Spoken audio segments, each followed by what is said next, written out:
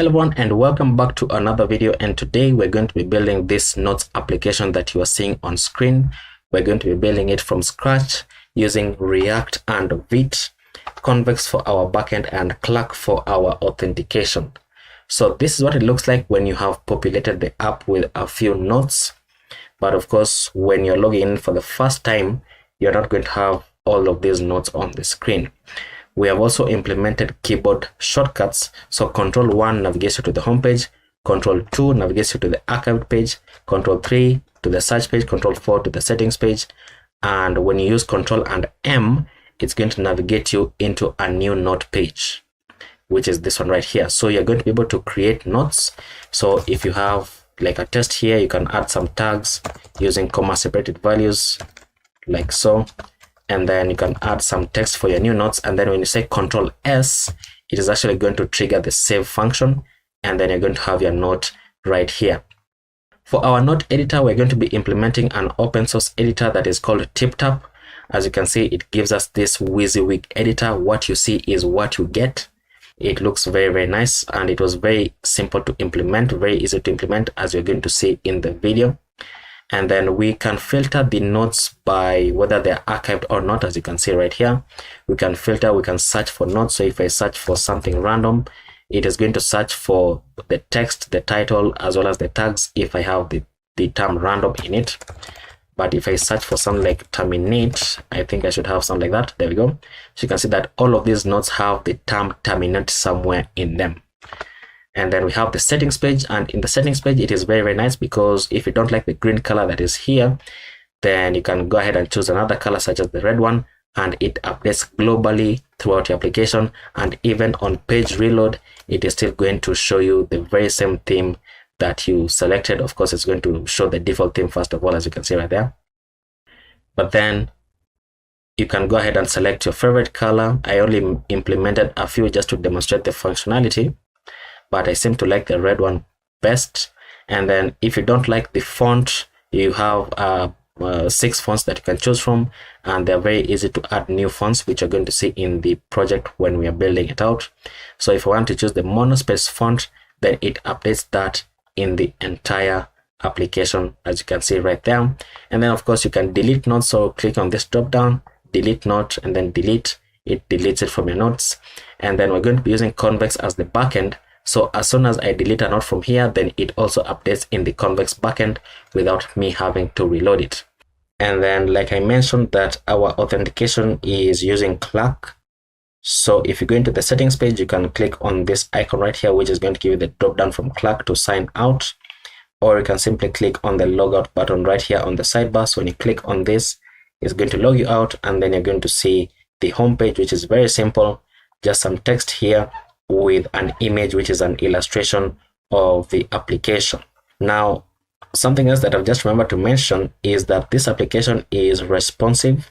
So even on mobile, it is fully responsive. So if I log in when I'm on the mobile version, and you'll notice that there we go. So this is the mobile version of the application. I can click on this. It is going to take me into that particular note, as you can see right there, and then I can edit it and so on and so forth.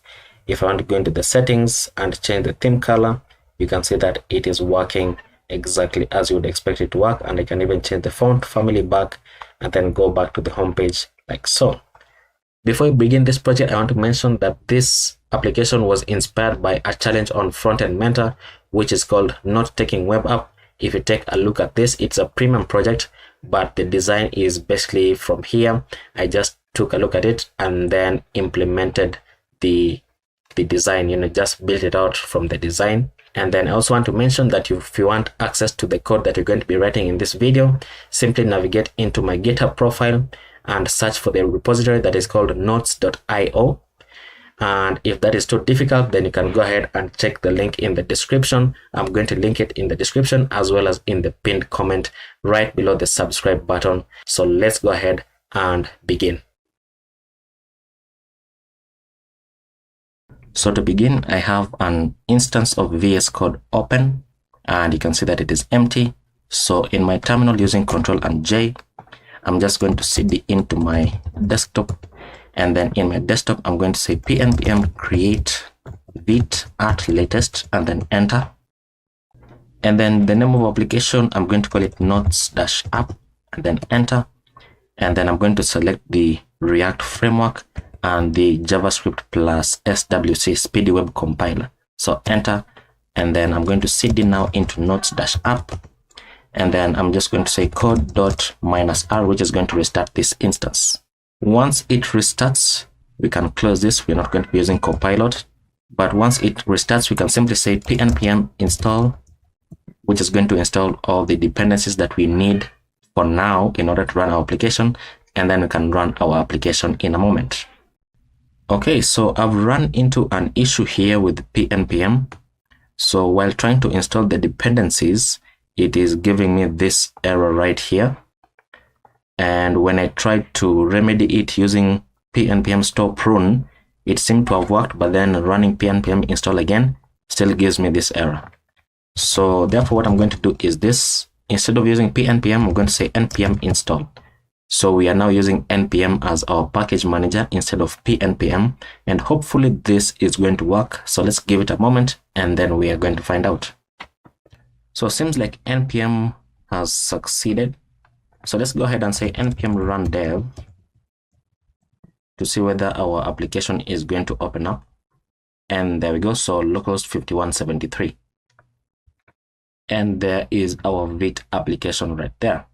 So looking very nice. So now we're going to shut this down because we still need to install a couple of dependencies. So npm install Convex because we're using that as our backend. And then we also want to install Tailwind CSS and at Tailwind CSS / Vite.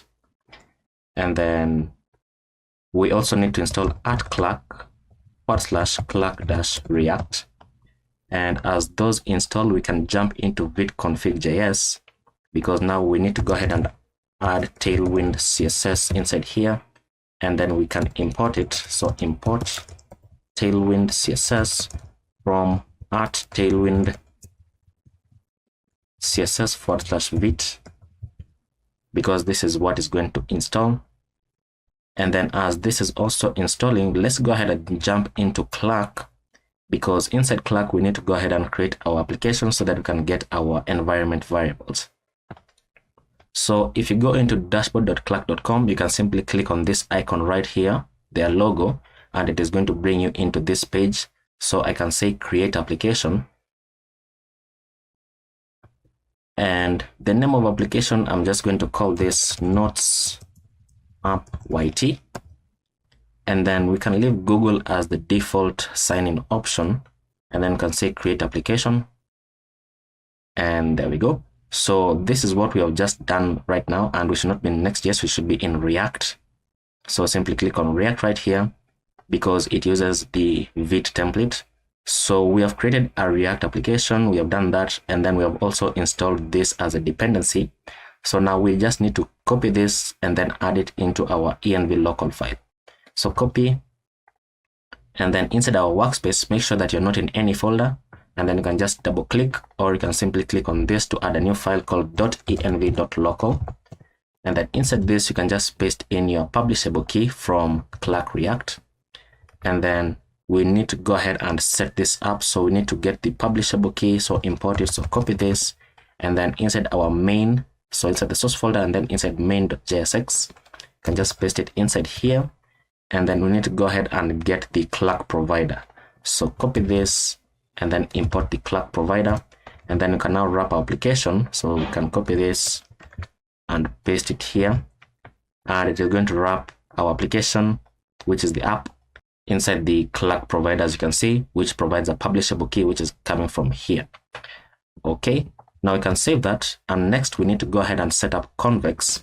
So the way that we're going to do that is we can clear our terminal, and then we're going to say npx convex dev, and this is now the terminal that is going to be running Convex, so it is always going to be open from this point forward. So take note of that. So we want to create a new project from Convex. The project name is going to be Notes App because that is what I call this folder. So Notes App, you can rename it if you want. And then we're going to use the cloud deployment. And what that is going to do is that it is going to create a Convex folder for us. And then if we take a look at the .env local file again, it now adds 2 more env variables from Convex. And then if you go into dashboard.convex.dev, you will notice that now there is a new project that has been created called Notes app, because that is the one that we've just created right now. So we can click on this, and I hope it opens up the development. I want the development, not the production. Take note of that. There we go. So now we are in the development tab. We can go into the data, and you can see that currently our database is empty, and we also don't have any functions inside here. But we are going to set it up in a moment. And for now, I think we can safely close the tab for Clerk, and then we can safely close. We can also close. We can close this one as well. There we go. Now we're going to add a second terminal here, and this second terminal is now going to be running our dev server. So npm run dev on localhost 5173. It is going to reload that, and you can see that nothing changes yet because we need to save this file first of all, and then inside our index.css we are going to go ahead and import tailwind css. So @import, and then inside quotes, so tailwind css, like so. And when we save that,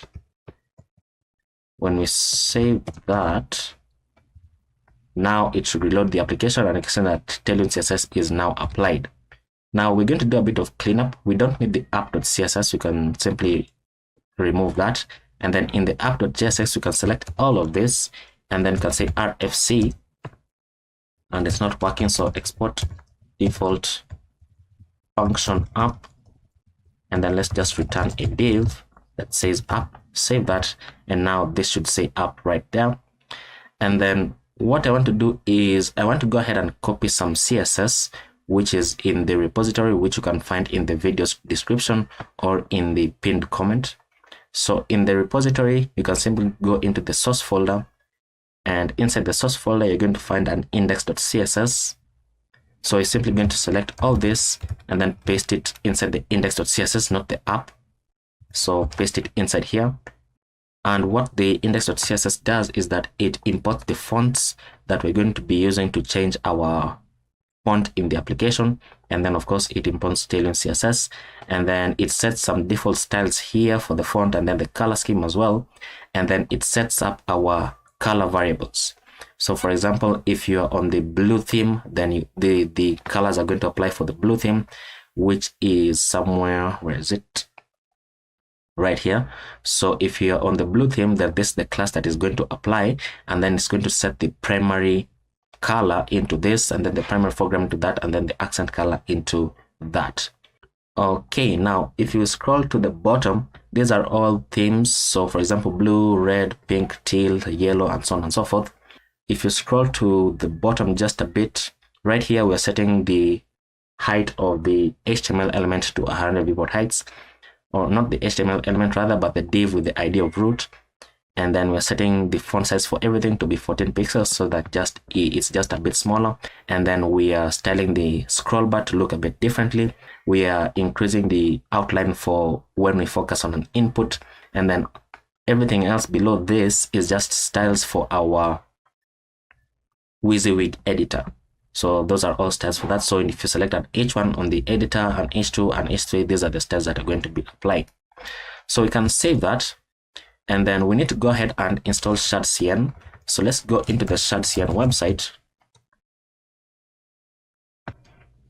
So shadcn, and then we can go into the documentation, and then we can go into installation, and then we're using Vite. So we're going to select this. We already have a Vite application. We have installed tailwind CSS, and we have this in our index.css file. So now we need to go ahead and add this in our JS config, not TS config in this case, because we're using JavaScript. So we can copy this, and then once again inside our workspace, we're going to create a new file called jsconfig.json, and then we can paste that in. We don't need all of this, so you can safely remove that. And what this is doing is that instead of using the dot slash type of syntax, it is going to replace it to use the @ syntax, which is a requirement for shadcn components. So you can save that, and then I think we are done with that. Oops, not yet. We need to first of all import this. So copy this, and then inside the Vite config, we're going to import it on top, and then we want to get this resolve so that it resolves the path names properly. So below the plugins, paste that in and then save it, and then now we should be okay. And then we can begin to add components from TsbSankara. Now I want to mention something that probably you will realize that you get an error right here. And that error, as far as I know, you can ignore it because I've gotten it sometimes, and in this case I've not gotten it. I don't know why, but you can safely ignore it. I don't know why it happens, but when you install TsbSankara components, it is still going to work. So you can safely ignore that error. And if you know why it happens, then please leave it down in the comments below. So you can go ahead and now, let's see, we're going to add a third terminal, which is going to be for our installations. So let's go ahead and say pnpx, sorry, we're not using pnpm, so npx TsbSankara init. And there we go. So we want to install TsbSankara, so yes. Okay, so this is taking quite a bit of time to install. I think it should be faster for you. But as this is installing, let's go ahead and jump into the main.jsx, because we need to set up the Convex provider as well. So right below the Clerk provider import, we're also going to import Convex provider. So Convex provider, and then Convex React client. This is coming from convex/react. And then below this, we're going to say const convex is equal to new Convex React client. And then we're going to pass in import.meta.env.vite_convex_url. And this is an environment variables that we have in our env local. So this one right here. And then what we're going to do after that is we're just going to go ahead and wrap our app now inside the Convex provider. So Convex provider, we're going to wrap our app inside that. And then the Convex provider takes in a prop called client, and we're going to set it equal to the Convex right here, which is basically the Convex URL, which is this one right here. Okay, now I'm going to go ahead and save that. But once this is done, I'm going to reload this instance of VS Code because I've just realized that it is not giving me even the drop-down options. So probably it's just an issue that is going to be fixed when I restart it. And finally, there is TsbSankara. So we want to select the gray color because that is the one that I used. You can use another color if you want, but for the demo, I used the gray color. So I'm going to select gray. And you can see that it is going to update some variables inside the index.css. So right inside here, I don't know whether you can tell which ones it updates, but here, as you can see right there, so this one is also updated, this one is also updated. And let's see, we don't have this, by the way, installed. I don't think we have it, so we're going to need to install it as well. So let's see, I think everything else should be okay. You can see it has updated these variables. Yeah, it has updated the variables, and that's still okay because we're going to be using them anyway. I think that should be all. So let's just wait for it to finish. And there we go. So that command creates a components.json file, which just defines the configuration that you have used for your TsbSankara configuration, such as the base color right here, and then the CSS is inside the source index.css file. And then it also creates a lib right here, a lib folder with the utils, which imports tailwind merge and then gives us this function, which is very useful. So let's go ahead and try to, actually, we're already running our server. So if we were to reload it, let's see whether we get an error. So no error, and you can see right there, looking fantastic. So I think now we should be able to begin building. We can close this tab. I think we should be able to begin building. And the first thing that we're going to do is set up our backend, which is basically Convex. So inside our dashboard Convex, you can see that the tables right here inside the data tables is empty. So the first thing that we're going to do is inside our Convex folder right here, we're going to create a new file called schema.js, which is a unique file in Convex, which defines your database. So inside this file, we're going to import define schema from Convex server. We're also going to import define table from Convex server, and then we're going to import v from Convex values, which we're going to use to define the types of the columns that we're going to create. So export default define schema, and then inside here you want to define a table called notes, and notes we're going to call define table. Open this up, and the notes is going to have a title column, which is going to be a type of v.string. It's going to have content, which is v.string. It's going to have tags, which is an array, so v.array, and then v.string, and then is archived is going to be v.boolean, so it's going to be archived either true or false, and then the user ID is going to be v.string, and this is what we're going to be using to filter out notes for every unique user. And then created at is going to be v.number, because we're going to be returning a date, and then we're going to have updated at, which is v.number as well.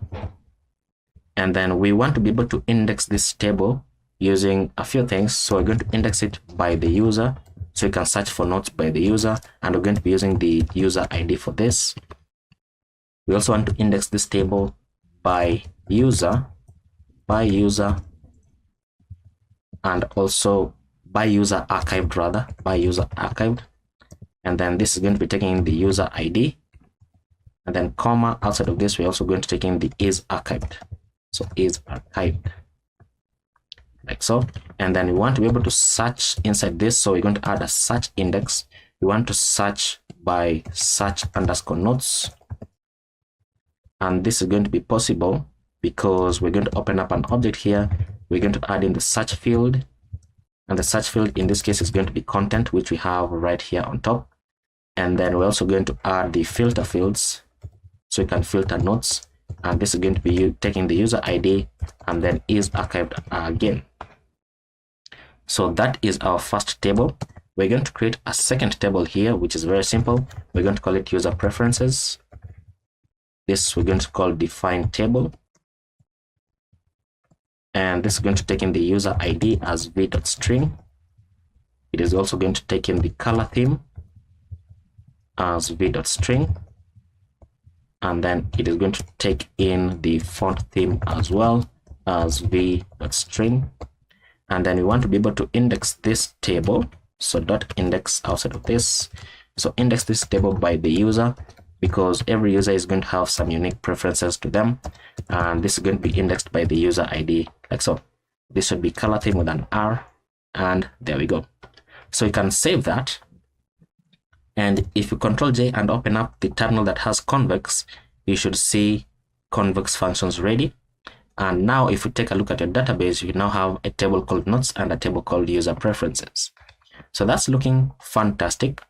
Now, before we can go ahead and begin testing everything out, we need to go ahead and set up a bit of front end so that we are able to see what we're working with. And the way that we're going to do that is inside the source folder, inside the app.jsx. I think it's better if I place this side by side. So we're going to do the following. Inside the app folder, we are going to be implementing our routing using React Router DOM. So we need to install it. So inside our third terminal, which has the installs, we're going to say npm install React Router DOM, enter. And then to set it up, we're going to do the following. We're going to go ahead and say import browser router, and we're importing this as the router. We're going to import the routes and then the route component as well, and then the navigate component as well. That is all coming from React Router DOM. We want to import signed in, which is a component from Clerk React, and signed out from Clerk React as well. And signed in is just to check whether a user is signed in, and then signed out checks whether the user is signed out. And then import the toaster component. Now toaster is coming from Sonar, which we are installing from shardcn. So inside our third terminal here, you can say npx shardcn add, and we want to add the Sonar component. And then I know that we're also going to be using the button component, so let's install it right away. And then containing our imports, we want to import some components here. So we want to import the homepage component from /components /homepage, and we don't have this component yet, and we're going to be importing a bunch more other components. So you can just highlight this and then Control D. we want to import this next one, which is called layout, and then this one, Control D. We want to import one that is called notes view, and then highlight this one, Control D. We want to import note editor, and then highlight this one, Control D. We want to import the archive view, and then once again Control D. We want to import the search view, and then this one we want to import the tags view, and then this one we want to import the settings view, and then we're also going to be importing another thing here called theme provider, which we're going to create from React context.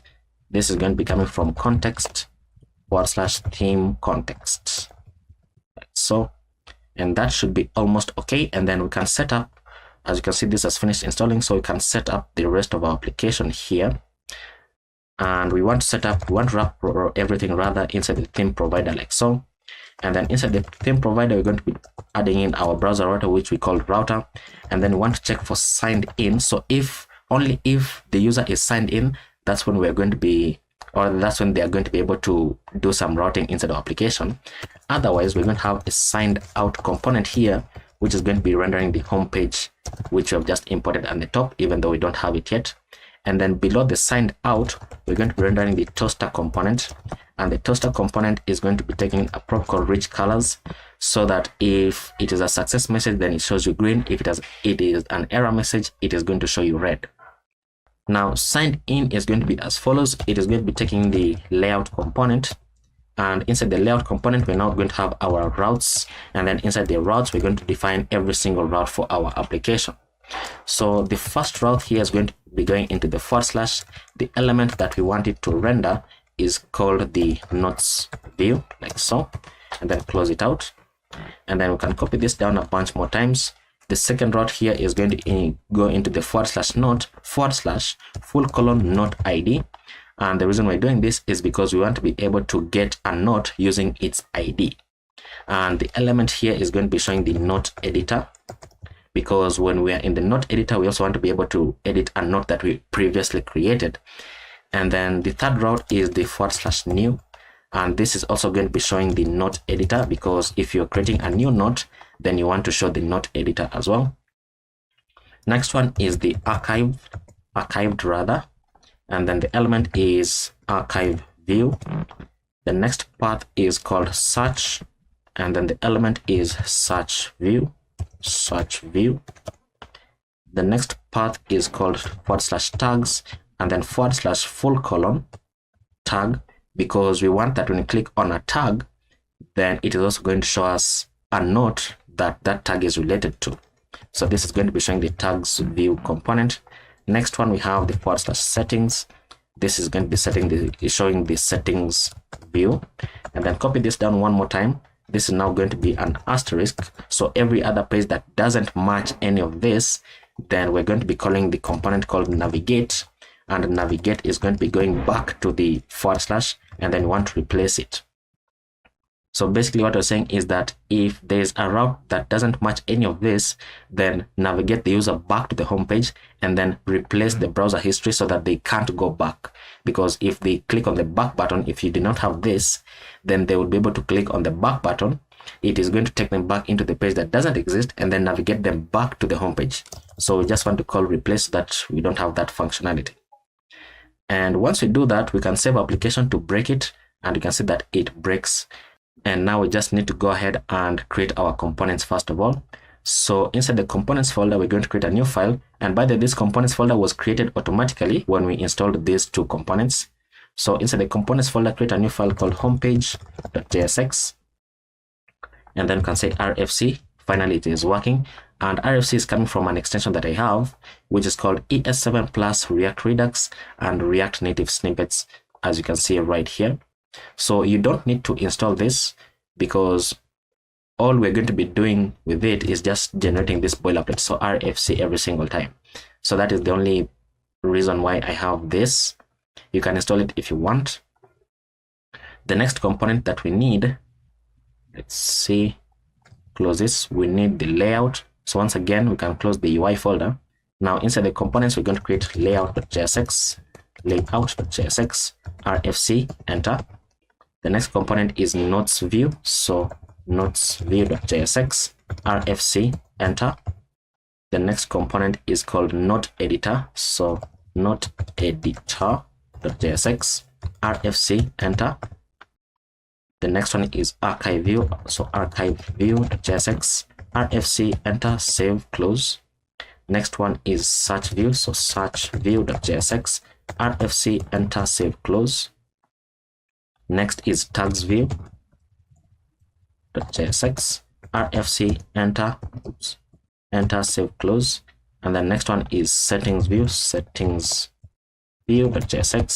rfc, enter, save, close. And then now we need to go ahead and create our theme provider, otherwise we're going to have issues.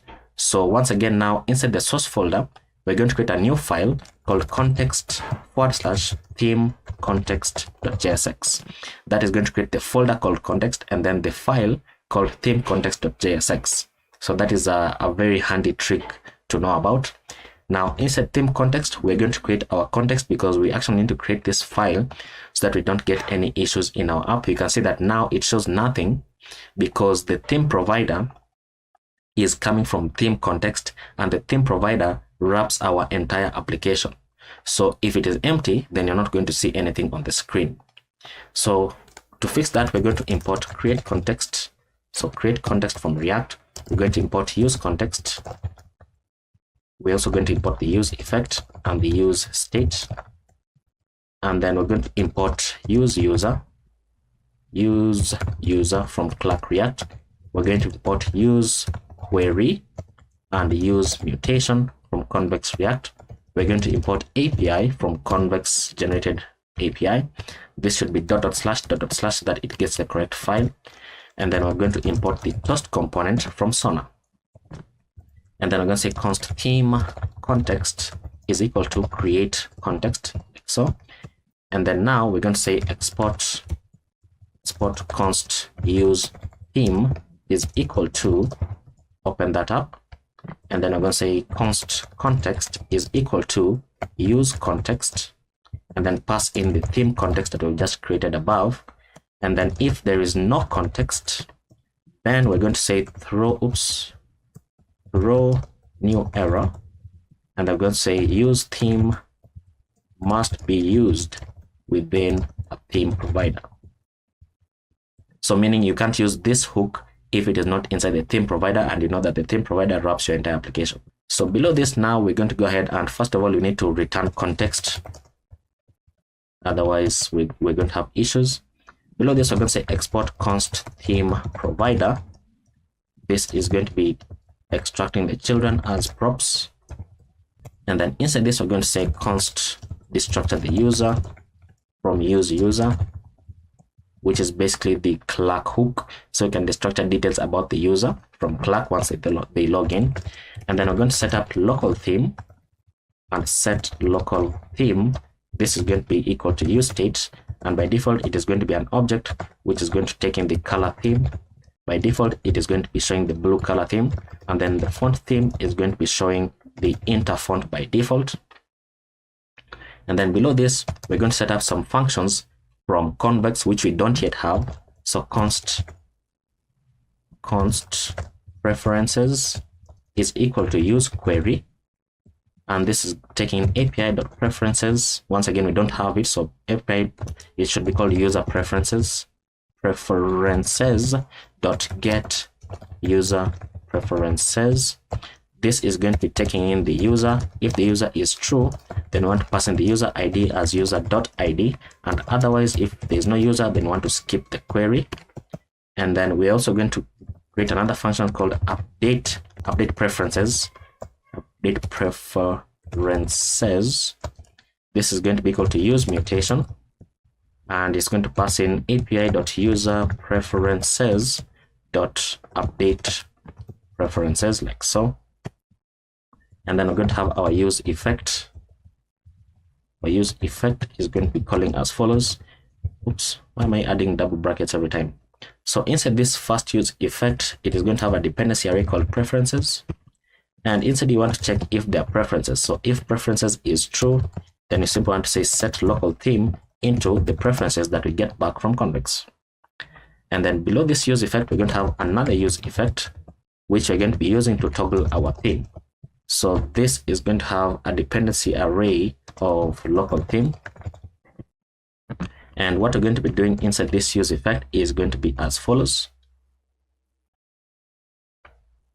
So we want to first of all apply the theme classes to the document, and the way that we do that is we just want to get the root element. So const root is equal to document.document element, like so.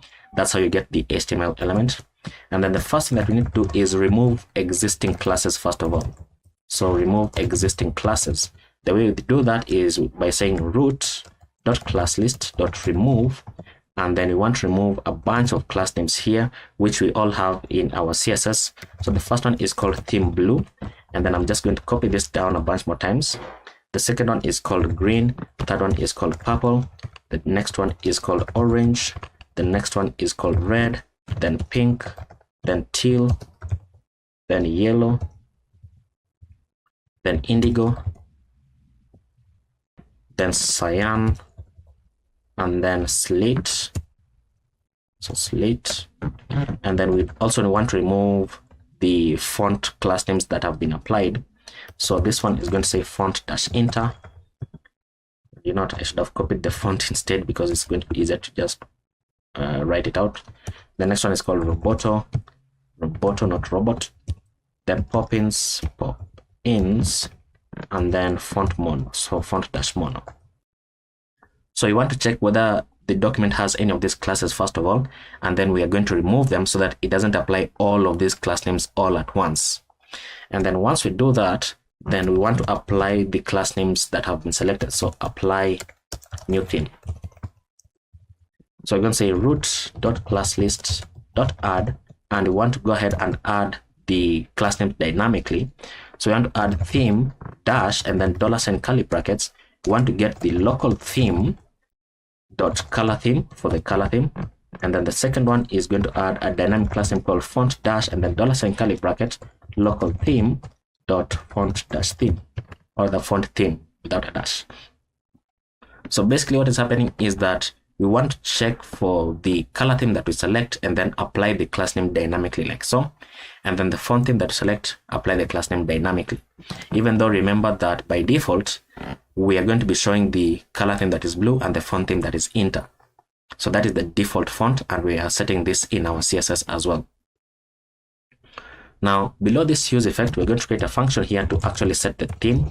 So const set theme is equal to an asynchronous function, which is going to be taking the updates, and the updates is basically the color theme and the font theme that we select. So the first thing we have to do is we want to check if there's no user, and if there's no user, then return. Otherwise, we're going to say const new theme is equal to, open this curly brackets, spread out everything about the local theme that's already there, and then spread out all the updates as well that have been passed in. And then we're going to say set local theme into the new theme that I've selected. And then we're going to have a try catch block here. The try catch block is going to be for updating the theme preferences inside our Convex database. So we're going to say update, or rather await update preferences, which is a function from Convex that we've created. And then this is going to take the user ID as user.id. So basically update only the preferences for the specific user and not for the entire app globally, right? And then for the catch here, we're going to say console.error, and we're going to say failed to update theme, and then we're going to pass in the error like so. And then we're also going to have a toast notification saying toast.error, and then we're going to say failed to update theme, like so. And then for our return, we're going to go ahead and return the theme context dot provider,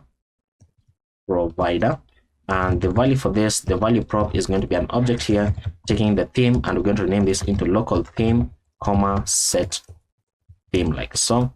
And then close that out, and then we're going to pass in the children inside, like so.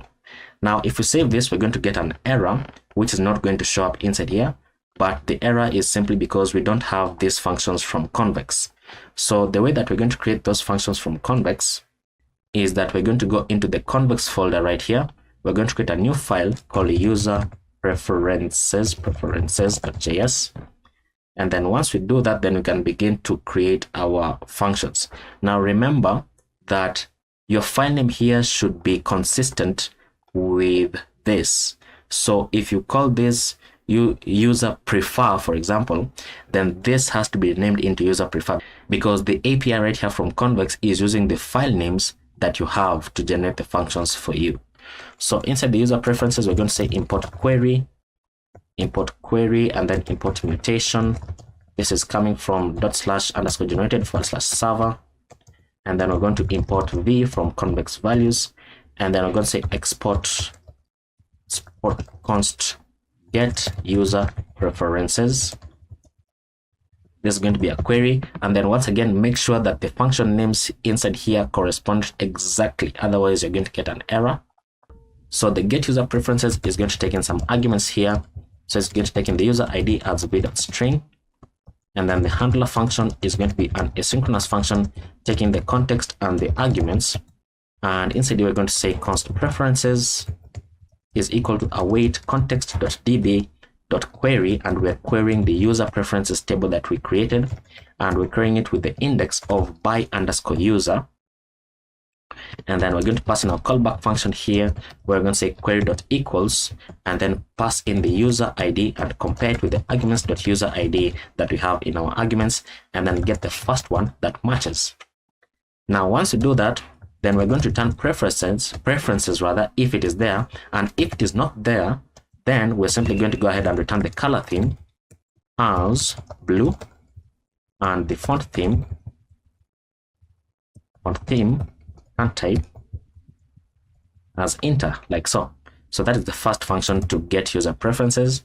The second function is called update user preferences. So update user preferences. Is that what I called it? Update. I call it update preferences. This should say update user preferences. Update user with a small s. So let's see.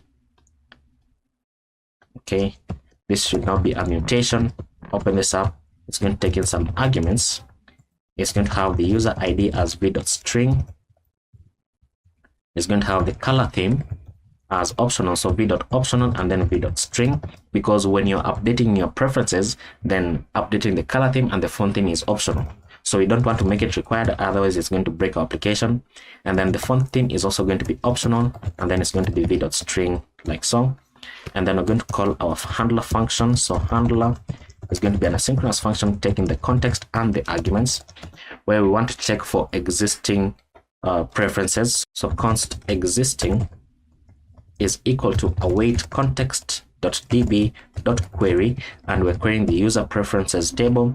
We're querying it with index of by user, which is one of the indexes or the indices that we created. And we're going to have our callback function here. We're going to say query.equals, pass in the user ID and compare it with the arguments.user ID that we have, and then get the first one that matches, like so. And then we're going to say const and then destructure the user ID, and then pass in all the updates, so spread all the updates that are already there, make this equal to the arguments. So basically we are saying that the updates is coming from the arguments that we have. And then we're going to say that if there is some existing preferences, then we're going to say return await db or the context.db.patch, because they're already existing, so we are patching into the database existing._id, and then pass in the updates that have changed, so updates that have changed. Otherwise, so else, we're going to say return await context.db.insert, and we are inserting into the user preferences table, and what we are inserting is the user ID, which is coming from user ID right here. But because this name and this name are the same, in JavaScript we can remove one of them. And then we're going to get the color theme. This is coming from arguments.color theme, or if it doesn't exist, then we want to return blue. And then the font theme is coming from arguments.font theme if it exists. If it doesn't exist, then we want to return inter as the default font theme. So we can go ahead and save that, and then inside of theme context, let's also go ahead and save that. Let's Ctrl J. Let's check our convex functions. So everything is working correctly. Our app is also working. So if we reload it, then we should be able to see app on the screen.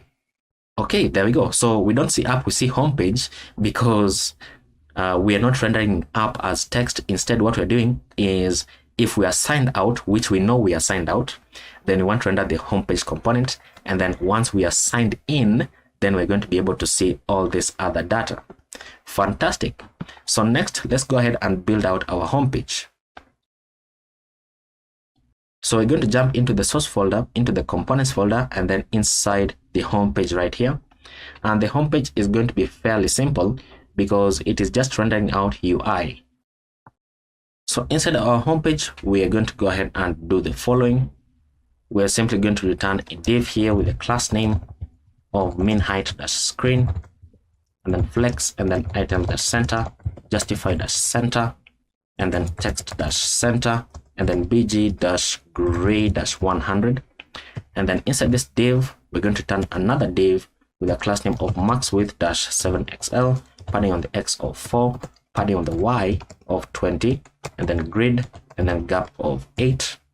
And then inside this, we're going to have two articles. We're going to have the first article here, paste it down. Now the first article is going to be as follows. We're going to have an h1 with a class name of text-4xl, and then on large screens text-7xl, and then font-bold, and then flex, and then items-center, and then justify-center with a gap of 2. And inside the h1, we're going to render out the notebook icon from Lucid React. You can see that I have auto imported it, and the class name for this is going to say size-20, and then the text is just going to say notes.io. And then below the paragraph, I had some text here, but it's quite a bit of text, so I don't want to write it all out. So I'm just going to use lorem ipsum, so lorem 20 like so, and save that. And lorem 20 is possible if you have Emmet installed, and it comes pre-installed when you're using Visual Studio Code. So you can simply say lorem and then the number of words that you want to generate. So if 20, 30, 40, or 500 if you want. So I'm just going to get like lorem 20 and then save that. And then below this paragraph, we're going to have a div with a class name of flex, and then item-center, and then justify-center, and then give it a margin on the top of 6. You can see that it is already coming along, and probably I should say this should be on large screens. And then on small screens, you can say something like size-10. I did not add that responsiveness, so I think that's better. So back inside this div, so margin top of 6. And inside this div, we're going to have a button. This button is coming from shadcn, so control spacebar if you don't see the drop down. So control spacebar and then just get the first one that is coming from UI. And then we're going to say that the variant for this is going to be default. And then the class name is going to say bg-500, and then on hover, bg-600. Because originally I had not added in the themes to change, so I was using teal as my default color. Now this is going to render out the sign in button from @Clerk React. You can see that it is giving me the drop down, so enter to auto import it. The mode for this, I want to open it, or rather I want it to open in a model. So when I click on this button, it doesn't navigate me into a new page, rather it just opens up the model from Clerk. And then the text is going to say get started for free. Now, before we save that, let's style out this paragraph a bit, because it has a class name here of large screens text-large, and then text neutral 500, and then margin on the top of 6, and then max width -2xl, and then mx-auto. Save that. And looking very, very nice. And then now in this second article, we're going to be showing an image. The source for this image is going to be the hero, which you don't yet have. The alt attribute is just going to say app illustration, and then the class name for this, the class name is going to say max width -full, like so that it doesn't cause an overflow. Now, where is this hero coming from? We're going to import it. So import hero from /assets/hero.png. Now you can go ahead and save that. You can see that we don't have this image, so it is breaking our application. But if you go into the repository, you can go into the assets folder right here. You're going to get hero.png, and you can simply go ahead and download it. So save image, and then I'm going to navigate into our application. So inside the source folder, inside the assets, and then I can save it inside the assets, so that now if you reload application, actually there we go.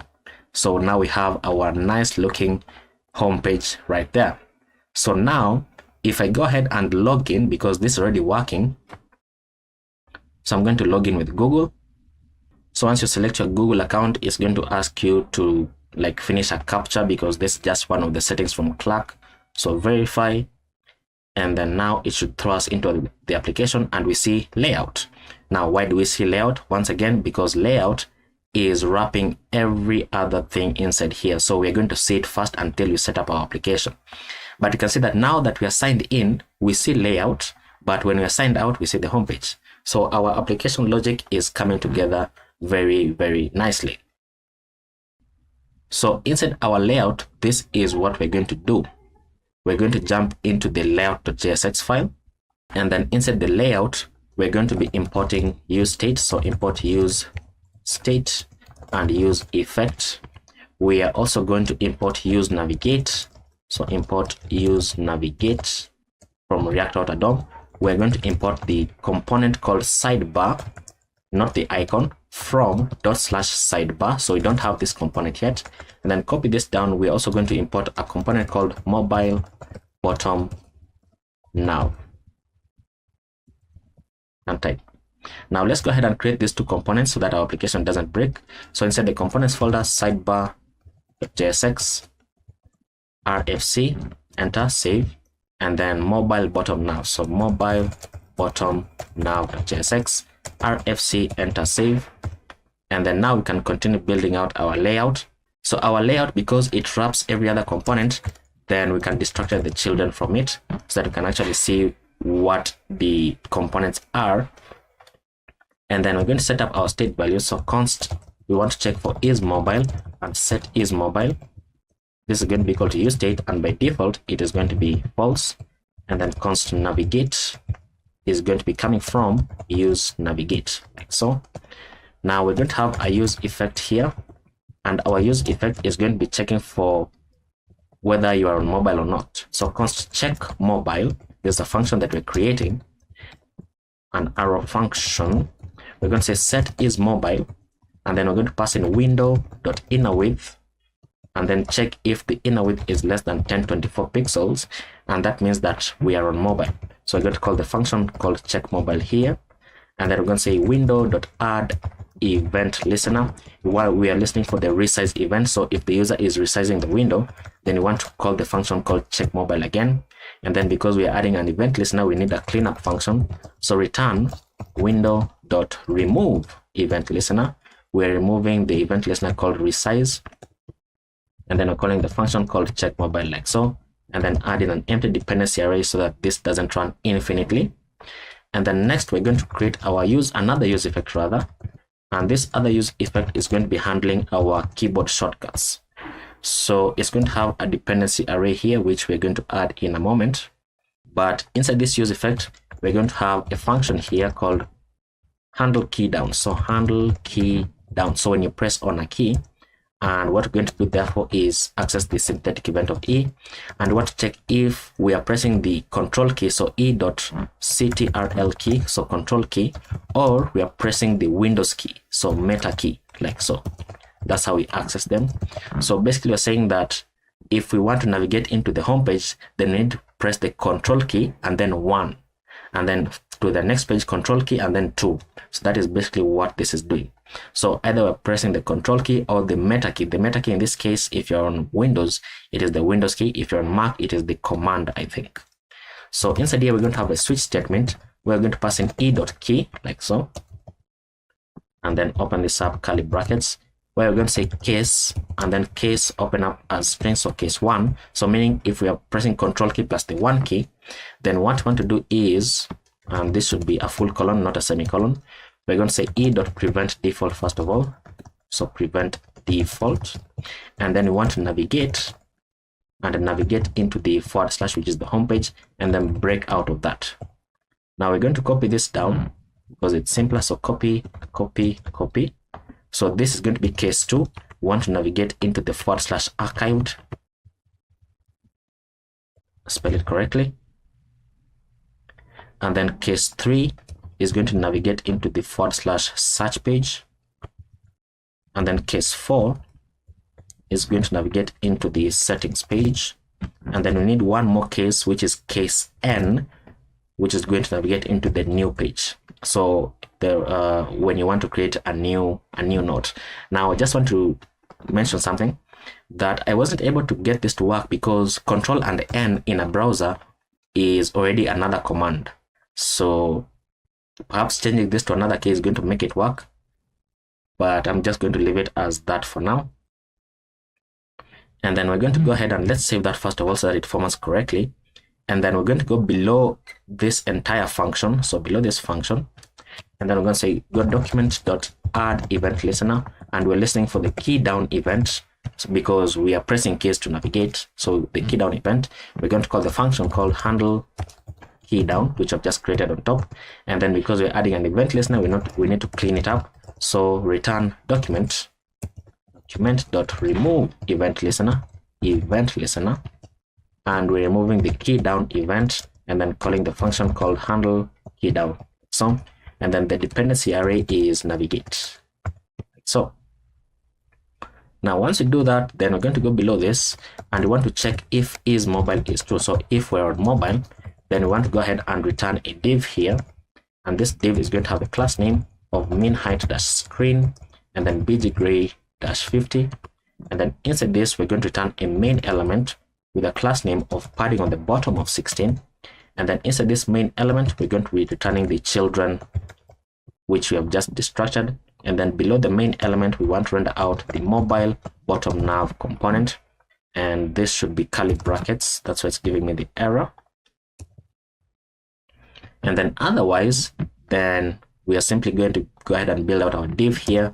So we're going to return a div with a class name of flex and then min height dash screen and then bg gray dash 50, and then inside this we're going to render out the sidebar component, and then below the sidebar we're going to render out the main element with a class name of flex dash 1 so that it takes up the entire width that is remaining, and then min dash width dash 0, and then inside this we're going to render out the children.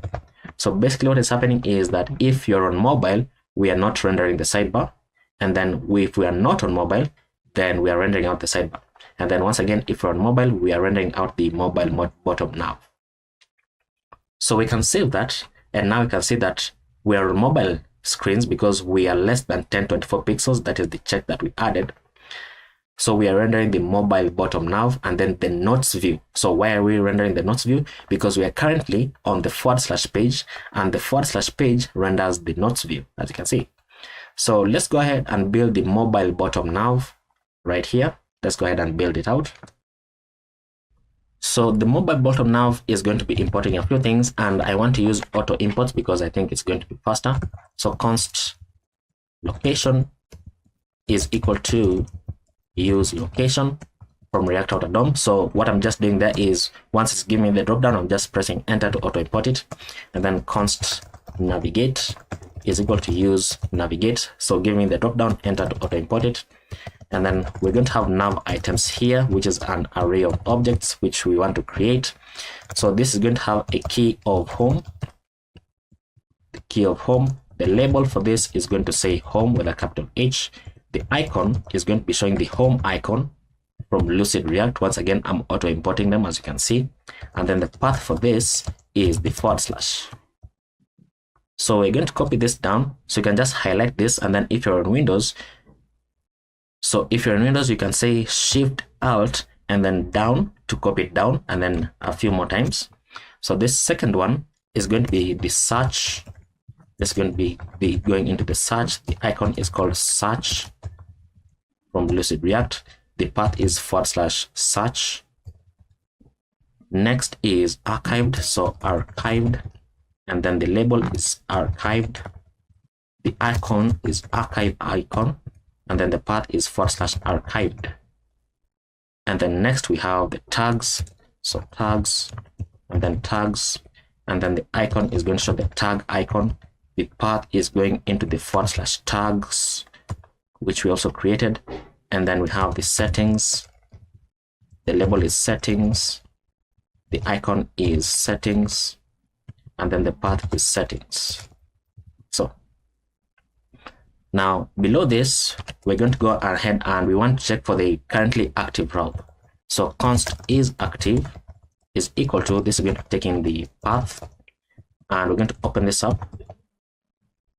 And then we're going to say, first of all, we want to return false. And then above this, we're going to do the following, because I've added this because I usually forget it. So if the path, we want to check if the path is triple equal to a / and the location dot path name is triple equal to the /. If that is true, then return true. And then you can copy this down. We want to check if the path is that one, and then the location dot path name dot starts with, and we want to check if it starts with the path that we're passing in as a parameter. Then we want to return true. Otherwise, we want to return false. And then now we can build out our div here. This div is going to have a class name of fixed, and then bottom -0, left -0, right -0, and then bg white, border top, and then border gray 200. And then inside this div, we're going to have another div with a class name of grid, and then grid columns -5, and then gap of 1, and then padding all round of 2. And then inside this div, we want to map over our nav items, which I've just created. So nav items dot map, and then for every item that we get back, we're going to be returning a button from ./y button, which is the shardcn component. It's going to have a key of item dot key. It's going to have a variant of ghost, and then it's going to have a size of small, and a class name here, which is going to be dynamic. So we're going to use the cn utility, and then we're going to go ahead and first of all make sure you auto import it. And what I've done there is, because it did not give me the drop down, I'm just at the end of this word and then control spacebar, it gives me the drop down, and then enter, because that is the one that I want from libutils.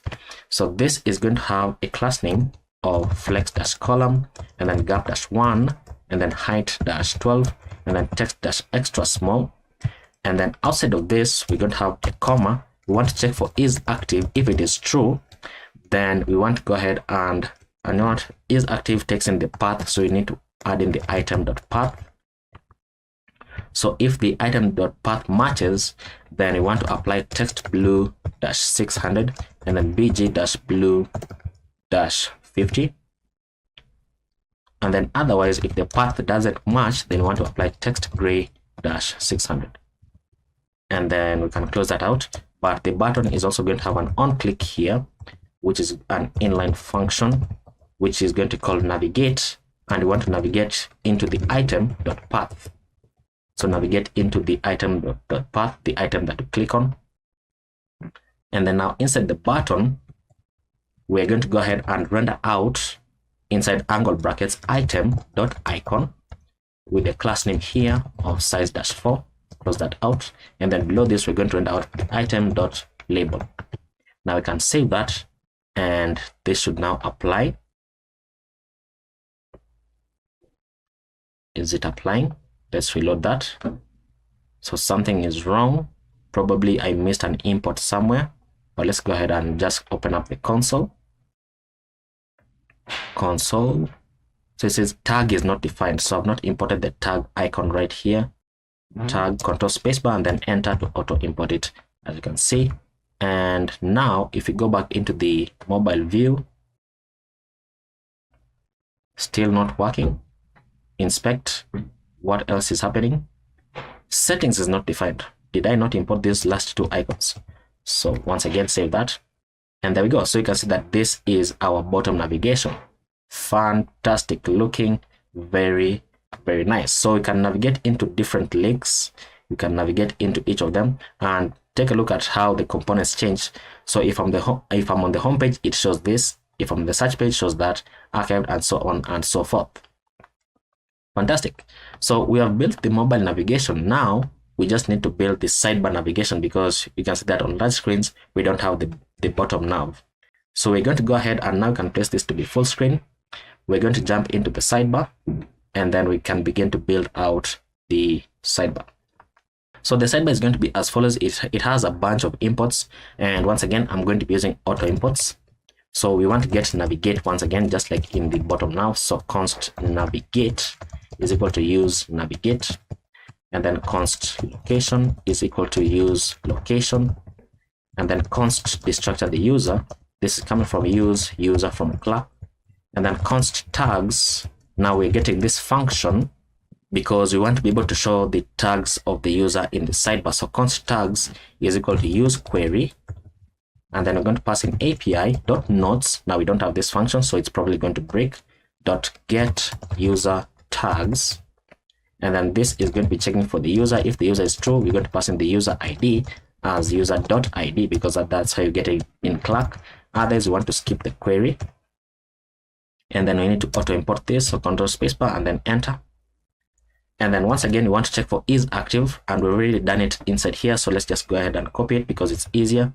So copy and then paste it inside there, and then you can build out our return. So our return, we're going to returning a div here with a class name of width-64, and then bg-gray-900, and then border on the right, and then border-gray-800, and then flex-column, flex-column, height-screen, and then relative. And the reason why we are positioning it relative is because everything else is going to be scrolling, but the sidebar is not going to be scrolling.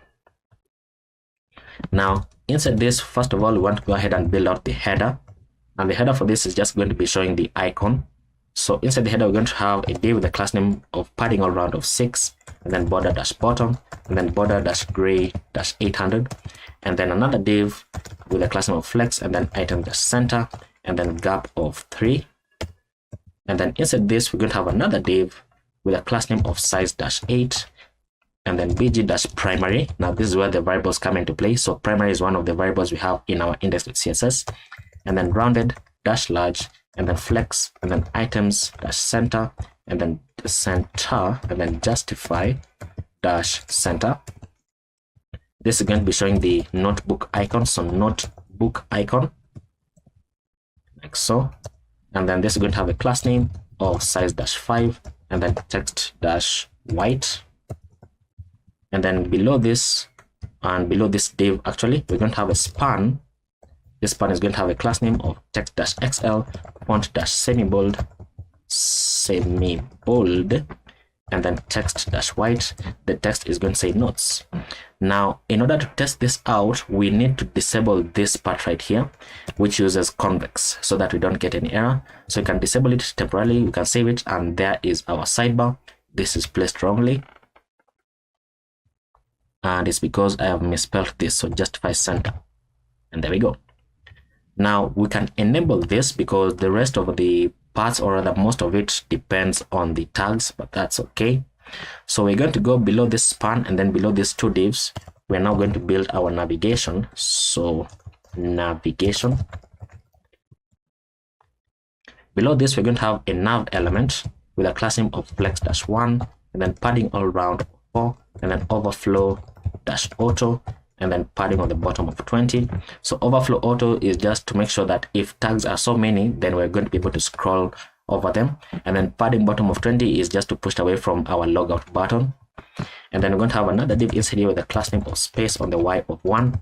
And then inside here, we're going to have a button from /our button. The variant for this is going to be checking for is active, and you want to check for the /path.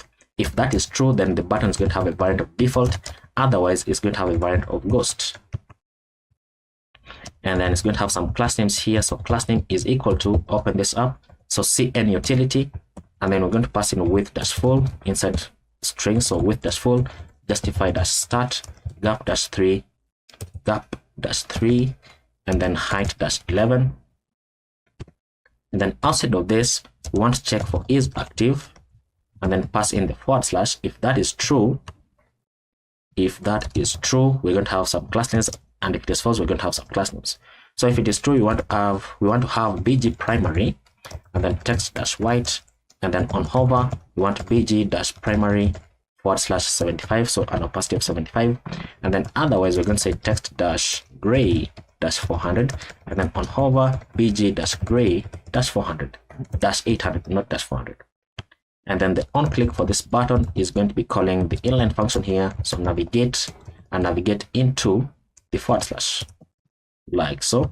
And then the title for this, so when you hover over this, it's going to show you a tooltip. It's going to say all nodes, and then open up some brackets here. We're going to say control, so ctrl +1, like so, have a space, and then close that out. And then inside this button we're going to be showing the notebook icon, and we already have the notebook imported somewhere, so notebook, and then the class name for this, and actually this doesn't have any class names, it's just going to say all nodes, and then below this we're going to have a span, the class name of margin on the left of auto, and then text-extra small, and then opacity of 75, and then this is just going to say ctrl +1, so control +1. Now if we save, actually we need to disable this first of all. You can disable it, save that, and now that is what we were building out. Now we're going to just go ahead and do some copying and pasting. So copy this button, paste it down. This is going to be checking for the archived, can't spell archived, like so. And this is also, let me just copy this here, paste it here, and this is now going to say control +2. This is going to say archived notes, and then this is going to say archived notes. This is going to say control +2. Save that. Let's see. So we have archived notes, and let's see. This should say archived right here. That's why the class name is applying. There we go. Now we're going to do the same thing for the search as well as for the settings. So you can just copy this button. So copy, paste it down, highlight this archived, and then Control D, Control D, Control D, Control D. Change this into search, and then change this into control +3. Change this into capital S. Oops, capital S, and then this into capital S as well. Change this into control 3. Why is my mouse jumping? Control 3. Save that. That is the search nodes. And I've just noticed that I've forgotten to change the icons. So this should render out the search icon from Lucid React. This should say, it should show the archive icon from Lucid React. Save that. There we go. And then one more time. So copy this button, copy, paste it below, and then you can highlight this. So Control D, Control D, Control D, Control D. You can change this into the settings. It should say small settings with a small s, and then change this into capital S. Change this into capital S. Change this. Oops. Change this into capital S. Change this. This should not say settings notes, but settings. Change this into control +4. This should say control +4. Save that. And what's happening? Control spacebar and then enter. So I had not imported that. So there we go. So settings, not settings notes. There we go. So now if I say control 1, I'm on the home page. Control 2 goes me to the archived page. Control 3, control 4. Why is it not highlighting? Why is it not highlighting? It is because of what? So it's not highlighting. I'm thinking probably it's an issue with our isActive function. So let's see our isActive, because I can't seem to find where the issue is right here. Oh, and you know what? I apologize. This should say not equal to, which means on the bottom now it should also say not equal to, and I failed to catch that when we were on the bottom nav. But you can see now control 1 homepage, control 2, control 3, control 4, and I'm navigating basically the application. So let's just inspect this. Let's just make sure that this is also working. So I'm on the archived. Okay, so it is working as we expect it to work. So that is our sidebar almost complete. But now we need to go ahead and, oops, what am I doing? We need to go ahead and build out the tags section as well as our logout button. So let's start with our logout button, because our logout does not require, what's it called? Our logout does not require convex functions. So you're going to go below the nav element right here. This nav element is going to have a div, or rather below that, we're going to have a div, the class name of absolute, and then bottom -0, and then z index of 10, width -full, border dash top, and then border dash gray dash 800, then padding on the y of 2, padding on the x of 4, and then bg dash gray dash 900. And then inside this, we're going to be rendering out the sign out button. Remember, we use the sign in button when we're signing in. So inside the sign out button, we're going to have a button from shadcn with a class name here of cursor dash pointer, and then bg dash primary. And then the size for this is going to say small, and then the icon is going to be showing the log out icon, and then the text is just going to say log out. If we save that, we should see log out right there. And then now the tag section is the one that is remaining. So for the tag section, we're going to go below this button. So after the settings icon, below the button, and then below this div, but still within the navigation, we want to go ahead and say, let's add a comment here. So tags section. So below this, we want to check for tags. If tags is true and the tags, and the tags dot length is greater than 0, if that is true, that's when you want to have the tag section. So we're going to create a div with a margin top of 8, and then inside this div we're going to have an h3 with a class name of text dash small, font dash medium, and then text gray dash 500, and then padding on the x of 3, and then margin bottom of 3, and then uppercase, and then tracking wide. And then inside this, we're going to have some text that says tags. Now we can save that, but nothing's going to show because we don't have that function yet. And let me just make sure that let's enable this first of all, enable that. And then back inside our tags, still nothing is going to show because we don't have that function, but let's just build out the UI first of all. So below the h3, we're going to have a div with a class name of space on the y of 1. And then inside here, we're going to map over our tags. So tags.map. And then for every tag that we get back, we want to go ahead and return a button here with a key of tag, and then the variant is going to say ghost, and then the class name for this is going to be equal to the cn utility, and then open this up, then let's close out the button. But inside the button, we're going to have the tag icon from Lucid React with a class name here of size-3, and then the text is going to say tag. But now for the class names, we're going to have a class name of width-full, and then justify-start, and then gap of 1, and then text-extra small, and then height-9. And then outside of this, we want to check for the location.path name is triple equal to the backticks first of all, so /tags, and then / a dynamic value of the tag, because this is the path. If you check the app.jsx, this is the path that we are targeting. So when you click on a tag, we want to navigate into this path.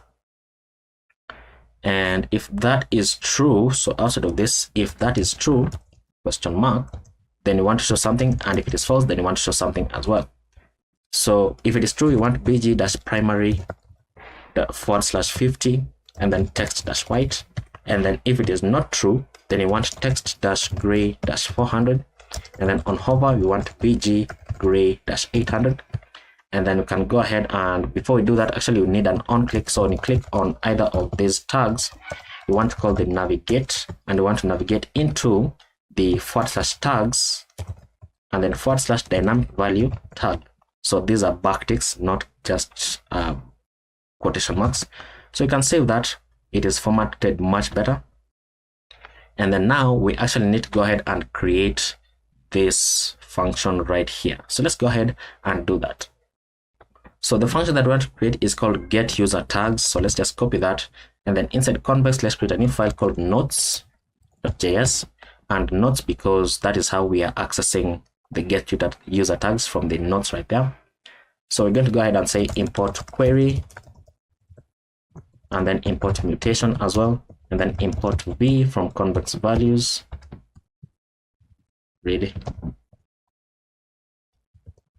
So import v from convex values, and then export const, and then the function we want is get user tags. And get user tags is a query. So it is a query that takes in the arguments here. It takes in the user ID as v.string, like so. and then a handler function here is synchronous context arguments.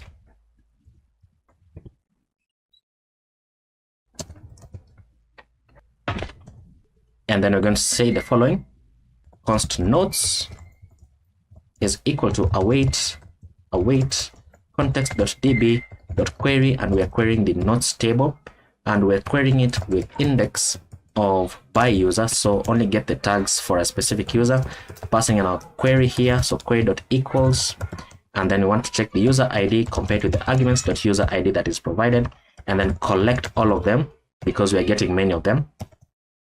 And then const tag set is equal to new set, so we're going to be using sets rather, because probably nodes are going to have many nodes that are repeating, so we only want to get the one unique node so they don't show like 200 of the same thing, you know. And then we're going to say nodes.for each, and then for each node that we get back, then we're going to say the following: nodes or the node.tags dot for each once again, and then for every tag that you get back, then we want to get the tag set, and then we want to add the tag to it. And then once we do that, then we're going to return an array, so return array dot from, and then get the tag set like so, and then sort them, so set them in what's it called, ascending order. So you can save that, and now our application should not break. So save or reload that rather. So application still breaks. Let's check whether Convex is okay. So Convex is okay, our functions are compiling correctly. So let's check our console, what is happening. So it says API is not defined, so I did not import API on the sidebar. So right here, control spacebar, enter, and then this should come from .. Save that, and there we go. So now we have the tags are now going to appear right here, but we don't have any tags yet because we don't have any nodes yet either. So it is going to appear right here. Okay, so next we are going to build out our nodes view component. So for our nodes view component, we are also going to be using auto imports. So let's go ahead and set up our values. So we're going to get navigate. So const navigate is equal to use navigate from React Router DOM. We want to destructure the user from use user from Clerk React. We want to get our state values here. So search term and set search term. This is equal to use state, and by default it is going to be an empty string, and then const selected node ID and set selected node ID. This is equal to use state. By default it is going to be a null value, and then const is mobile and set is mobile. This is equal to use state, and by default it is going to be false. Now once we do that, we want to get some values from Convex which we don't yet have. So const nodes is equal to use query from Convex React, and then API dot, it should be nodes dot get nodes, and then this is going to be checking for the user. If it is true, then we want to pass in the user ID as user.id. Otherwise we want to skip the query. And we also need to check for, apart from user ID, we also need to check for is archived. So is archived, whether it is false, and then that is one of our values that we're getting from Convex. And then we also want to go ahead and get search results. So const search results is equal to, this is a query once again, so use query and then pass in API dot nodes dot search nodes. We don't have this function. This is going to be checking for whether the user as well as the search term, which is one of our state values, dot trim is true. So if those are both true, then we're going to pass in the user ID as user.id, and then the search term is going to be the search term dot trim, like so. And then otherwise we want to skip the query if it evaluates to false. And before I forget, this should be coming from .. There we go. And then we're going to be having another value here called display nodes. So const display nodes is equal to search term dot trim, and if this is true, then we want to show the search results. Otherwise we want to show the nodes that we get back. So depending on whether we have typed inside an input, if we have any kind of text inside the input, then it is going to trigger this so that it shows the search results. And if you don't have any value, then it's going to simply display all the notes. And then we're also going to get const selected note, and we want to check this if display notes is true question mark dot find, and then we want to find the note and then return the note dot underscore id, which is triple equal to, this should be underscore id, which is triple equal to the selected note id. So that's how you determine that it is a selected note. And then we're going to have our use effect here. So this use effect is going to be something that we have done before for the check mobile, and it is easier if we just go ahead and copy paste it. So let me find where we had it. Should be somewhere in the mobile, maybe. Where did we have the what's it called, the check mobile? This one. So simply copy this use effect from the layout, copy, and then paste it here, because it is basically the same thing. Even the values are all the same, so that we don't have to type it all out.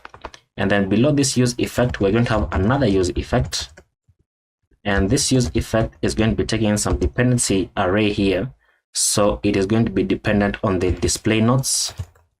It is also going to be dependent on the selected note ID, and then on the is mobile. So if any of those values change, then the use effect is going to run.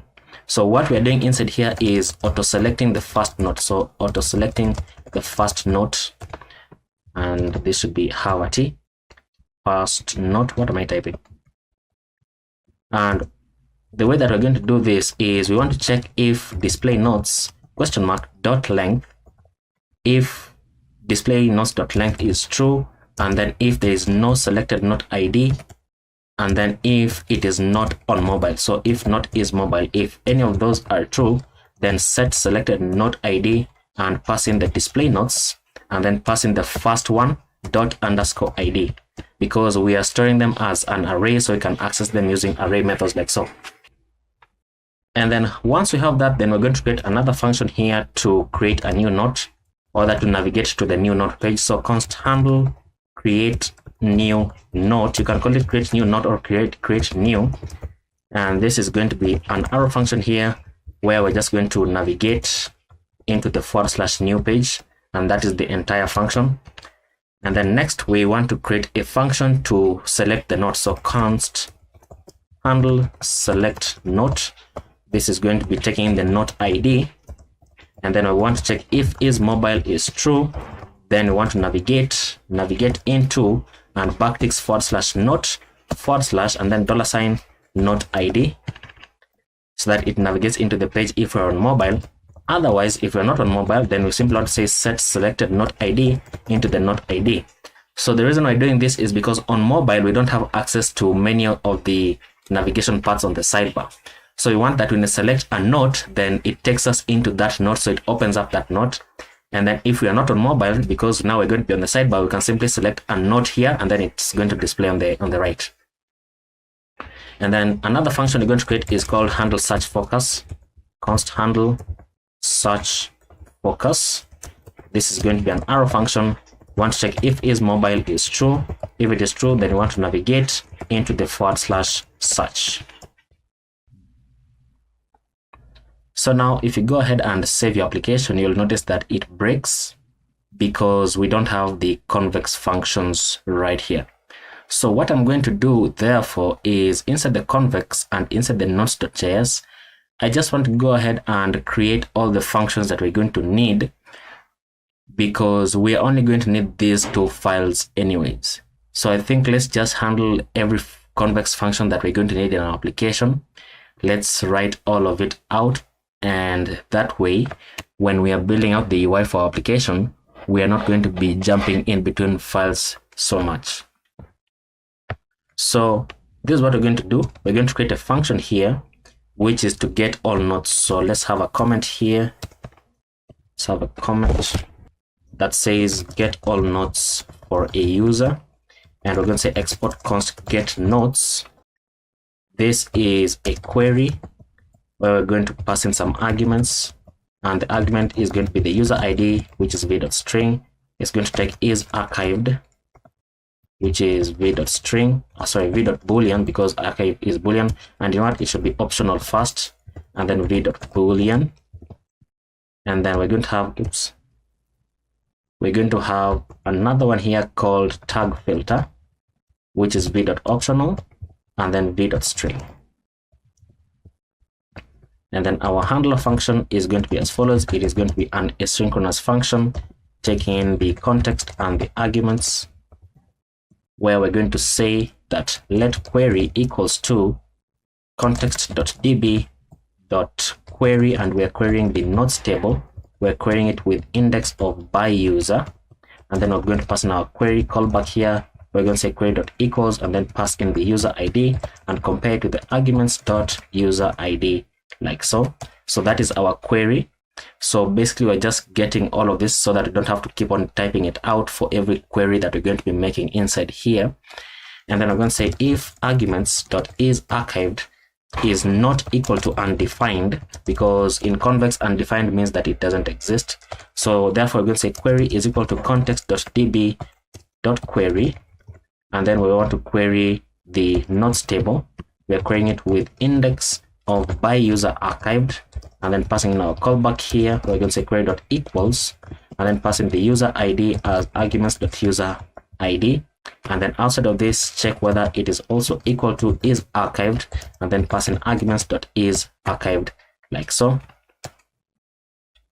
And then below this we're going to say let nodes equal to await query dot order, and we want to order them in descending order, and then dot collect all of them.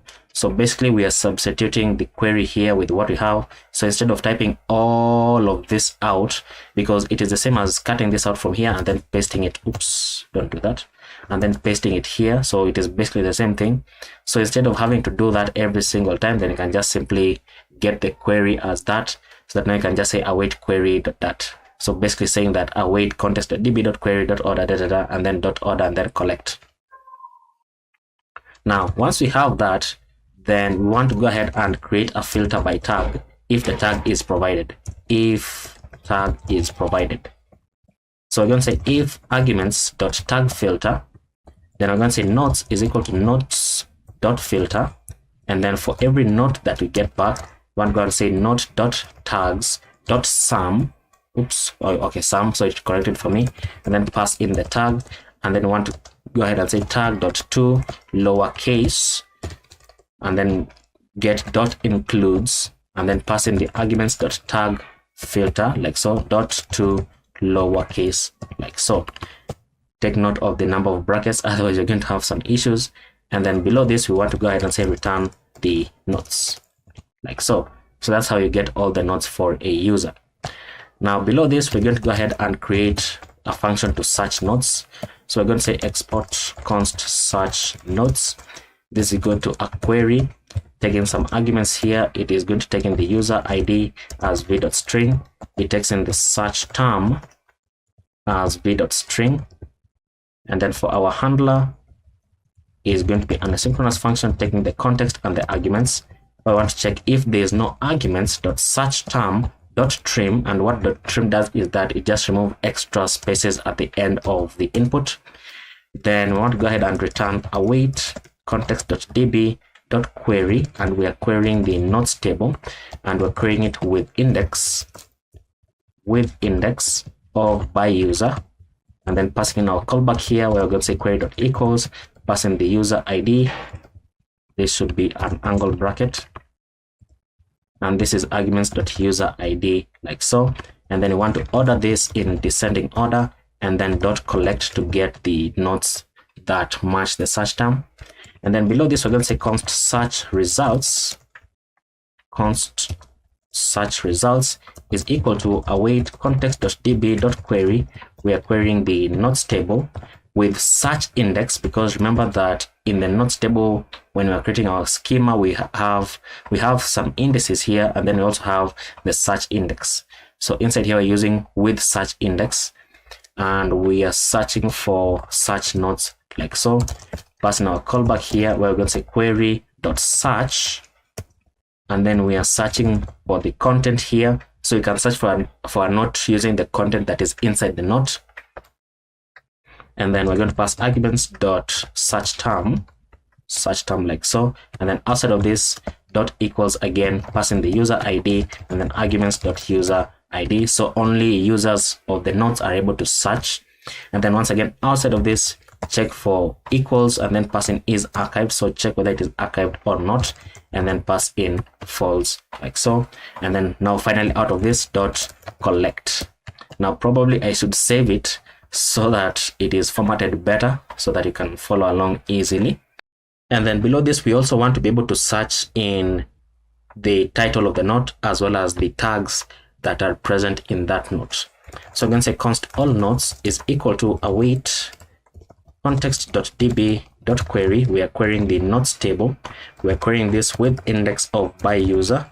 So by user, and then passing in our callback here, we're going to say query.equals, and then passing the user ID as arguments dot user ID, and then dot collect, so you get all the nodes. And then we're going to say the following: const title and tag results. So when you're searching for the title and tag results, we're going to say all nodes dot filter, and then for every node that we get back, then we're going to open our bracket here, and then we're going to say const title match. So if it matches the title, then we're going to go ahead and say node dot title dot to lowercase like so, dot includes, and we want to check whether it includes the arguments dot search term dot to lowercase like so.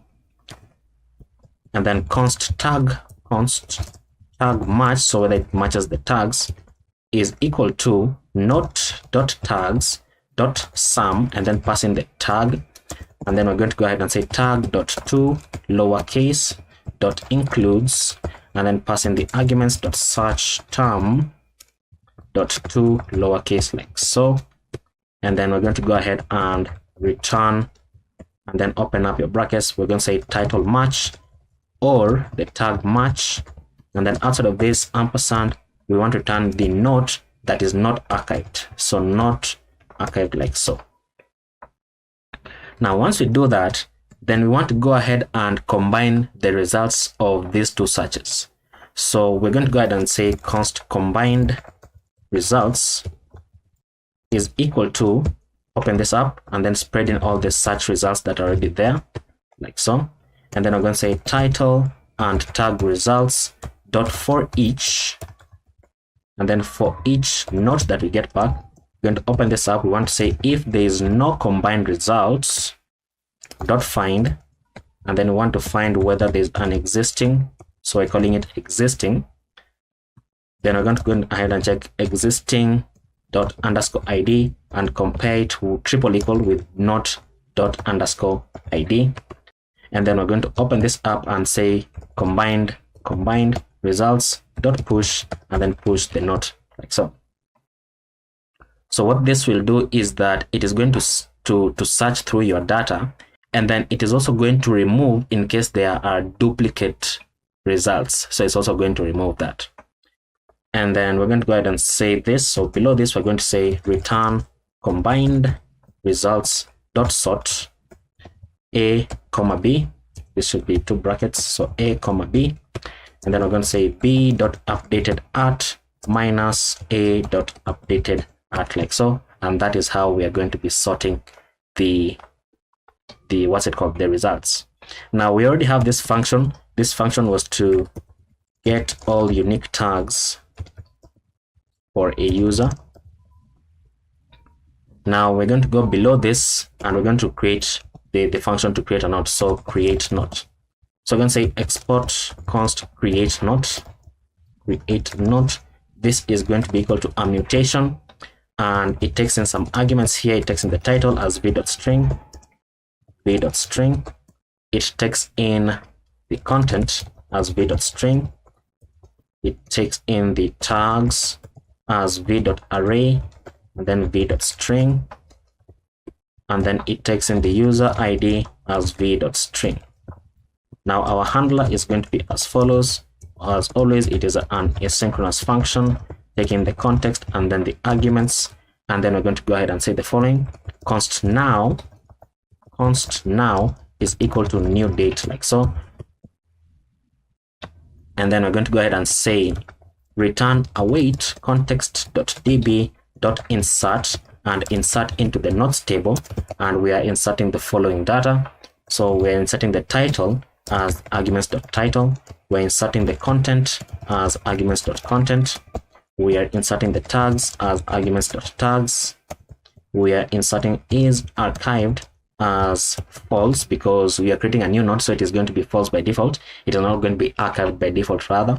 And then passing the user ID as arguments.user ID, and then created at is going to be now, which I've just gotten from the top. So you can have it as now, or you can simply say new date depending on how you want it. And then we have the updated at as well as now. Once again, you can set it as new date, but because we want to be uniform, I have to either use new date or now just to be uniform. So let me use now. And then that is the function to create a note. So the next function that we want to have is to update note. So I'm going to say export const update note. This is going to be equal to a mutation, and this is going to be taking the arguments. It is going to have the ID as v.id coming from the notes table, and then the title is going to be v.optional because we are passing updates, and then it is a type of v.string. And then we have the content, which is v.optional, and then v.string. And then we have the tags, which is v.optional, and then v.array, and then v.string, like so.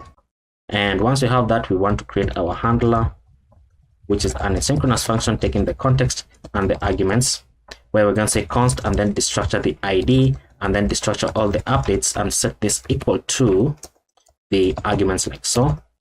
And then we're going to say return await context.db.patch, and then we want to go ahead and patch the ID, and then open this up, spread out all the updates that have been made, and then add the updated at date into date.now because it has been updated. So we also want to update the date, right?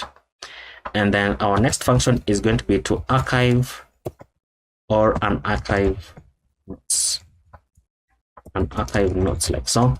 So export const toggle archive note is equal to a mutation. This is going to be taking some arguments here. We're going to have the ID, which is v.id coming from the notes table, and actually that is the only argument. And then the handler function is going to be an asynchronous function taking the context and the arguments, where we're going to say const note is equal to await context.db.patch, and then passing the arguments .id. And sorry, this is not .patch, this is .get. And then we want to say that if there is no note, then we want to go ahead and say throw new error, and then we're going to pass in not found. And then below this, we're going to go ahead and say return await context.db.patch because a note now exists, so we want to patch it into our database. So patch, and then we're going to say arguments.id, and then we want to change is archived, set it to the opposite of not.is archived. So if it is true, then set it to false. If it is false, then set it to true. And then updated at is now going to say date.now, like so. And then finally, our last function is going to be to delete a note. So delete note. We're going to say export const delete note. This is going to be equal to a mutation, taking the arguments here of ID as v.id coming from the users table, not users but notes table. I'm so used to the users table. And our handler is going to be an asynchronous function taking the context and then the arguments, and then we're going to say return await context.db.delete, and we are deleting the arguments.id, so basically deleting the note. So we can go ahead and save that, and we have an issue. Where do we have an issue? Right here. It should not be 2 commas.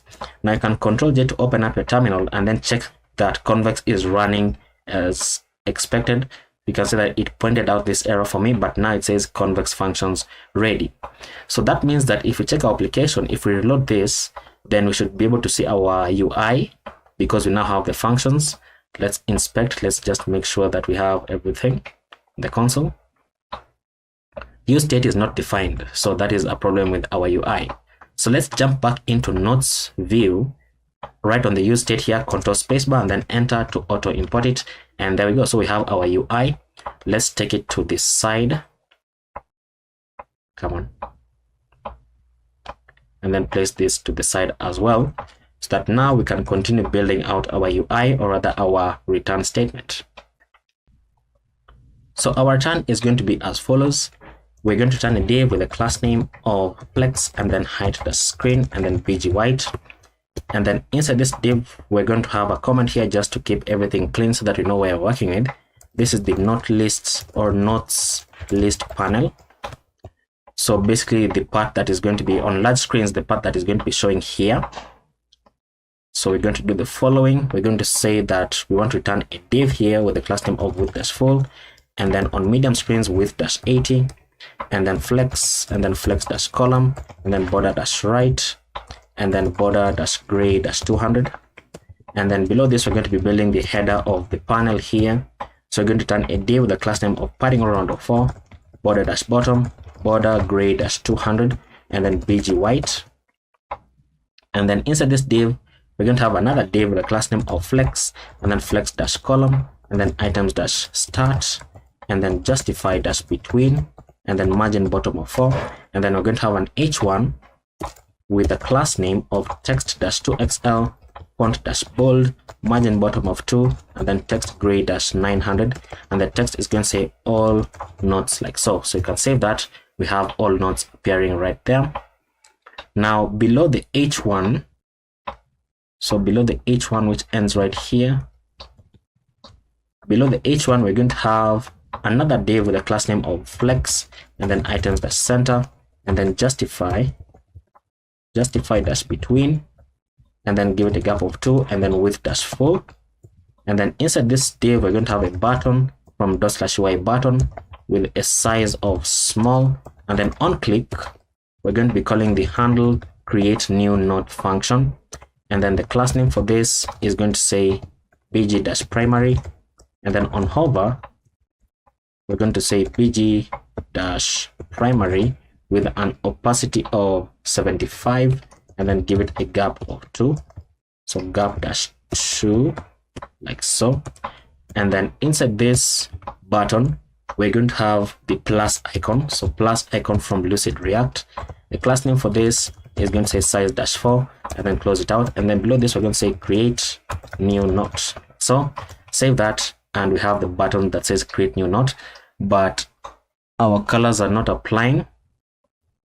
And oh, I know why they're not applying, because TsbSankara reset a few things. So let's jump back into the source folder, and inside the index.css, once again, you're going to have this code, and we copied it, but we removed it for some reason. And not for some reason really, but because we installed TsbSankara. So inside this file, let's just go ahead and paste all that in, save it, and there we go. So create new note in is right there.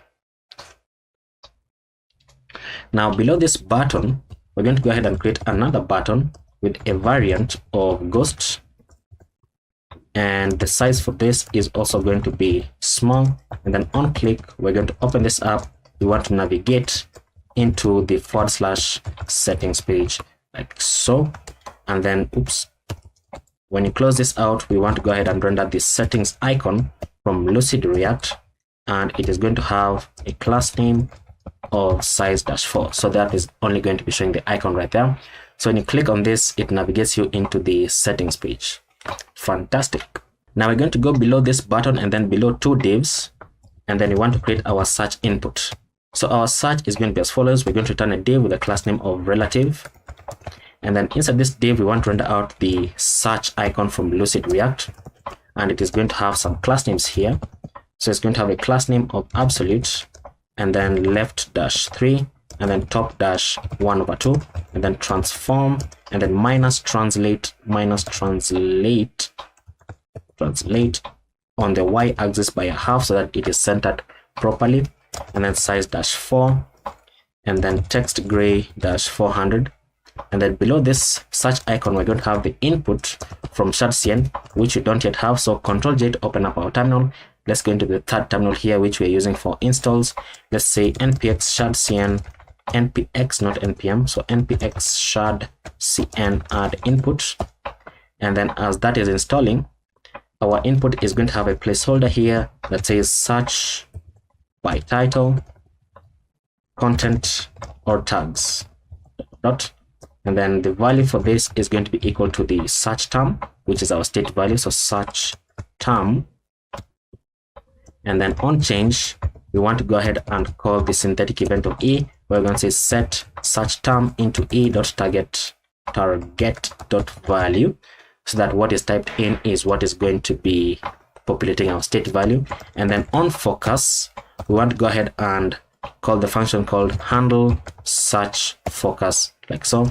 And then the class name for this input is going to be padding left of 10, and then border dash gray dash 300, and then on focus border dash blue dash 500, and then on focus ring dash blue dash 500, like so. Now we can save that. I hope the input has finished. Okay, it's right there. So we have not imported this, so control spacebar and then enter to auto import it, and there we go. So we have our input. This is not applying correctly. This icon should be inside the input, but it is not inside the input. Why? So this is a class name of relative. This is a class name of absolute.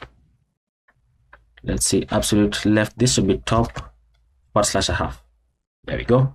And then for the input, let's also say text-sm to reduce the size of the input, so that now you can type inside this. You can see that when I click on it, when I'm on mobile screens, it takes me into the search view. So that's okay. And then after the input, we want to go below two divs. And then below this second div, we want to go ahead and render out our nodes list.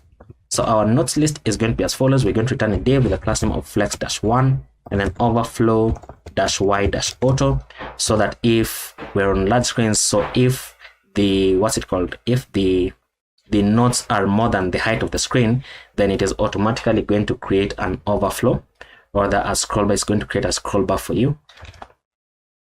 And I think let's work on the bigger screen. I mean, it's responsive, so let's just work on the bigger screen. I think it's better. And then bg-white right here. And then inside this, we're going to render out the nodes list component. Do we not have the nodes list component? Nodes list. Oh, we don't have the nodes list component. I thought we created it. Okay, so create a new file called nodeslist.jsx. Inside this rfc, enter, save, and then now save. Okay, and then now you can control spacebar and then enter to auto import it. Close it out so that we don't have any errors. This is going to be taking some props. It's going to take in nodes, which is going to be equal to the display nodes. And if display nodes is not there, then return an empty array. And then selected node ID is going to be equal to the selected node ID. And then on node select is going to be calling the handle node select, or rather handle, what do I call it? I call it handle select node. I think I wanted to call it handle not select, but you know, it's still okay as long as you reference the function correctly. And then our loading is going to be dependent on the not display nodes. So if display nodes is false or if they don't exist, then you want to show a loading state. Now, once again, below one div, two div, we're going to go ahead and say the following. This is going to be the note preview, and it's for desktop only. So the note preview, which is basically this part, because when you are on mobile, we are not going to be able to see the note preview, as you can see. Rather, when you click on a note, because this is going to be the notes list component, when you click on a note, you want to navigate into the note. But when we are on desktop, we want to preview the note right here. So this is the part that we are showing next. So you want to check if not is mobile. So only when not is mobile is true, meaning we're on desktop, then you want to return a div here. This div is going to have a class name of flex-1, and then main width -0, and then bg white. And then inside this div, we want to check for the selected note. If it is true, then we want to render out a component called note preview, which we also don't have. So create a new file inside the components right here called note preview.jsx, and then rfc, enter, save. And then now we can auto import it right here. So control spacebar, enter to auto import it. The note preview is going to be taking the note as a prop, and this is going to be equal to the selected note. And then it is also going to take in on edit, and this is going to be calling an inline function where we're going to be navigating. So navigate into backticks /note and then / and then pass in the selected note dot underscore ID, which is the underscore ID is coming from Convex. So what that basically means is, let's first of all add in our else statement here. Let's just have a fragment so that I can explain this.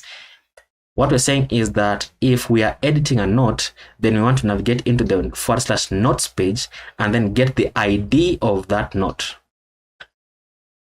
And the reason why we are doing this is because if we check the app.jsx, we are saying that when we are editing right here, we go into the /notes. This should be /notes with an S. I'm so glad I got that. You know what? It's not notes with an S. I'm the one who is wrong. This should be /note, like so. So /note. So we are saying that when we are navigating into a note, we want to navigate and check whether the note ID is present and then render the text editor depending on the note that we have. Now we have that. We're also going to create a div here for the else statement. So a div here with a class name. This class name is going to say height-full and then flex and then items-center, justify-center, and then text gray-500. And then inside this, we want to now go ahead and display the notes. So display notes (.length). We want to check if the length is equal to 0. If it is true, we want to show something, and if it false, we want to go ahead and show something as well. So if it is true, we want to render out the notebook icon from Lucid React, and it should start with a div. So return a div first of all, close it out. This div is going to have a class name here of text-center. This should say class name. This should send center with an R. And then inside this div now we can render out the notebook icon like so. The notebook icon is going to have a class name of size-12 and then margin on the X of auto, margin on the bottom of 4, and then text gray-300. And then below this notebook, we're going to have a paragraph here that says, and it should have some class names. So paragraph, the class name of text-large, and then margin bottom of 2. The text is going to say no notes yet. And then below this paragraph, we're going to have another paragraph with a class name of text-sm that says create your first note to get started, like so. Now for the else statement here, we are also going to return a div with a class name of text-center, and then inside this div we're going to return a paragraph that says select a note to view it here. And I think that should now be okay. Let's go ahead and save that, and there we go. So we have our notes list. This is our empty state. So basically what we are creating right here. So that is our empty state. This is the notes list. And so you can tell that the next component that we need to work on is called the notes list. So let's jump into the notes list right here. So inside the notes list, we're going to do the following. We know that we are supposed to get some items as props. So we want to get the notes. We want to get the selected note ID. We want to get the on note select. And then we want to get the loading. Now inside here, we want to check if loading is true. And if loading is true, we want to go ahead and return. And we want to return a div with a class name of padding all round of 4, space on the Y of 4. And then inside this div, we're going to open this up and generate an array. So array, like so. We want to get 3 of them so that we can map over them. And the reason why we're mapping over them, we don't need any value returned, so you can return an underscore, but you want the index, which is going to act as our unique key. We can go ahead and return a div with a key of index or I, and this is going to have a class name of space on the Y of 2, and then padding all around of 4. And then inside here, once we close it out properly, we're going to be showing a skeleton component from TsbSankara, which we don't yet have. So the skeleton is going to have a class name here of height of 4 and then width of 3/4, like so. So Ctrl J to open this up. Let's go ahead and get the skeleton. Now once we do that, then we can copy the skeleton down. This second one is going to have a height of 3 and a width of 1/2, so 1/2, like so. And then below this skeleton, we're going to have a div with a class name of flex, and then gap-2. And we're going to copy this skeleton down. This is going to have a height of 5 and then a width of 12. And then copy this down again. This is now going to have a width of 16. So this is basically the loading state. So as components are loading, I don't know whether I can demonstrate it here, but let's go ahead and just try. Let's try to reload. Okay, so we have an issue. Let's inspect. It says what? Skeleton is not defined. Control spacebar, enter to auto import it, and then reload. There we go. So that is our skeleton, the loading state basically. And then now we're going to go below the loading here.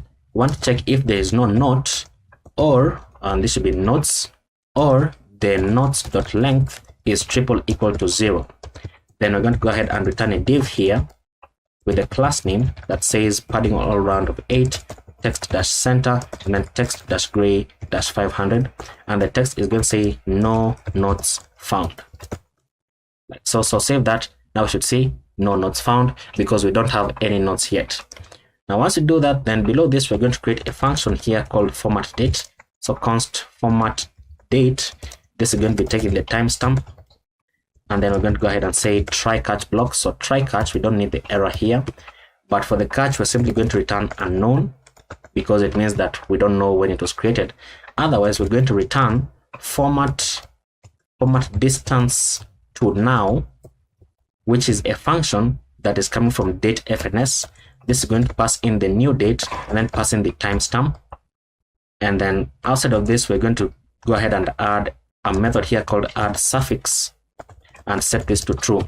So basically saying that take the current time and then write it out as, if it was 1 hour, then write it out as 1 hour ago. So that is the function for the add suffix. So we need to install date.fns so that we have access to this function. So Control J, and then inside here npm install date-fns. And then as that is installing, we can continue to create another function that we need here. The other function is called const truncate content. This is going to be taking the content as well as the max length of the content. This we are going to set it equal to 80 characters. And then if there is no content, then simply return an empty string. Otherwise, we first of all want to remove HTML tags. So remove HTML tags like so, because in our editor, in our text editor, we're going to be able to paste in HTML.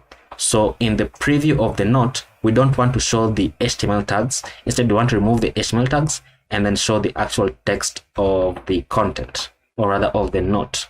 So I'm going to say const plain text is equal to content dot replace, and this is regex. So / and then /g to end it. And then inside here, we're going to have angle bracket and then square bracket. I'm going very slowly because regex also confuses me. And then our caret like so. And then close out the angle bracket and then close out the square bracket and then asterisk and then angle bracket. So that's how it is. And then you want to replace this with a string and then dot trim like so. And then I'm going to say return plain text. So return plain text dot length.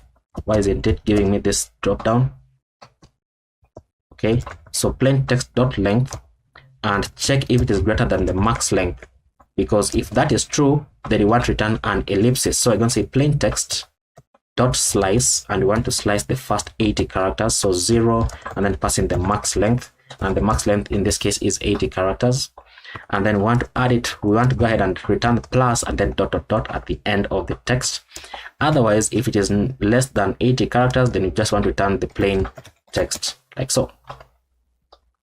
And then now we can begin building out our return. So we're going to turn a div here, and then we're going to map over the nodes. So nodes dot map, and then for every node that we get back, we want to return a button element, now not the component, with the key of node dot underscore id from Convex. And then on click, we're going to open up our function here, call on node select, and then pass in node dot underscore id.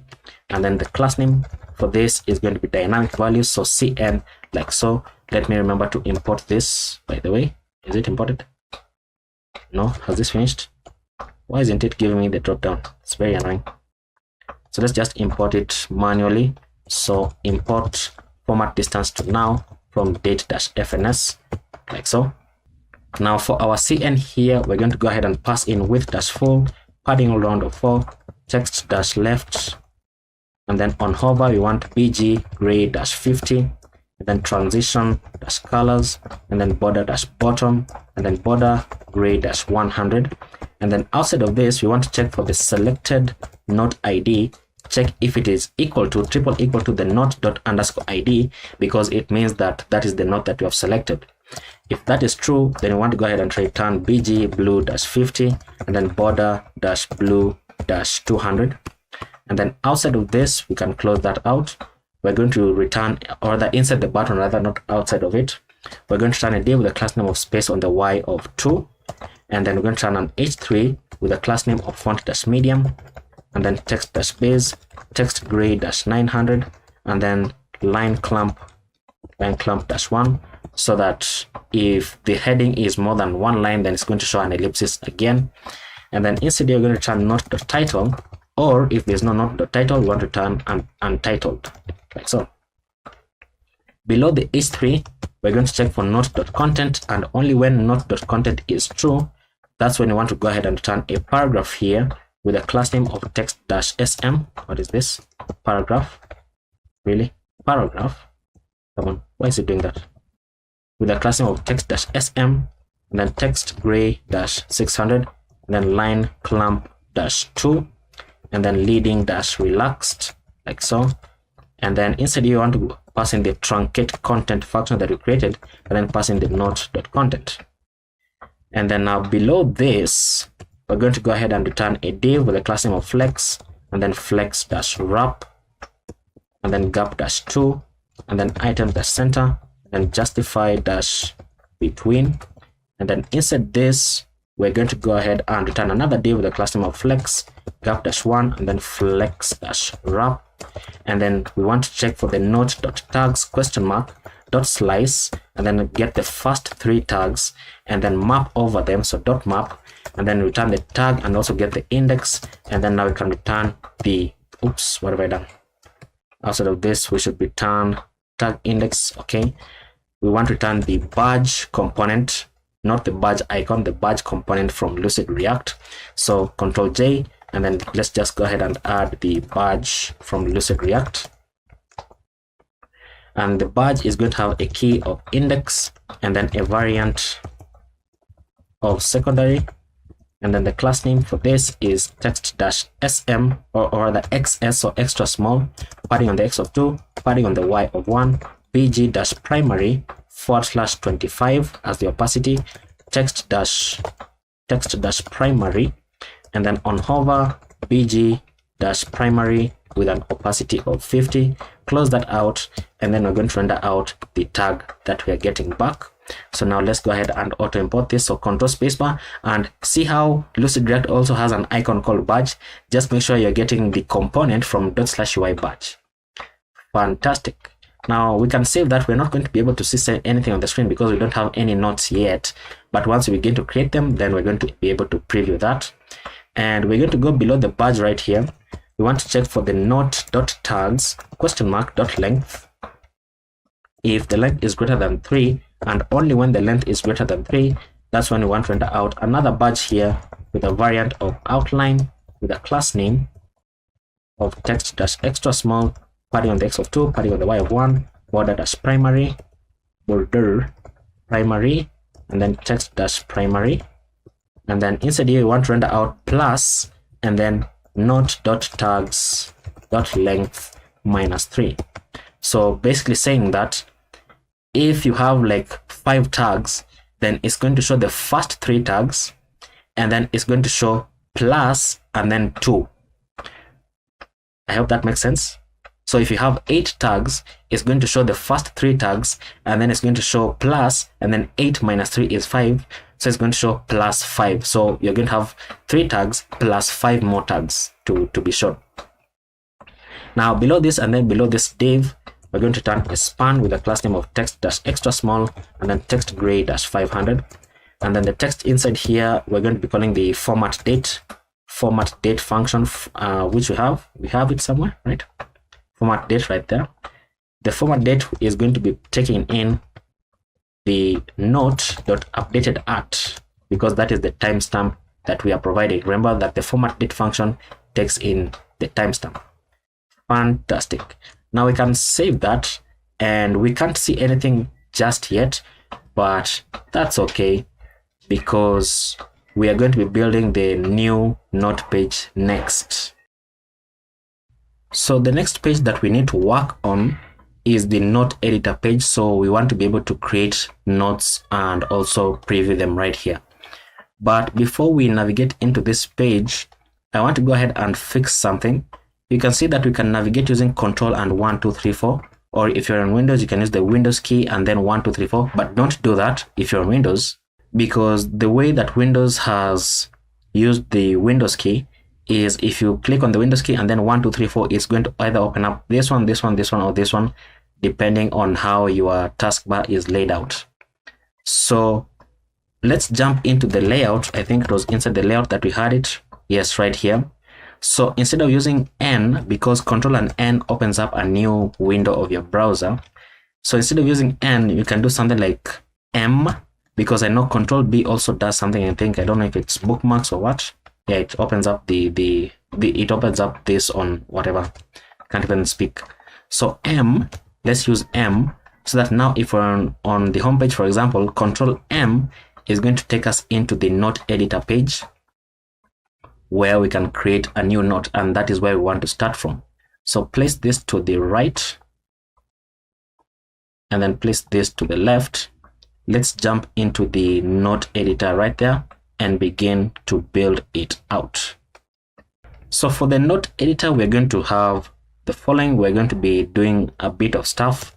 So first of all, we want to go ahead and get the note ID, which is coming from use params. Now, use params is a hook from React Rotterdam, which we can use to get, if you want to edit a note, then you can edit its note using its ID. So when you get to that part of demonstrating the functionality of editing a note, when you click on it, it's going to give us a unique ID of the note inside the address bar right here, and use params is going to be using that to get the data about that particular note and then populating this content right here. So this part is only going to be working if the note has a unique ID, or if we're editing a note. And then const navigate is equal to use navigate, and then const destructor the user is equal to use user, and then const title and set title is equal to use state. By default, it is going to be an empty string. And then const content and set content use state. By default, it is going to be an empty string. And then const tags set tags use state. By default, it is going to be an empty string. And then const is modified set is modified use state. By default, it is going to be false. And then const is saving set is saving use state. By default, it is going to be false. And then const editor ref is equal to use ref, and then it's going to be null by default. Now once again, I am using auto imports, as you can see right there. This is use state without the double s. And then want to check if is new note is true.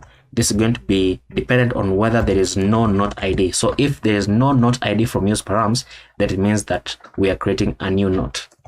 And then const note is equal to use query, and then pass in API. Once again, this should come from // So API dot should be notes dot get notes, and then we want to check if the user and the note ID, this is double ampersand, note ID is true. If it is true, pass in the user ID as user.id. User.id. Otherwise, we want to skip the query. And then const create note create not is equal to use mutation. Is this auto imported? I hope so. Yes, okay. And then pass in api.nodes.create not, and then const update not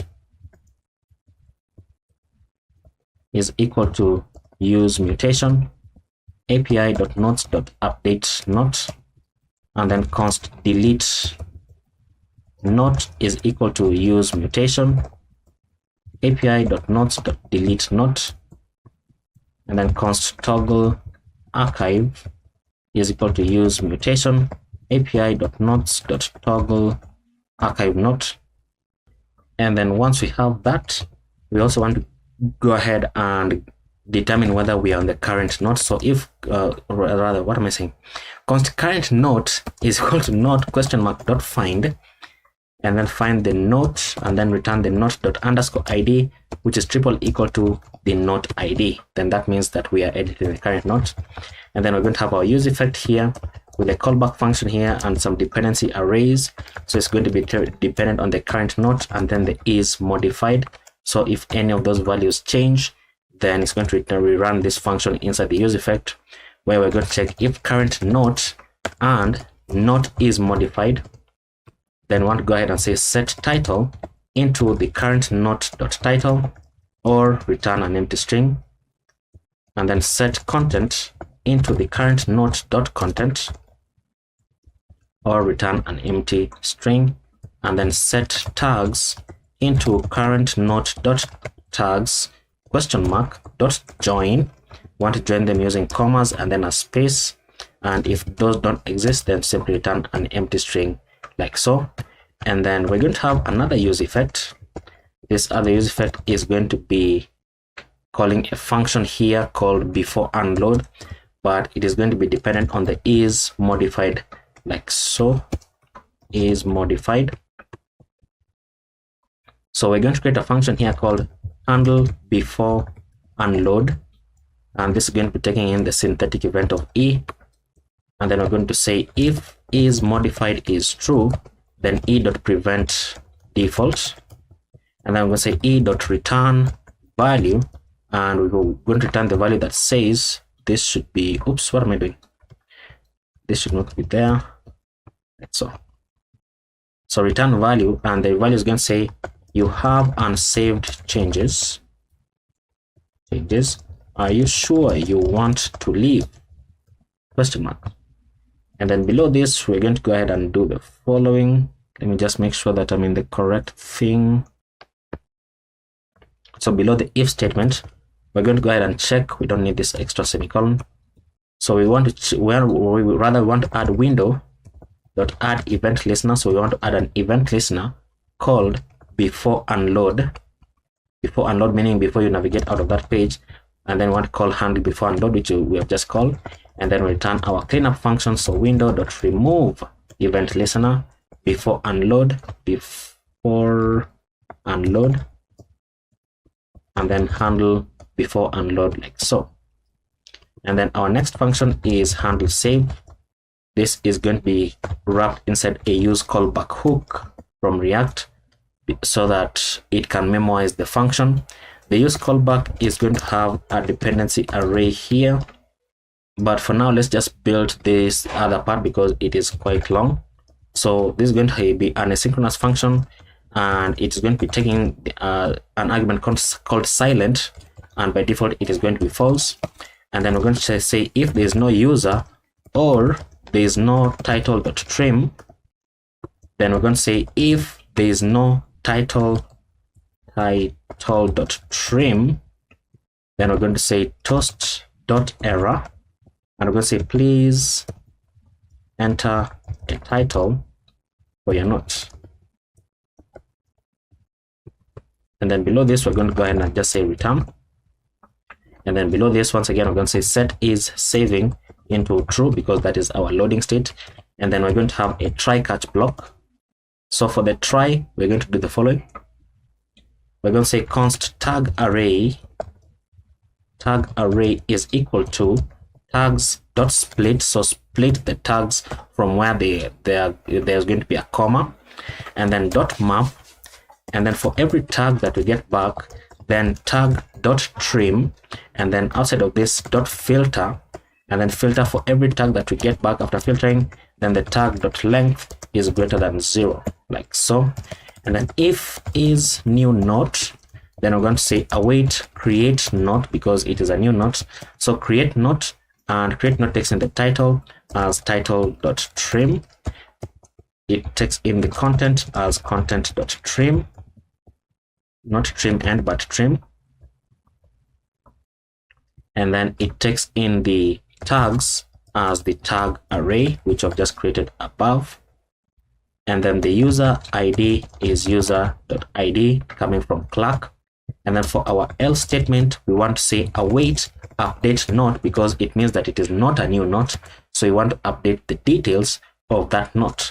This takes in the ID, which is coming from note ID, which is coming from use params, takes in the title, which is title.trim, and then takes in the content, which is content.trim, and then takes in the tags, which is once again tag array, which I've just created. I think I should call this tags array. I think that is much better.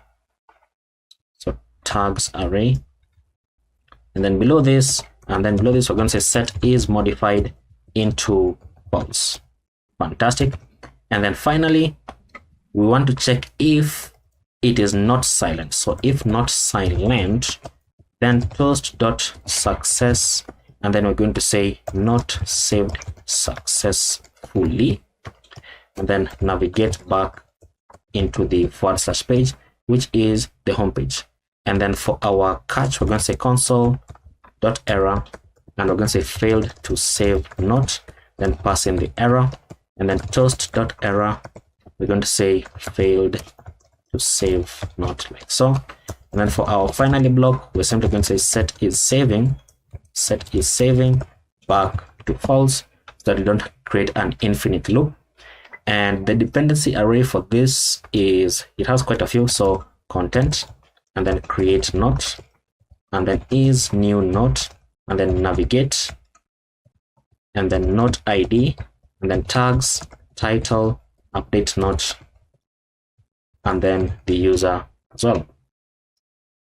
Now below this use effect, we're going to create another use effect for autosave. So we're going to create a use effect. Open this up, and this is going to have some dependency arrays as well. It's going to be dependent on the title, the content, the tags, the is modified, the is new note, and the handle save function. And do we have this function? Did we create it? Okay, there we go. So the handle save, I mean, it's the one that I've just created above. That's funny. So if is modified and there's no is new note, and the title.trim, then we're going to say const save timer is equal to set timeout, like so. Then we're going to pass in an asynchronous function here where we're going to say await handle save, and then pass in true, and then we want to save this every 2 seconds, like so. And then we want to return our cleanup function, so return clear timeout, and then pass in the save timer, like so. So what's this? Await has no effect on this type of, really?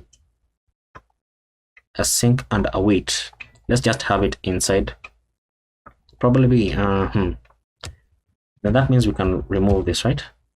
Should not be a problem. Okay, now once you do that, we're going to create another function called handle cancel. So if you don't want to save the note, or if you just want to cancel, we're also going to wrap this inside use callback, and then we're going to say if is modified.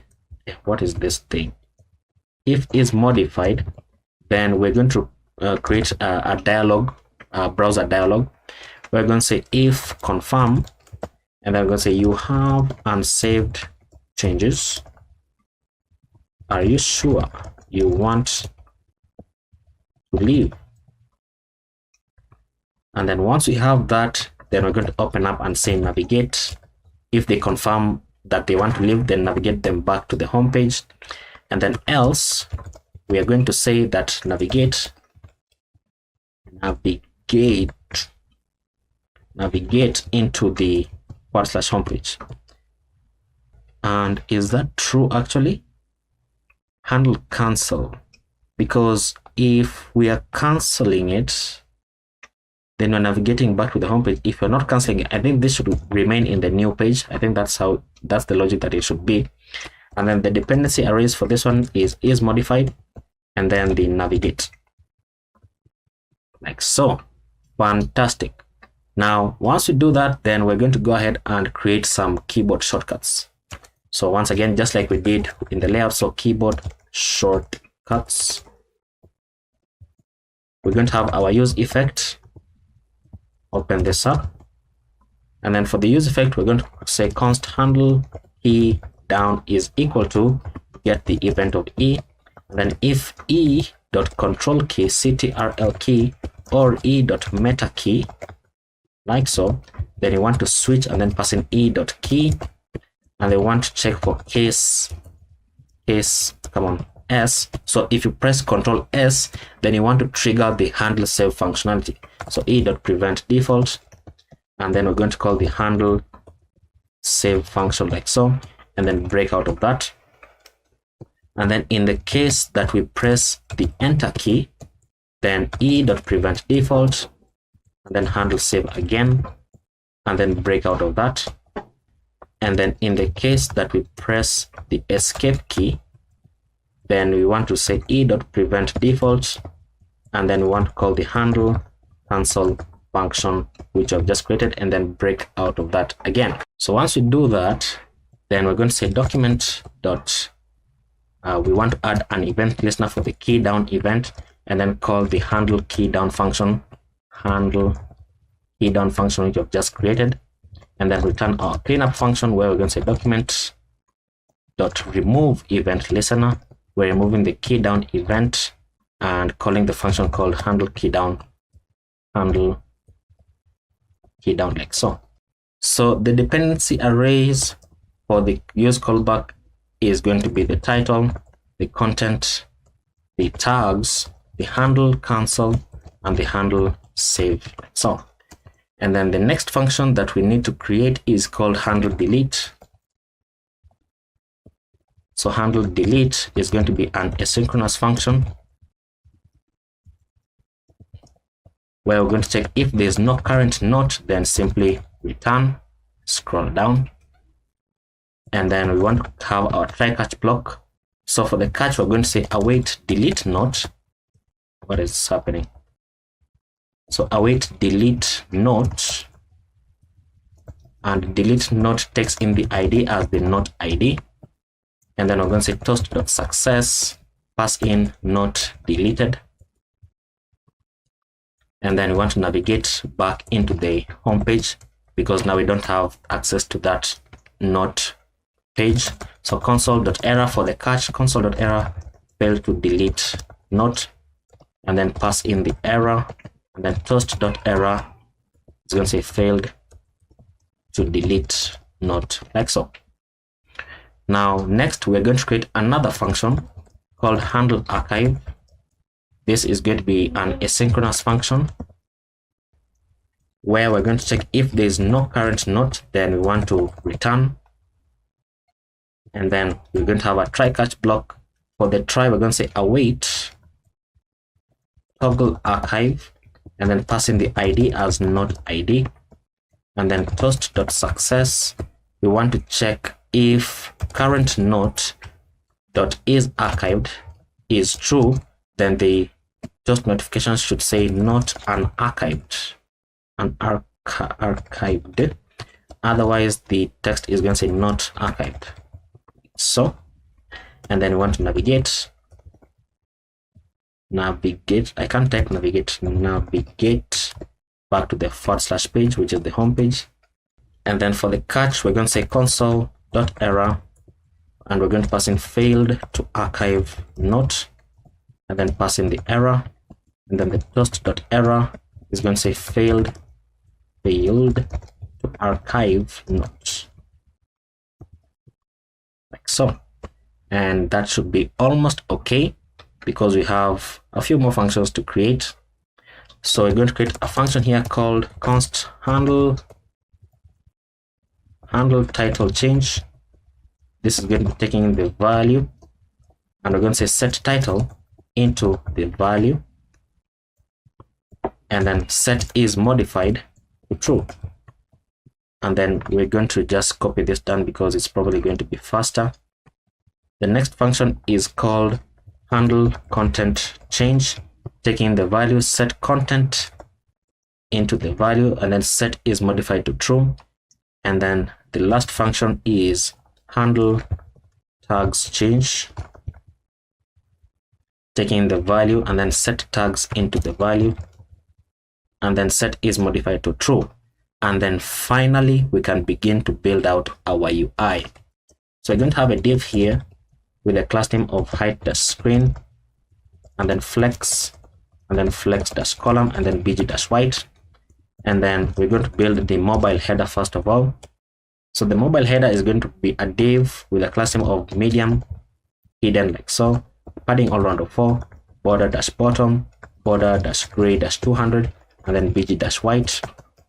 And then instead of this, we're going to have another div with a class name of flex, items-center, justify, that's between, and then we're going to have a button from TsbSankara with a variant of ghost, and then a size of small, and then on click we're going to go ahead and call the handle cancel function, and then the class name for this is going to say gap-2, and then text gray-700 like so. And then inside the button we're going to be showing the arrow left icon from Lucid React. The arrow left is going to have a class name of size-4, and then the text of the button is going to say go back. You can save that, and this is how it looks for mobile. Very nice. Below this button we're going to have a div with a class name of flex and item-center, and then gap-2, and then we're going to have two buttons. So we're going to have a first button here, and this button is going to have an on click, which is going to be calling the handle save function like so. And then it's going to have a disabled state, which is going to be dependent on the is saving, whether it is true or false, or if there is no content in the title. So not title.trim, trim like so. And then the size for this button is going to say small, and then the class name is going to say bg-primary, and then on hover bg-primary with a / of 75 for the opacity.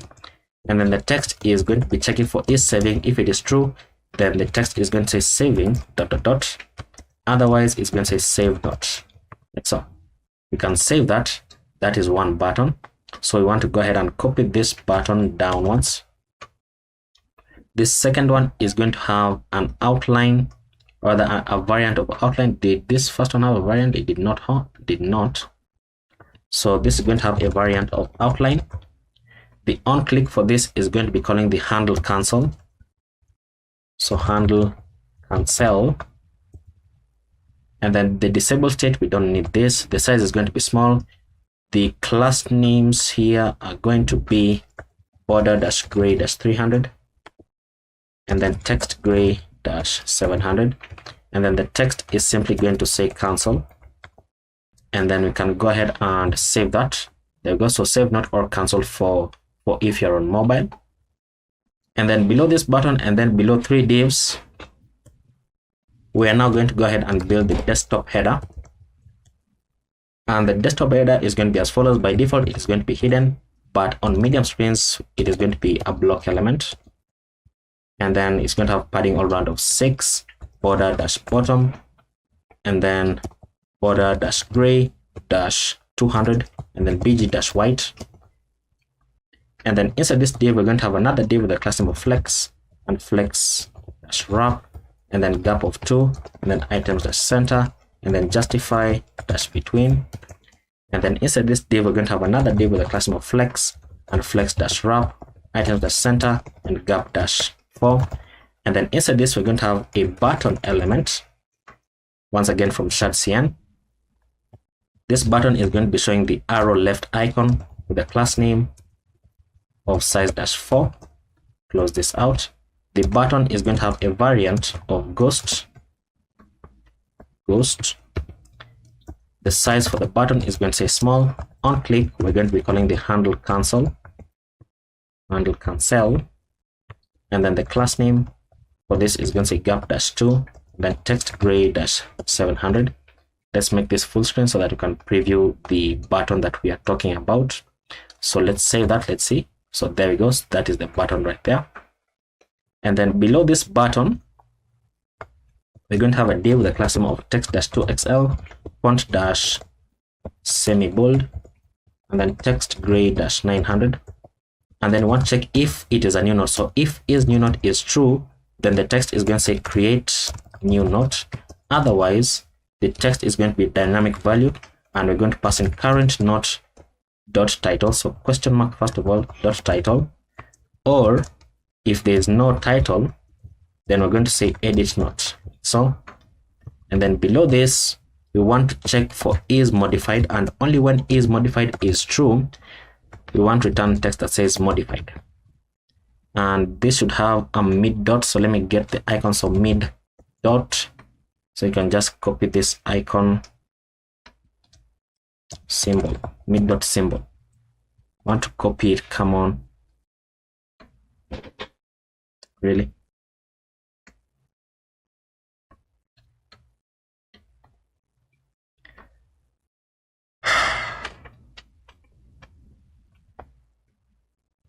Let's copy this from Wikipedia. I don't know whether it's going to work. Okay, there we go. That is the only thing that I wanted. So now you can save that, and we just see create new note because we are on a new note. Looking fantastic.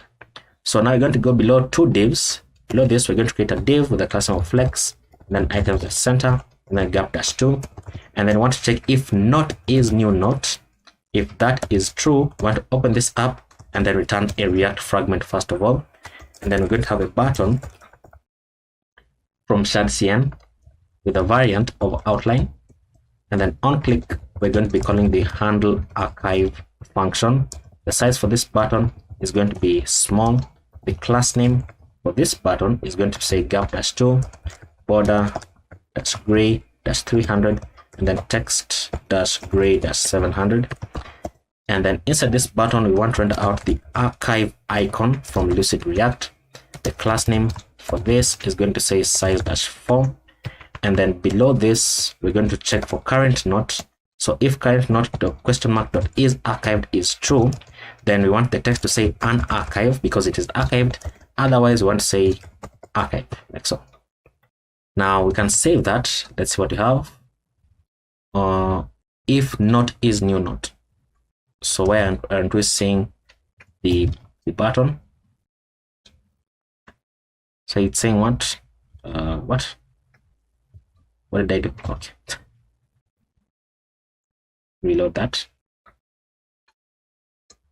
Okay, now below this button, we're going to have a dialog component from TsbSankara which we don't have. So Control J, and then let's add the dialog here. And then as that is installing, and actually it has quite a bit of imports, so I think let's wait for this one to finish.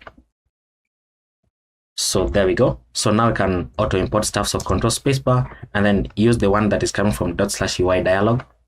So inside the dialog, we're going to have the dialog trigger. So dialog trigger from ./UI dialog, we're going to give it an as child prop so that its values or that its properties go into the child.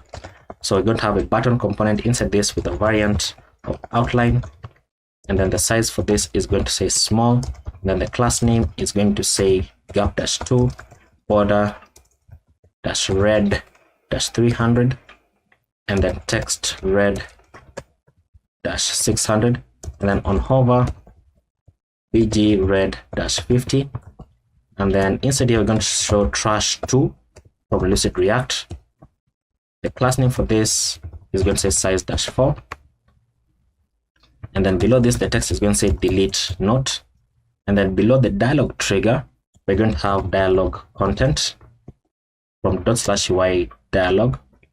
The dialog content is going to have the dialog header. So the dialog header is going to have the dialog title. So, and the title is going to say delete note. And then below the dialog title, we're going to have dialog description from /UI dialog. The text is going to say, this is a permanent action.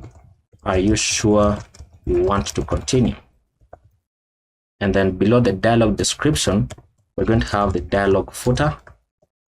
The dialog footer is going to have the dialog close, and the dialog close is simply going to say cancel, but it's going to have some class names here. So class name text-sm, then margin right of 4. And then below the dialog close, we're going to have a button component. This button is going to have a variant of destructive. And then when you click on this, it's going to be calling the handle delete function. And then the size for this is going to say small. And then the class name is going to say gap-2. And then inside this button, we're going to show the trash2 icon. So trash2 icon with a class name of size-4. And then below this, the text is going to say delete, not like so. This should be a /. Fantastic. So we can save that. Now we are going to be able to preview this when we are editing a note, but if you want to go ahead and see what it looks like, you can simply remove this negation right here, and these are the two buttons that we have just created. Okay. Now below the dialog and below the fragment and then below this curly bracket, we're going to have a button here. Now let's just copy this because typing all this is becoming tiresome. So the variant for this is going to be outline. The on click is going to be calling the handle cancel. The size is going to be small.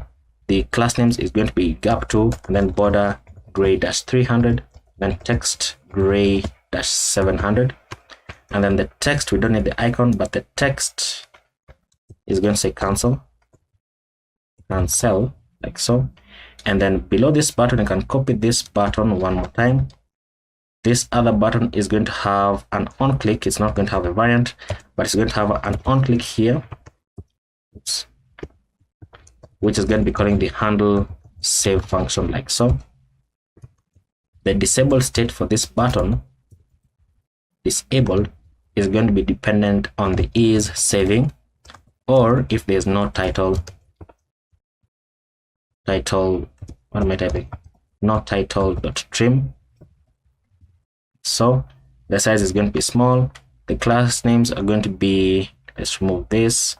So bg-primary, and then on hover, bg-primary with an opacity of 75. And then the text here is going to say, if is saving is true, then we're going to say saving ... Otherwise, we're going to say save not, like so. You can save that. Let's see what we have. So there we go. So if it is a new note, these are the buttons that are going to be showing. If it is not a new note, then the other buttons that we previewed are the ones going to be showing. So below 3 divs, we're going to go ahead and create our form. Now our form is going to be as follows. It's going to be a div with a class name of flex-1 and then overflow-y-auto. And then inside this, we're going to have another div with a class name of maxwidth-4xl and then mx-auto, then padding all round of 6, and then space on the y of 6. And then inside this, we're going to have another div with the class name of space on the y of 2. And then we're going to have an input. This input is going to have a value here of title, and then on change, this is title with single L. So on change, we're going to call our synthetic event of E, and we're going to say handle title change, and then pass in e.target.value. And then the placeholder is going to say enter note title ... And then the class name is going to be as follows.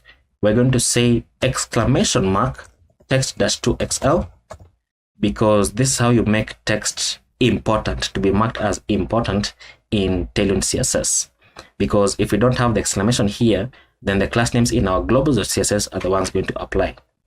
And then we're going to say font-semibold, and then border-0, and then padding on the X of 4, padding on the Y of 6, and then shadow-none, and then focus outline-none, and then exclamation focus ring-0, and then exclamation again focus border-0, and then placeholder, we're going to say text gray dash 400, like so. And then we're going to give it an autofocus attribute, so that when you load the page, then the input is automatically going to get focused. You can save that, and we need to import this. We have not imported that. Save that, and there we go. So this is our input. So you can see that it looks very, very nice. Below this input and below the div, we're going to now have our tags. So for our tags, we're going to have the following. We're going to have a div, the class name of space on the y of 2, and then we're going to have the label element, which you don't have. So once again, go ahead and add the label element, or the label component from shardcn. The HTML4 is going to be linking towards the tags input. The class name is going to say text dash sm font dash medium text dash gray dash 700, and then the text is simply going to say tags. Has this finished? Not yet. And there we go. So once it finishes, you can simply say Control Spacebar and then use the one that's come from UI label. And then below the label, we're going to have another input. This input is going to have an ID of tags so that the label links to it. The value for this is going to be the tags, and then on change, we're going to go ahead and call E, and we're going to say handle tags change, and then pass in e.target value, and then the placeholder is going to go ahead and say enter tags separated by commas, and then in brackets e.g. React JavaScript. I mean, those should be enough, or maybe notes. Those should be enough. And then the class name for this is going to say border dash gray dash 300, and then on focus border dash blue dash 500, and then on focus again ring dash blue dash 500.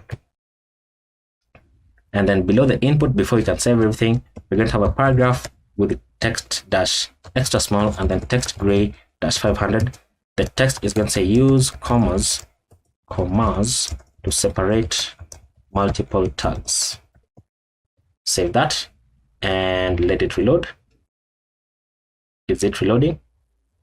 Reload. What was the problem? Okay, there we go. So we have our title and then we have our tags. And then below this div, or rather below the paragraph and then below the first div, we're now going to go ahead and have our content, which is basically our TipTap editor. So we're going to create a div here with the class name of space on the y of 2, and then we're going to have a label once again with a class name of text dash small font dash medium, and then text gray dash 700, and then the text is going to say content. And then below the label, we're going to have a div with a class name of border, and then border dash gray dash 300, rounded dash large, and then overflow dash hidden, and then min height dash 96. And then inside this div, we're going to have a component called TipTap editor, which we have not yet created, but it's going to take in a prop called ref, and it's going to be referencing the editor ref, which we created as one of our values. And then the content is going to be equal to the content, and then on change is going to be calling the handle content change, and then the placeholder is going to say start writing your note ...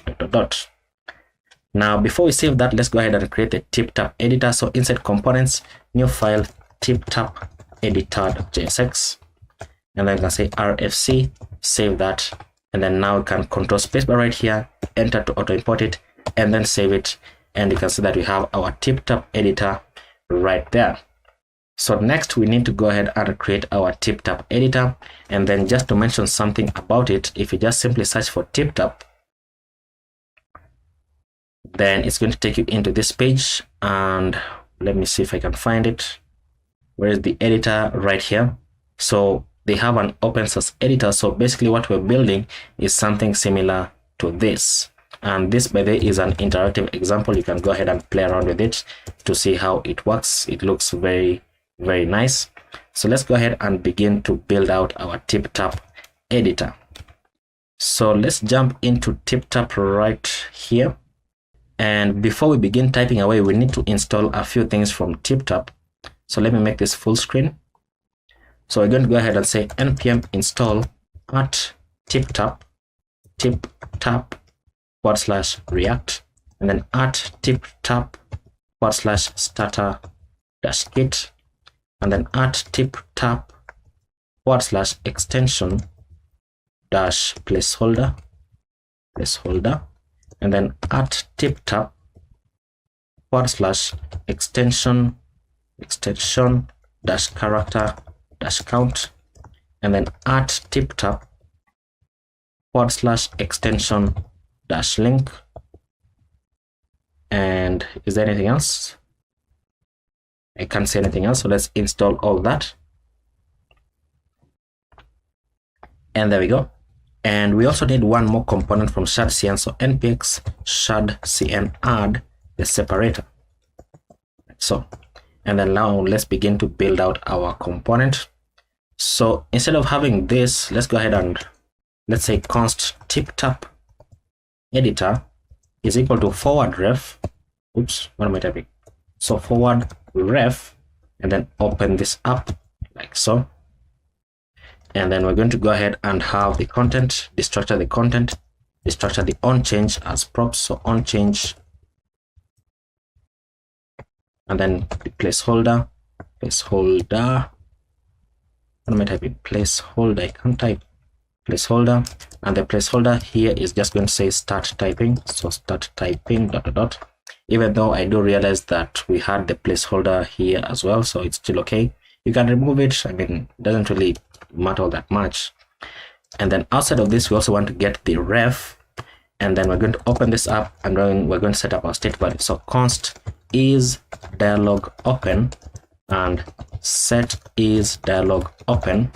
This is equal to useState. From React by default, it is going to be false, and then const URL and set URL is equal to useState.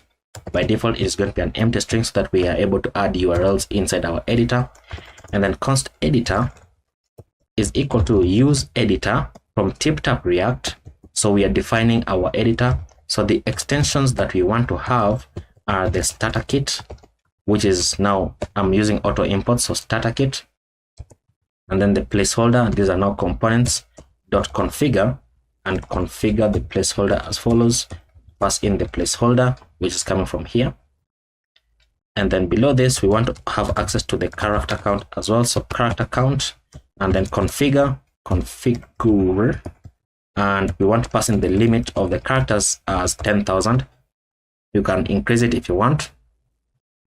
And then below this, we're going to have the link, which is coming from TipTap extension link .configure, and we are configuring, what is it? Open on click. So open on click, we want to set that into false. And then below this, right here, below the extensions, we want to have the content as the content if it is present. If it is not present, then return an empty string. And then on update, so on update, we're going to pass in our editor here, where we're going to say that const HTML is equal to editor.get HTML, like so. And then on change, we're going to call a function question mark, then pass in the HTML, like so. And then below this, the editor props, editor props are going to be, we're going to pass in the attributes, and the attributes are some class names here, which we have in our CSS. So we want to have the class names of pros and pros-sm, and then max width -none, and then on focus we want outline -none, and then padding all around of 4, and then min height -96, like so. And then now we can go below all of this. We can have our first use effect. Our use effect is going to be as follows. We're going to pass in content and editor as dependency arrays, and then we're going to do the following. We want to say if editor, what am I typing? So if editor and content is not equal to the editor dot get HTML, like so, then we're going to go ahead and return editor editor.commands dot set content, and then pass in the content that we have, otherwise return an empty string, like so. Below the use effect, we're going to have another hook called use imperative handle, and use imperative handle is simply used to pass in props from the child to the parent, because usually in React it is the parent that passes down props to the child, but use imperative handle can be used to pass up props from the child to the parent. So we're going to have the ref here, then open this up as follows. We're going to call the focus and set this equal to editor dot commands dot focus, and then get editor, and then we're going to pass in the editor, so, and that is use imperative handle. And then if there's no editor, then simply return null. And then we're going to have a function here to add links in our editor. So const add link is equal to an arrow function. Want to check if there's no URL. If there's no URL, then simply return, and then we're going to say editor dot chain dot focus dot set link, and then pass in the href here as the URL that you type in, and then dot run, like so, and then set URL back to an empty string so that it resets the input, and then set is dialog open so that it closes, set it to rather back to false so that it closes the dialog that is going to open when you click on the button to add a link. And then we're going to create a component here which we're going to be reusing. So const full bar button, this is going to be taking in the on click, and then is active, and then the children, and then the title. And then we're going to say the following. We're going to go ahead and return a button, so an implicit return, this is not a curly bracket. So the button, the variant for this is going to be destructive, not destructive, is active. If is active is true, then we want to go ahead and return the default. Otherwise, we want to return the ghost variant. The size for this is going to say small. And then on click, we're going to be calling the on click. And then the title for this is going to be equal to the title. And then the type is going to be a button. Space this out. And then the class name is going to say size-8, and then padding all around of 0. Close that out, and then we simply want to go ahead and render out the children. Now in our return, so below this, we want to build out our return. So our return is going to be as follows. We're going to return a div with a class name of width-full, and then we're going to build out our toolbar. So basically this component is what we're going to be using to build out our toolbar. So we're going to return a div with a class name of border-bottom, and then border-gray-200, padding all round of 2, and then bg gray-50. And then inside this, we're going to return another div with a class name of flex, then item center gap-1, and then flex-wrap. And then we're going to render out the toolbar button, which I've just created above. Inside this, we want to render out the bold icon from Lucid React, which is going to have a class name of size-4. And if we are to save that, look at how it's going to look. Let's see, save it, reload. So I have a problem here, inspect, let's see. So it says, sorry about that. We need to export it as default. So we're going to go right on the bottom here. We're going to say tip-tap editor. So tip-tap editor dot display name. Display name is equal to tip-tap editor, and then we're going to say export default tip-tap editor, like so. So now if we reload it, and is it reloading? What's the problem now? Forward ref, it should be forward ref right here, imported from React. There we go. Let's try it out again. Still has an issue. What's the problem? It says what? Button is not defined. What is happening with all these imports? So button right here, control spacebar, enter, save it, and there we go. So basically what we've created on the toolbar is this right here. So we want that when you click on this, then it's going to trigger the bold properties of the text. So back inside our toolbar button right here, we're going to pass in some props. So on click, we want to go ahead and call the editor dot chain and then dot focus and then dot toggle bold, because that is the function that we want, and then dot run, and run is also a function like so, and then is active. So is active is going to be equal to editor dot is active, and then pass in bold, and then the title for this is going to say bold, or the keyboard shortcut is going to be Control plus B. So close it out, save that, and there we go. So that now if we were to type inside here and then select bold, then the text is going to become bold. So that is basically what we are about to do now. So we can simply copy this, paste it down. Now this is going to be calling the toggle italic. Toggle italic. This is going to say italic, and then this is going to say Control plus I. The title is going to say italic, and then the icon here should say italic from Lucid React, and then size -4. Let me just confirm that we don't have any errors. So editor chain dot focus dot toggle italic dot run. Okay, so now we have our italics icon right there, and then next we can copy this down. We want to have this should now say toggle strike. This is going to say strike. This, the title is now going to say strike through. So strike through text.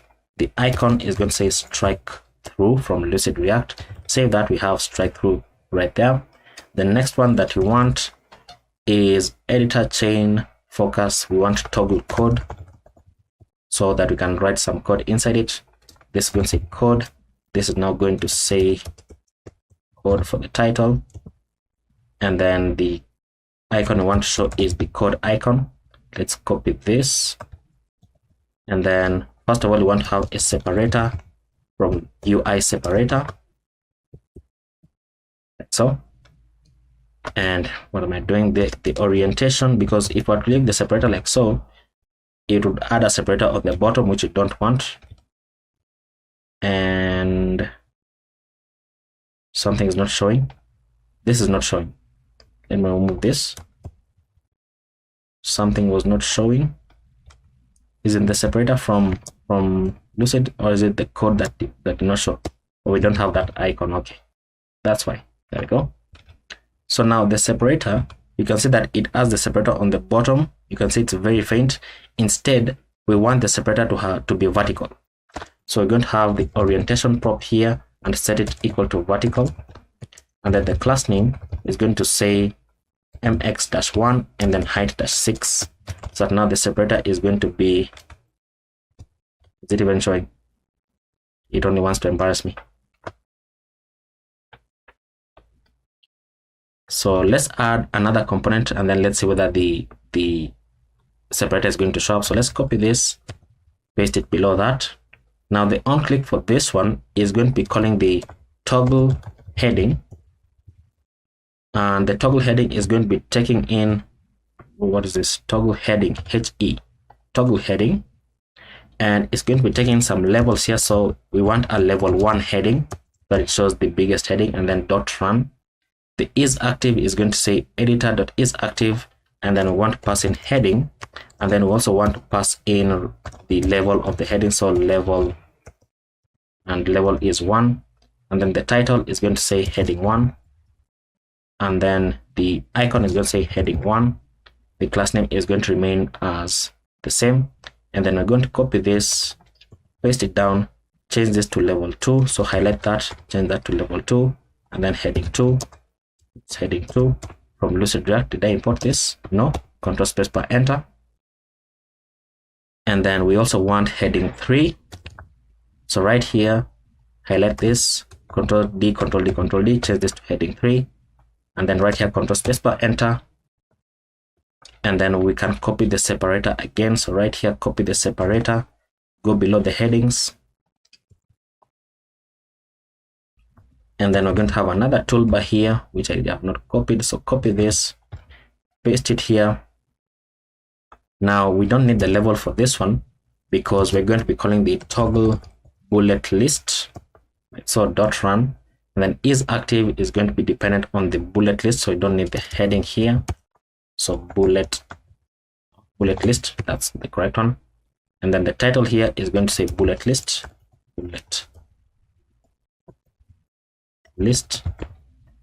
and then the icon is going to show the list icon from Lucid React. And then next we are going to go ahead and copy this once more, paste it there. We're going to be calling the toggle ordered list. The is active is going to be the ordered list, and then this title is going to say ordered or the numbered list, and then the icon is going to say list ordered, so from Lucid React. And then next we're going to create a toolbar here. Once again, this is going to call toggle block quote. Is active is going to be calling the block quote, and then the title is going to say quote. The icon is going to say quote from Lucid React. And then we're going to have a separator. So let's copy the separator here, copy it below the toolbar icon. And then let's copy the toolbar button once again, copy, paste it here. Now this toolbar button is going to be a bit unique. So we're going to be calling the set is dialog open and then pass in true, because what we want to open is a dialog where we can add in a link. So this is going to be is active link. The title is going to say add link, and then the icon is going to say the link icon. Now make sure that you import the link icon and not the link, because link is already imported right here for our editor. As you can see, it is imported on the top. So just make sure that you don't have conflicting imports.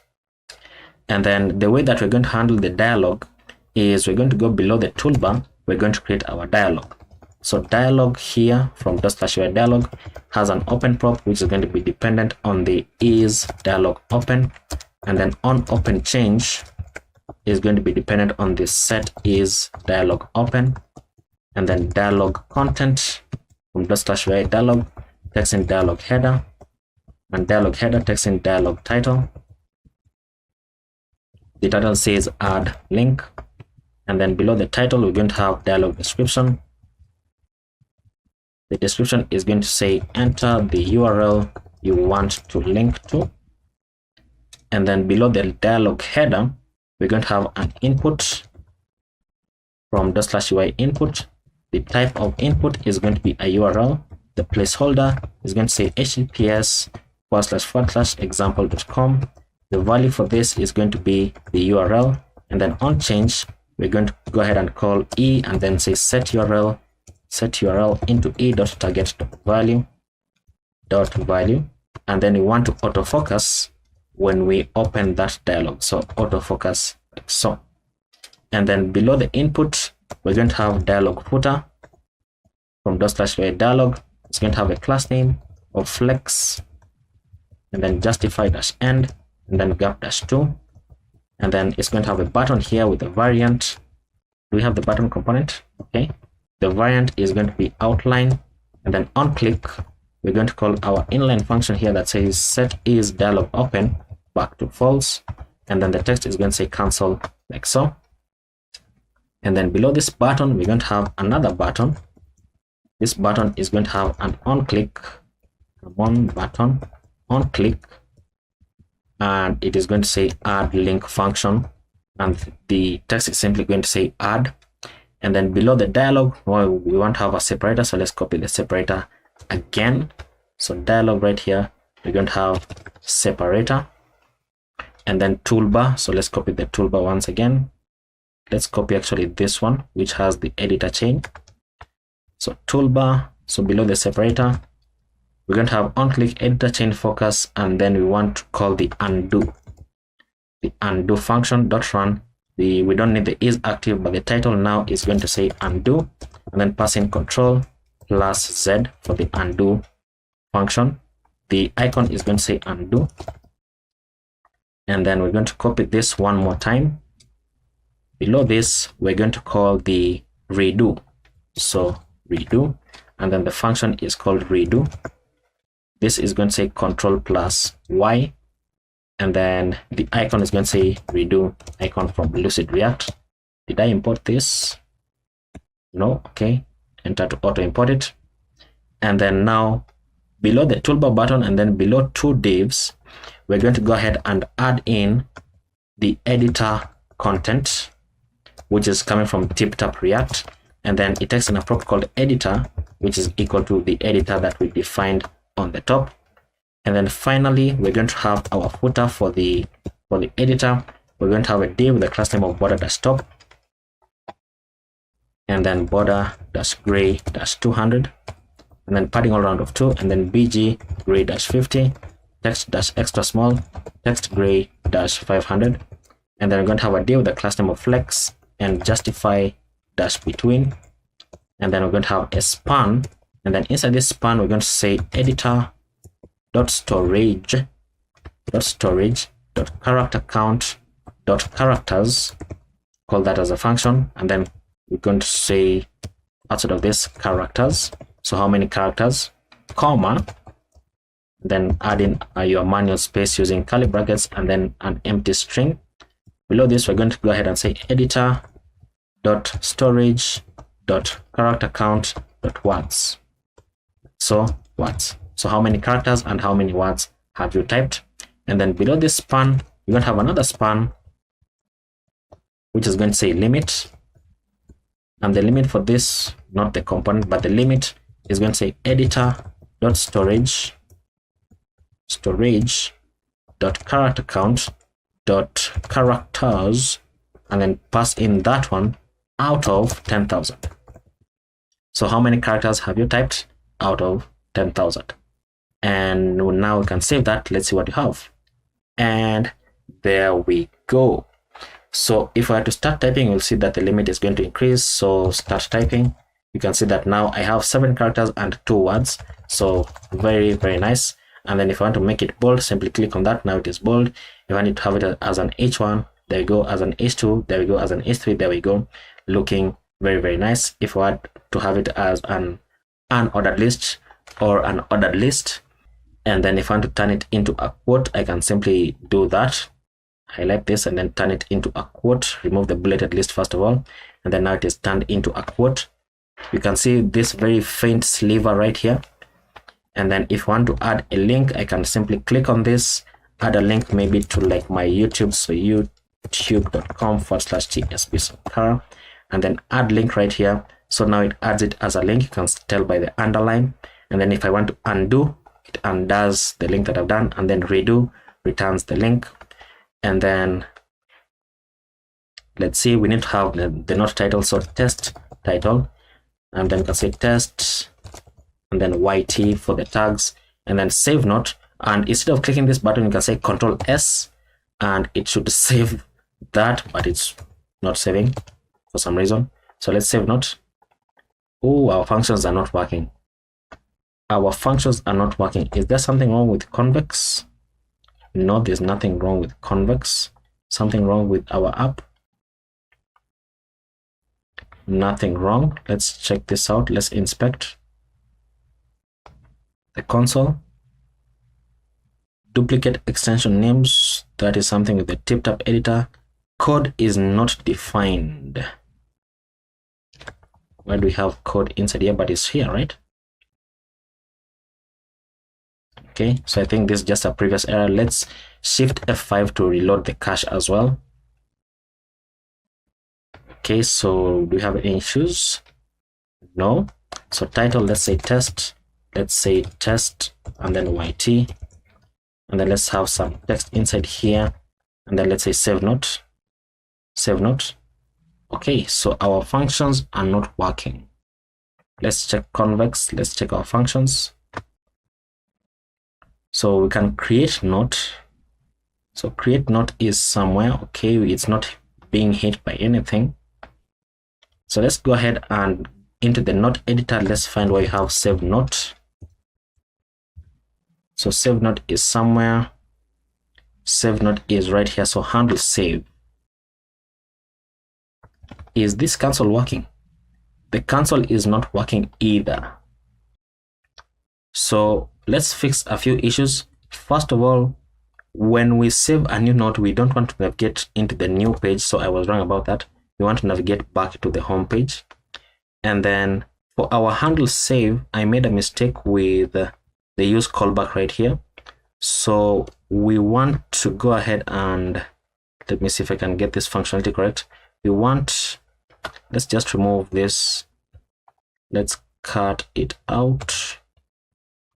And then what we want to happen is we want to make this asynchronous. So the use callback is async, make this asynchronous. And then at the end of it, it should be, we don't need this. There we go. I think that should now fix it. Okay, so let's save it and then let's test it out. So add in some text here, save, and failed to save note. Of course, because of what error? Let's check the console. It says that it's not a supported convex path created at in this is the create note function. So inside notes.js, we need to find the create note, and then it says what? It says that unquote error date is not a supported convex type. Date, really? So it's saying this is an issue. But you know what? This should not say new date, it should say date.now. Okay, let's try it again. Let's try it again, save note. And there we go. There we go. You can see that now our panel is showing correctly. Our padding is not applying. So let's jump into notes list. Why isn't our padding applying? Right here. So I misspelled it. So padding left of 4. There we go.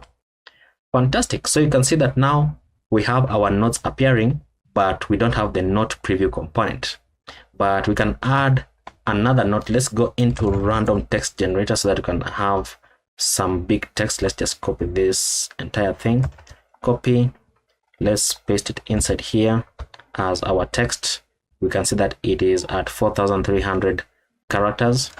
So random text generated, or random generated text, it doesn't really matter because this is all just for text. Let's go ahead and say test and then random and then save note. And you can see that now even our tags are appearing, but our tags should not be appearing in this way. They should be in column form. But I can see, yes, it is working correctly. Now let's jump into the sidebar so that we can fix this issue for the tags. So the tags are somewhere. The tags should be here. Is it this one? Okay. So let's see. Variant of ghost. Is this a variant of ghost? Variant of default. Variant of secondary. The tags are not even corresponding to the variants. Let's see if I click on this tags view. Okay, so that is correct. Let's see, tags. Tags is this one right here. And then button. Probably I should make this a grid. Okay, let's not make it a grid. Let's see flex and then flex dash column. And then items dash start. Yeah, I think that's better. I think that is much better. But I don't know why this variant of ghost is giving these class names. So class name with dash full.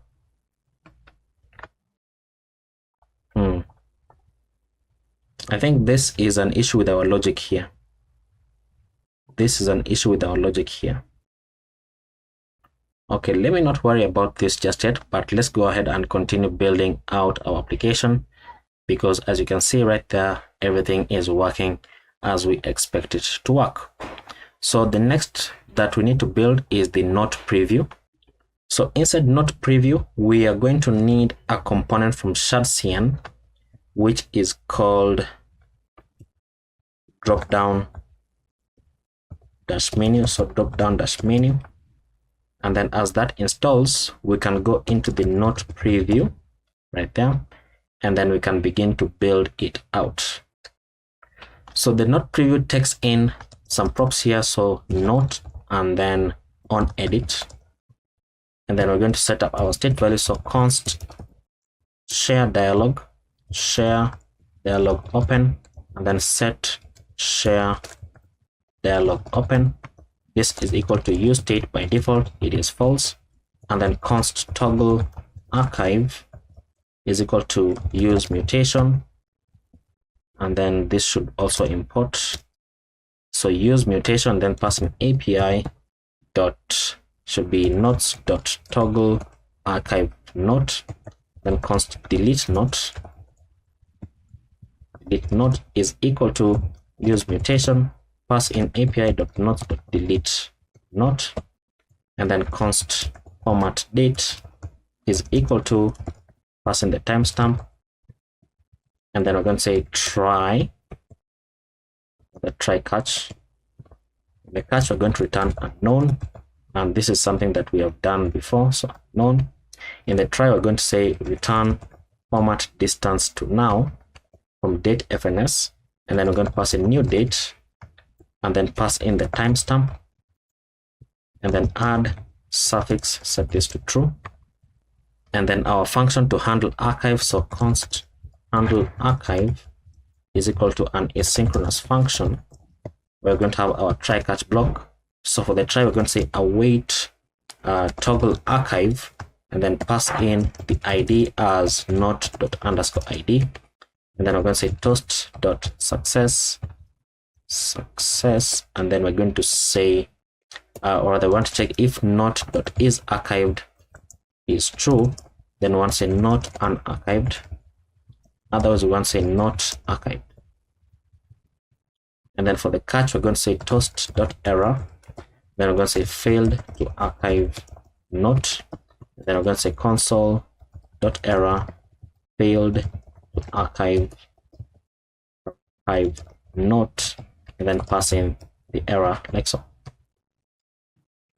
And then our next function is our delete function. This should be capital A, so handle archive. And let's fix something, by the way, let's fix something right here for Convex. So // for the API, and then const handle delete is equal to an asynchronous function. We're going to have our try catch block. For the try we're going to say await delete not, and then pass in the id as not._id, and then toast.success we're going to say not deleted, and then for the catch we're going to say console.error failed to delete not, and pass in the error, then toast.error failed to delete not. And then next we're going to have a function called handle share. So const handle share is going to be an arrow function, which is just going to say set share dialog open to true, and then we can begin to build out our return. So we're going to return a div with a class name height-full, then flex-column, and then bg-white. And then inside here we're going to go ahead and say we want to first of all build the header of the note. So we're going to run a div with a class name of padding all round of 6, and then border-bottom, and then border-gray-200. And then inside this we're going to have another div with a class name of flex items-start, and then justify-between. And then inside this another div with a class name of flex1, and then min width-0, and then insert this an h1 with a class name of text-2xl, and then font-semi-bold, font-semi-bold, and then text gray-900, margin bottom of 4, and then break words, and then leading-tight, and then this is going to say not.title or untitled if there is no not title provided. Below the h1, we're going to return a div with a class name of flex, flex-wrap, items-center, gap-6, and then text-sm, then text gray-500, and then margin bottom of 4, and then inside this we're going to have another div with a class name of flex, and then items-center, and then gap-2, and then inside this we're going to have a span with a class name of font-medium, and then this is simply going to go ahead and say tags, and then below this span we're going to go ahead and say not.tags .length is greater than 0. If that is true, we want to do something, and then if it is not true, we want to do something as well.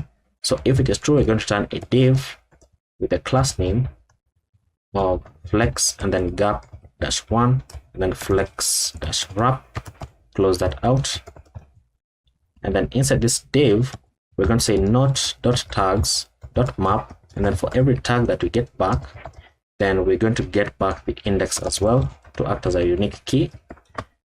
We are going to go ahead and return the badge from ./y badge.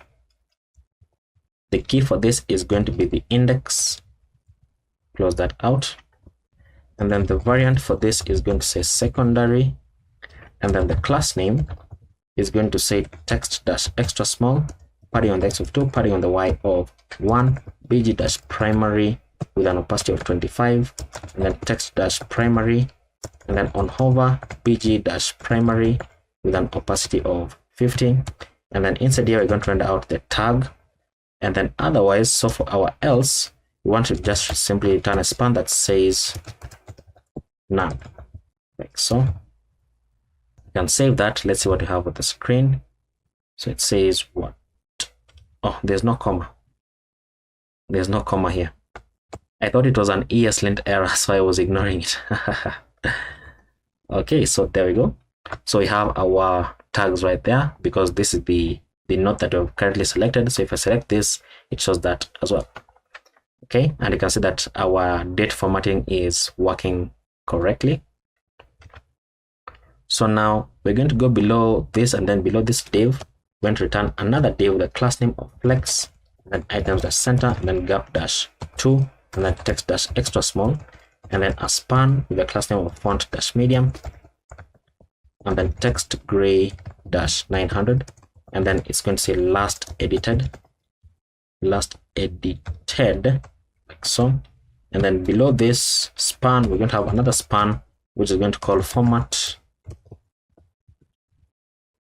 date, and then pass in the not.updated at, and then we can save that. Let's see what we have. There we go.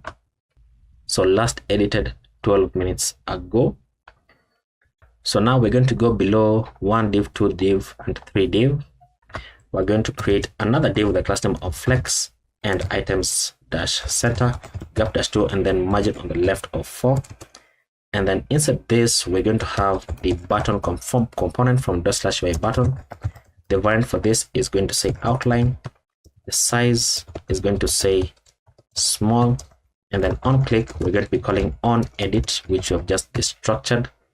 And then the class name for this is going to say gap-2, border-gray-300, text gray-700, and then text-sm, and then on hover bg gray-50, and then close that out. And then we're going to render out the pencil icon from Lucid React. So if I save that, we have our edit button right here. So if I click on this, it takes me back into the note page, and then now you can see that we have the unique ID. So now we can get the note ID from use params, and then it populates this with the data that is getting back from Convex. And then now, because it is not a new note, now we have the archive and the delete note button right there. So if I click on archive, it is going to archive the note, and then it is going to appear inside here, which I have not yet built.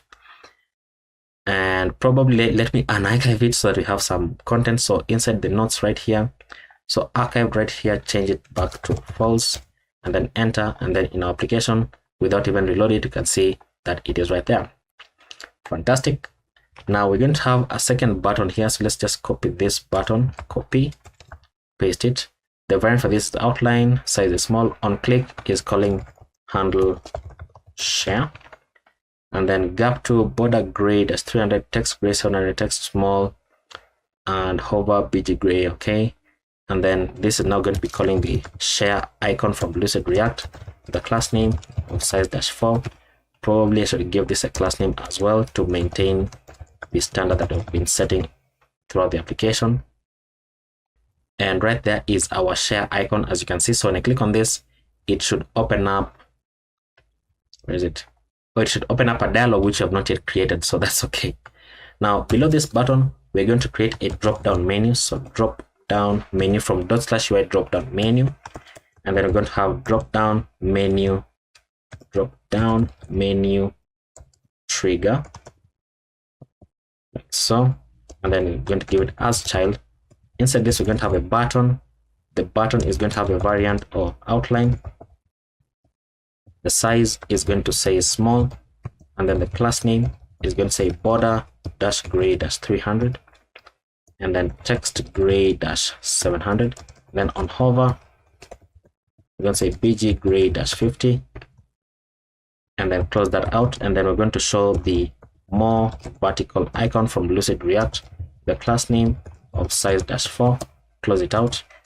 And then this should probably also have a class name of border so that the border actually applies. Below the trigger right here, we're going to have drop down and type. So drop down menu content from /UI. We want to align the content to the end. And then inside this, we are now going to have drop down menu item. So drop down menu item like so. The on click for this is going to be calling the handle archive, and the class name we're going to say margin bottom of 1, and then inside here we're going to be showing the archive icon with the class name of size-4, and then margin right of 2. And then you want to check if not.isArchived is true. If it is true, then you want the text to say unarchive. Otherwise you want the text to say archive like so. And then it's going to say archive and then not. So if we were to test it out, come on, why isn't it showing?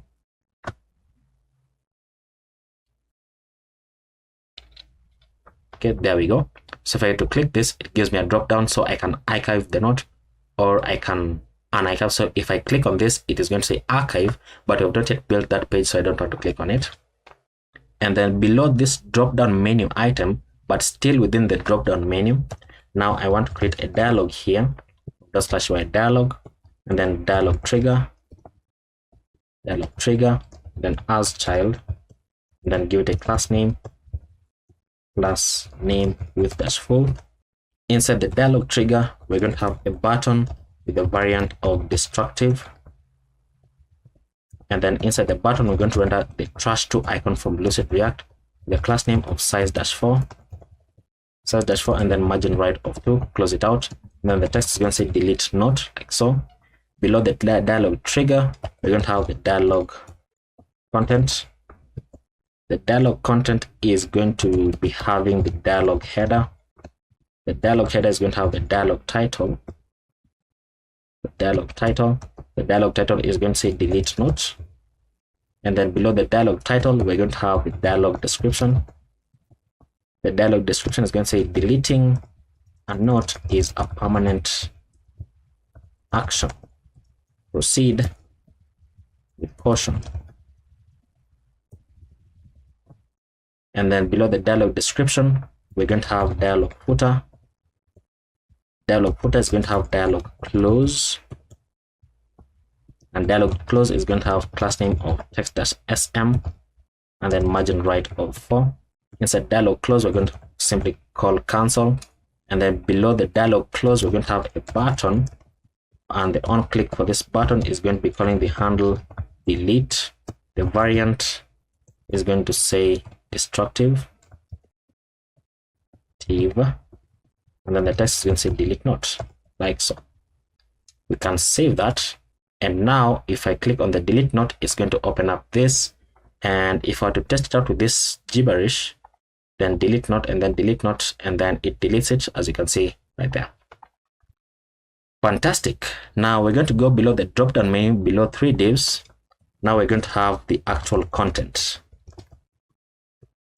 So the content is going to be as follows. We want to return a div with a class name of flex-1 and then overflow-y-auto.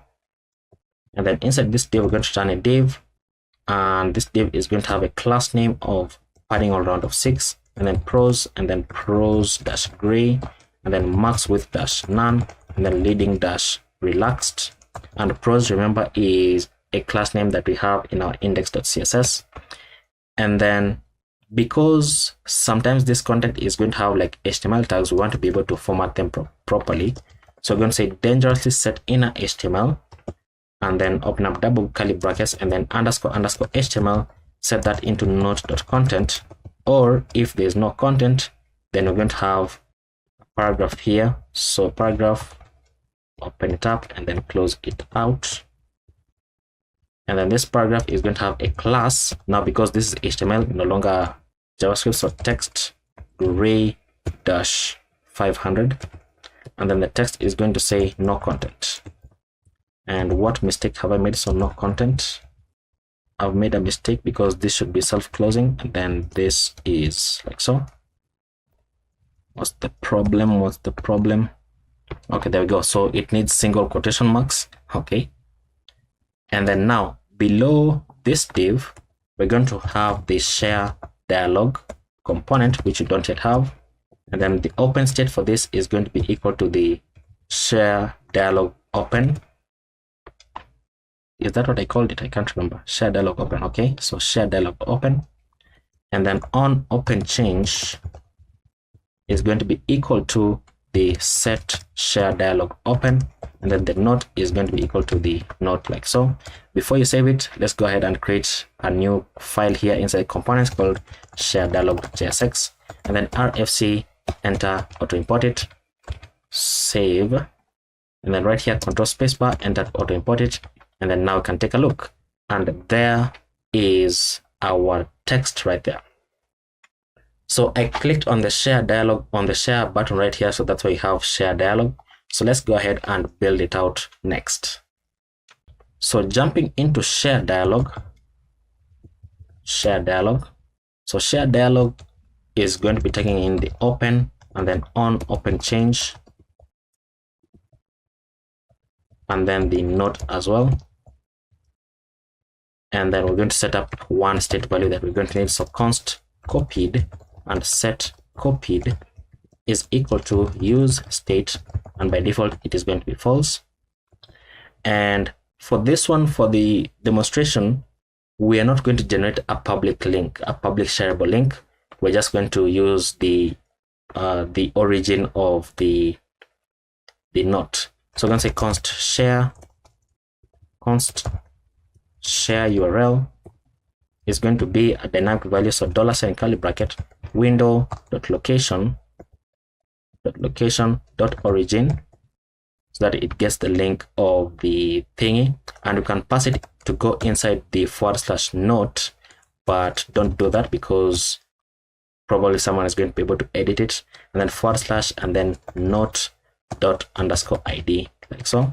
And then const share text is going to say check out this note, and then pass in $ curly bracket note.title. This is just for social media stuff. And then we're going to create a function to copy to clipboard. So copy to clipboard is going to be an asynchronous function. We're going to have our try catch block. So for the try, we're going to say await navigator, so the clipboard API, navigator.clipboard.write text, so write text to the clipboard. And what text are we writing? We are writing the share URL. This should be a capital U right here. Come on, the share URL. And then we're going to say set copied to true, and then we're going to say toast dot, this comes from Sona, so toast dot success, and we're going to say link copied to clipboard, and then we're going to say set timeout, and then set timeout of, let's open this up, set copied into false after 2 seconds. So, and then for the catch, we're going to say toast.error failed. I can't write failed copy link, like so. Now next we are going to create a function to share to social media. So const share to, or rather share on social, that is a much shorter name. This is going to be taking the platform, and then we're going to say the following: const encoded URL is equal to encode URI component, and then pass in the share URL, and then const encoded text is equal to encode URI component, and then pass in the share text, like so. And then we're going to say let URL equals to an empty string to begin with, and then we want to go ahead and create a switch statement. So switch, and you know what, for this one allow me to copy it because I don't want to mess up on the URLs. So we are in which component? The share dialog. So share dialog. So what we're basically doing is this right here. So I don't want to mess up the URLs. So switch this, so copy, and then we're going to say the following, just paste it inside here.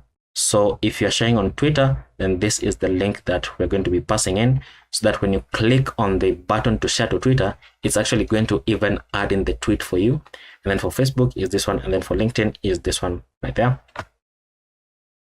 And then now we are going to go below this. We're going to say that if the URL exists, then we want to say window, scroll down, so window.open, and we want to open the URL and open it on a blank page, underscore blank, and then we're going to give it a width of 600 and a height of 400, and take note that there is no space in between. And then once you do that, then we can now build out our return, and we're simply returning a dialog component from TsbSankara. So return dialog from ./UI dialog. The open state is going to be equal to the open, and then on open change is equal to on open change. And then inside here we have dialog content. The class name for this one, did I import that one correctly? Let's see, this one, okay. The class name is going to say on small screens max width -md, and then it's going to have dialog header. Dialog header is going to have dialog title. Dialog title is going to say share note, and then below the dialog title we're going to have dialog description. Dialog description is going to say share, and then open up quotation marks and then curly brackets, note.title, and then with others. So it's going to say share and then give the title of your note, and then with others. So for example, it's going to say this one is called random generated, so it's going to say share random generated with others. Now below the dialog header we're going to have a div with a class name of space on the y of 4, and then inside this we're going to have another div with a class name of flex, and then item center, and then gap -2, and then we're going to have an input from ./UI input with a value here of share URL, and then it's going to be read only, so you can't edit it. And then the class name is going to say flex-1, and then below this we're going to have a button with a size. This should come from button, from UI button. It's going to have a size of small. On click we're going to be calling the copy to clipboard function. The class name is going to say gap-2. Close it out. We want to check if copied is true. If it is true, we want to show the check icon from Lucid React. Give it a class name here of size-4. Otherwise, we want to show the copy icon from Lucid React. Give it a class name of size-4, and then close it out. And then below this, we want to check if copied is true, then the text for the button should say copied. Otherwise, it should say copy. Now you can save that. Let's see whether you can test it out. Did I import everything correctly? I hope so, but it seems like something is not imported. In the console it says what? Use state is not defined. I thought I imported it. So use it right here. So Control spacebar and then enter, save, reload, and there we go. So now if I click on this, it opens up a dialog. So you can see that we can't edit this, but it shows the name of the note, and then we can copy. So if I copy this, it says copied, then after 2 seconds it reverts back. But now if I go on a new page, I can paste it in. You can see that that is the link to this particular note. So you can challenge yourself and build out a preview page, so that when you copy this link and then open it up on a new page, then it's going to open up that note so that you can read it instead of editing it. We're going to now go below the button, and then below this div, we're going to have another div with a class name of flex, and then items-center, and then justify-center, and then gap-2. And then we're going to have a button here with a variant of outline. And then the size for this is going to say small. And then on click, we're going to call our inline function here called share on social, and then open it up on Twitter like so. And then the class name is going to say gap-2, and then close that out. Inside the button, we want to render the Twitter icon. I mean, not Twitch. The Twitter, let's call it X icon. Okay, Lucid doesn't have the X icon yet. So Twitter, then auto import it, okay, and then give it a class name of size-4, and then close it out. And then we are going to go ahead and copy this button 2 more times. So copy 1, 2. This one is now going to say Facebook, and then this is going to say Facebook. Enter to auto import it, and then this is going to say LinkedIn, and then the icon here is going to say linked. Enter to auto import it like so. Everything else should remain the same.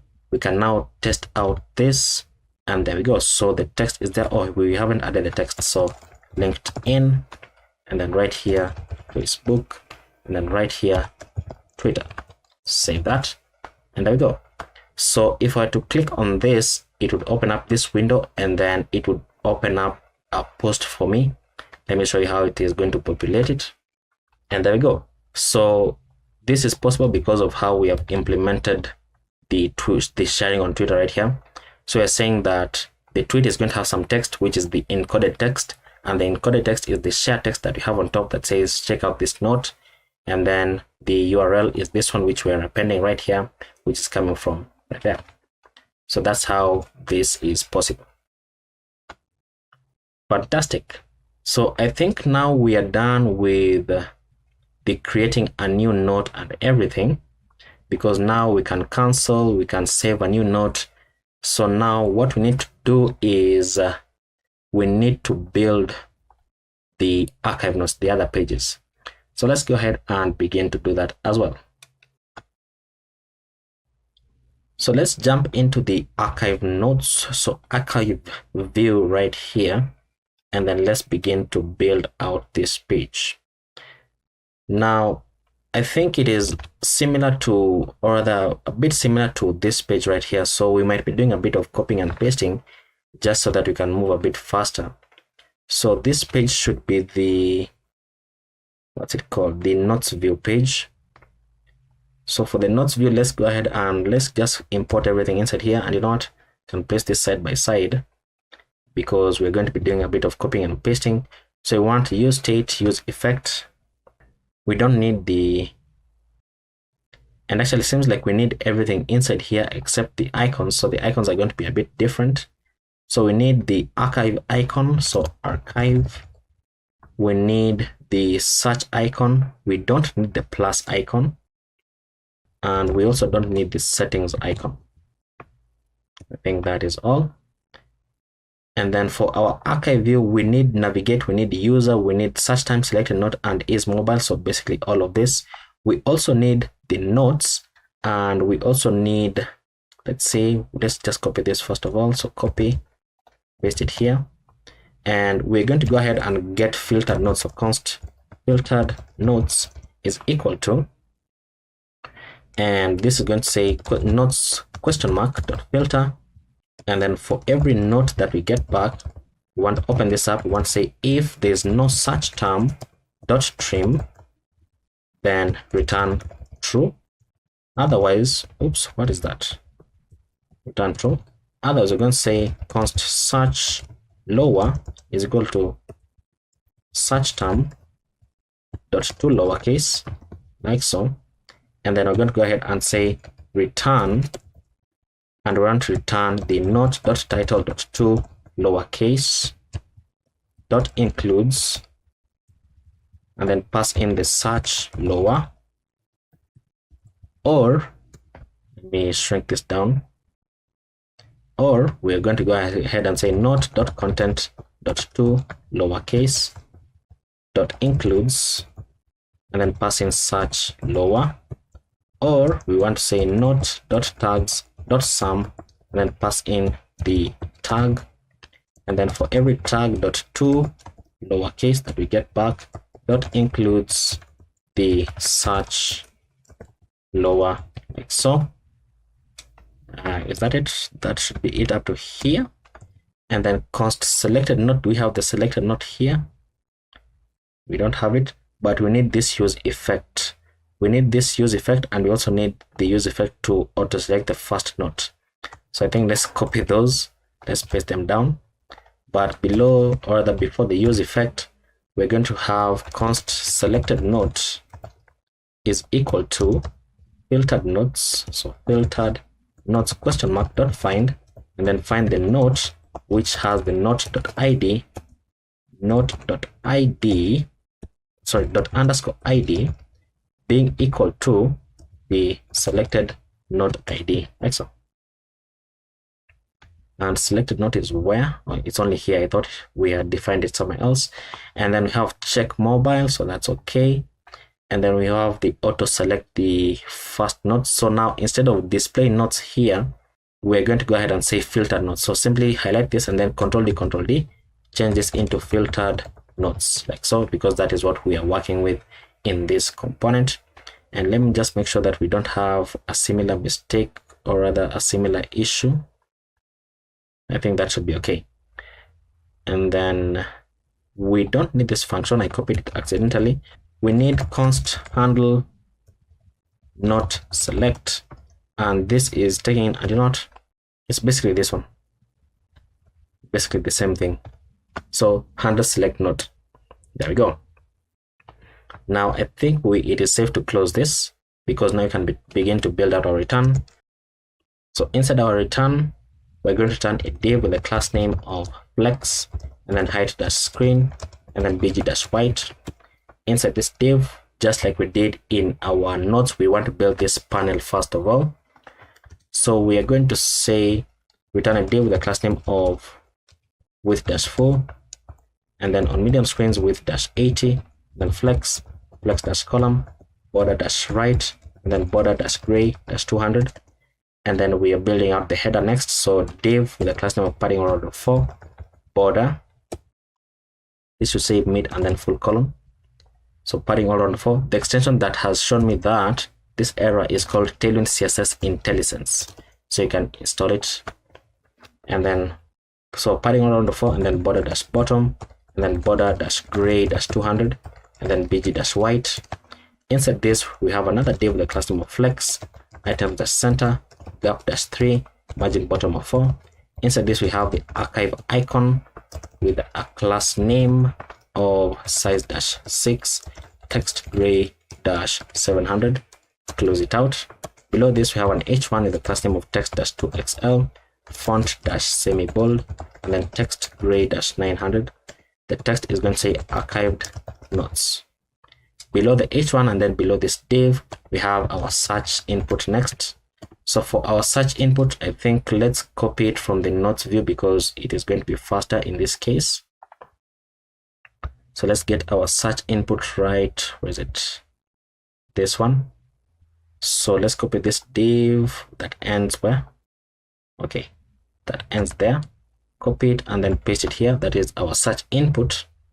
So let me just confirm that the value for this is search term, and then set search term, and then On focus, we don't have an on focus right here, but everything else should remain the same. So you can save that. Let's check our archive view. There we go. So we can search inside it. Fantastic.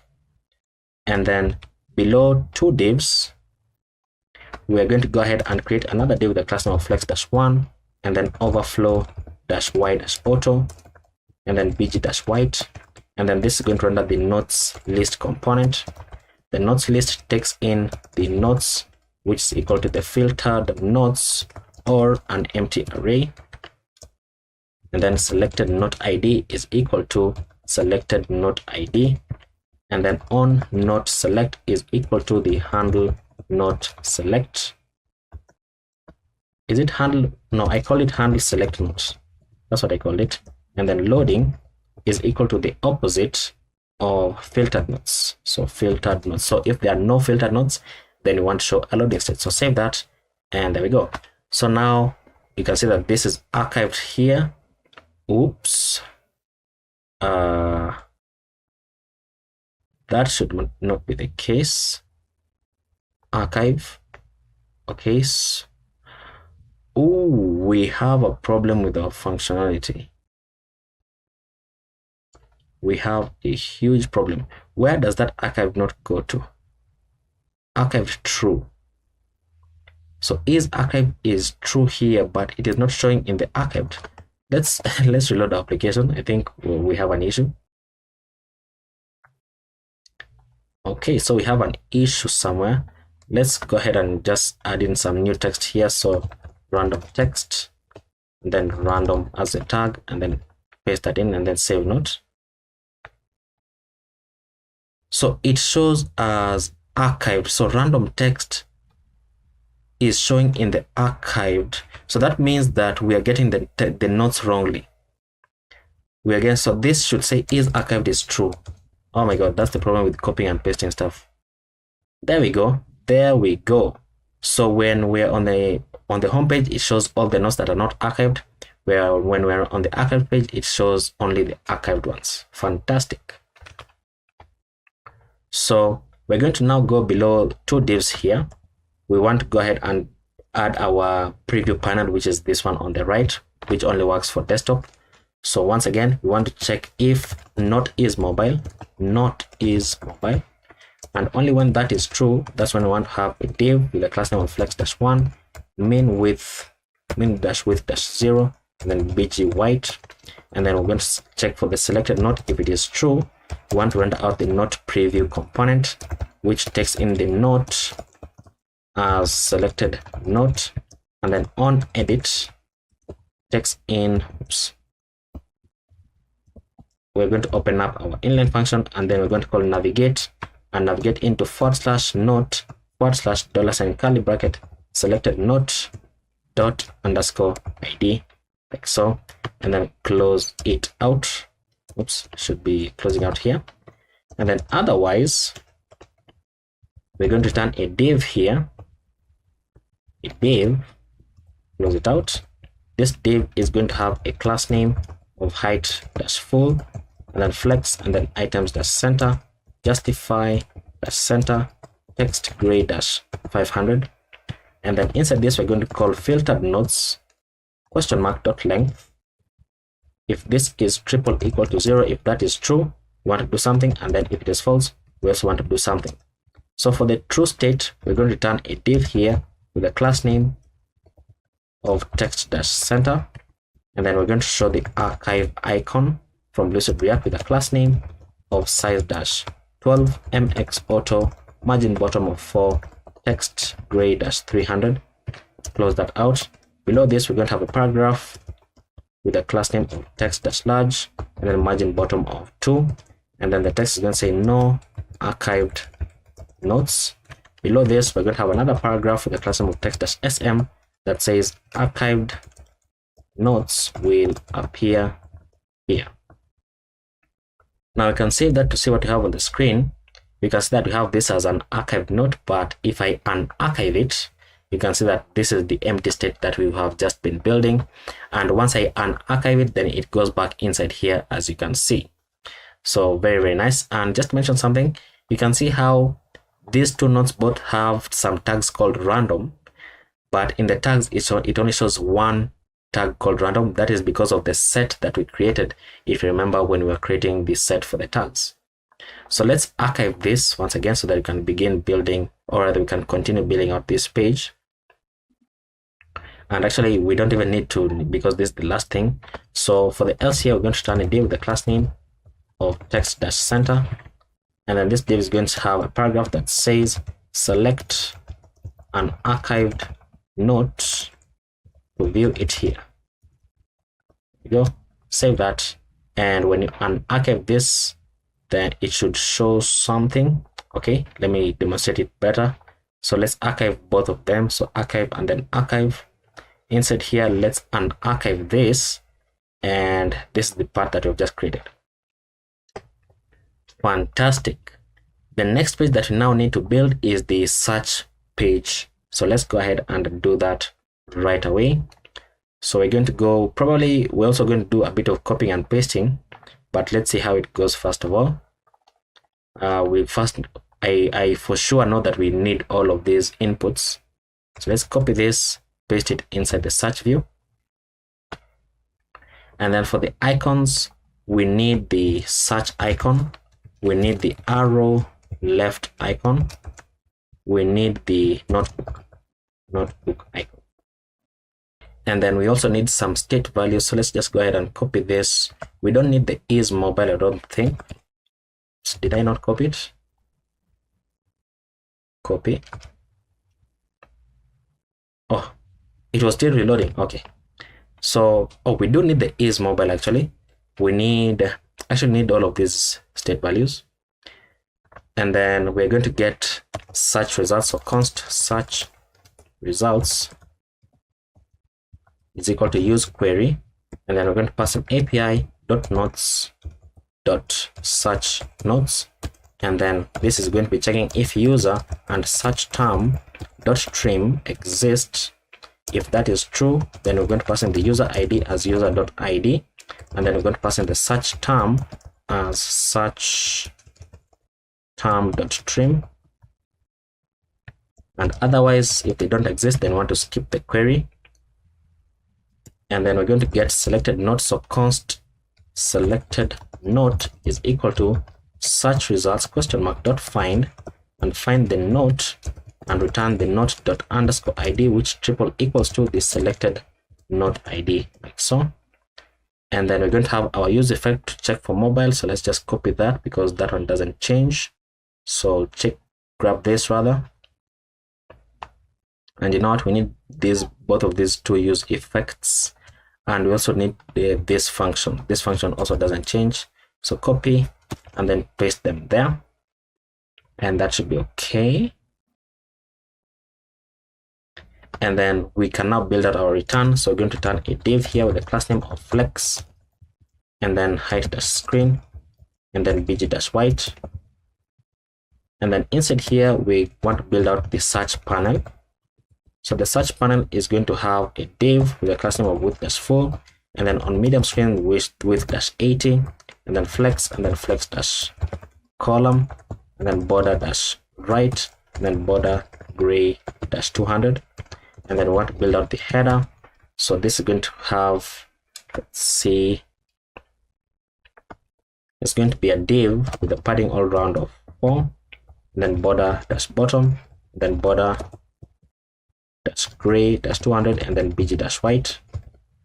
Inside this, we're going to have a div with a class name of flex, items dash center, gap dash 3, and then margin bottom of 4. And then we want to check if is mobile is true, and only when it is true, that's when we want to render out a button here with a variant of ghost. So ghost with a size of small, and then on click, we want to go ahead and call navigate, and we want to navigate back into the /, and then the text is going to say arrow left with a class name here of size dash 4, and then close it out. So we can save it, and there is our search. What did I not import? The button. Okay, let's check what I did not import. So it says filtered notes. Oops, filtered notes is where? here. So this should not say filtered notes, it should say search results. And what I've done there once again is just highlight this and then Control D, so that it adds multiple cursors. So if we save that now, we should be able to see, there we go. So there is our search. And you notice that the arrow was only appearing when you're on mobile. That's very, very nice. And then when we are now on desktop, we're going to go below this. We want to add the search icon. And the class name for this is going to say size-6, then text gray-700.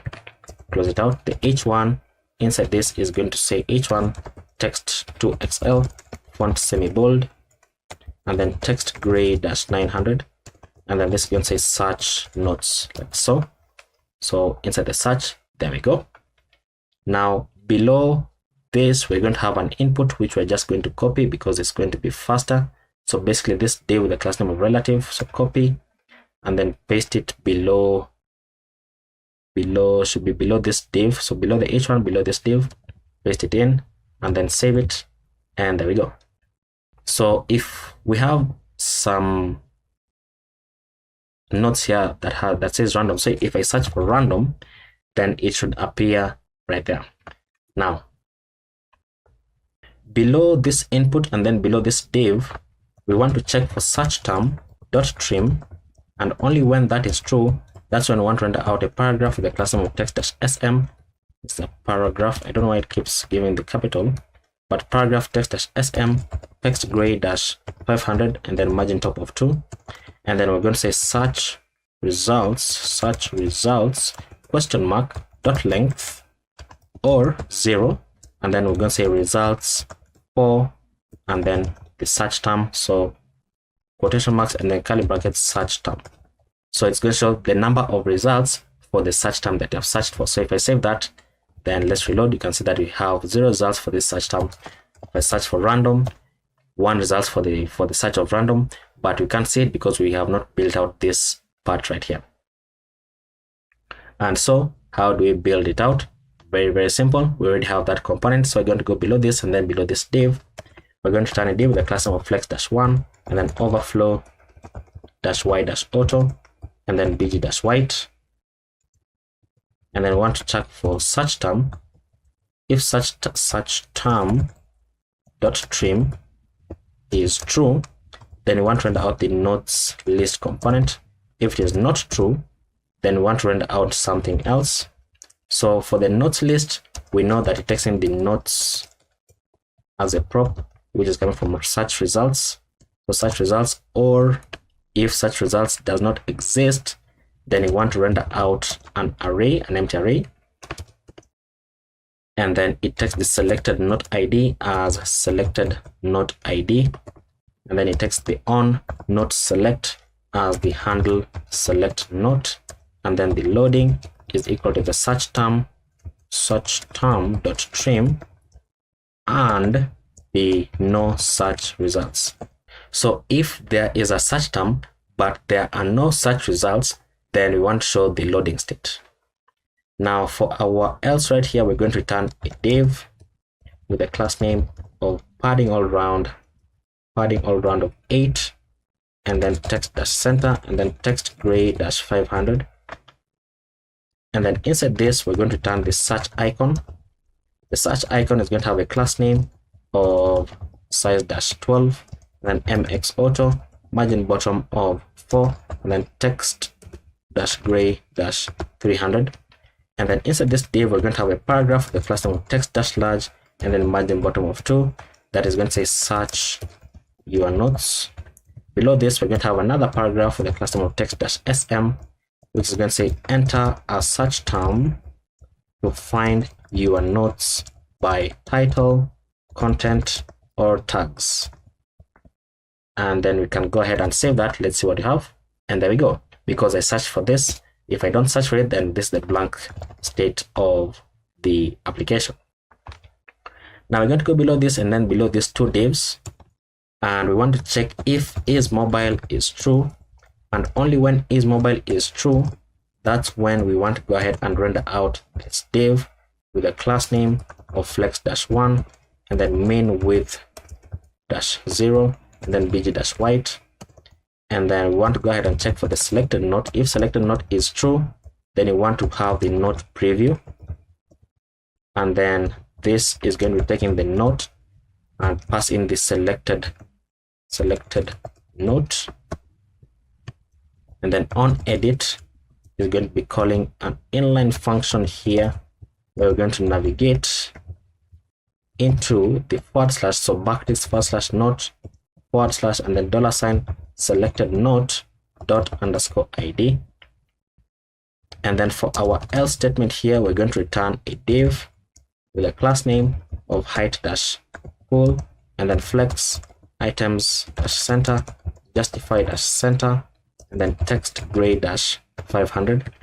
And then inside this div, another div with a class name of text-center, and then inside this div, even another div, but not another div, a paragraph, and this paragraph is going to say search term dot trim.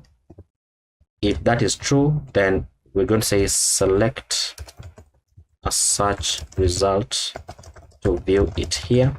Otherwise, we're just going to say enter a search term to see results.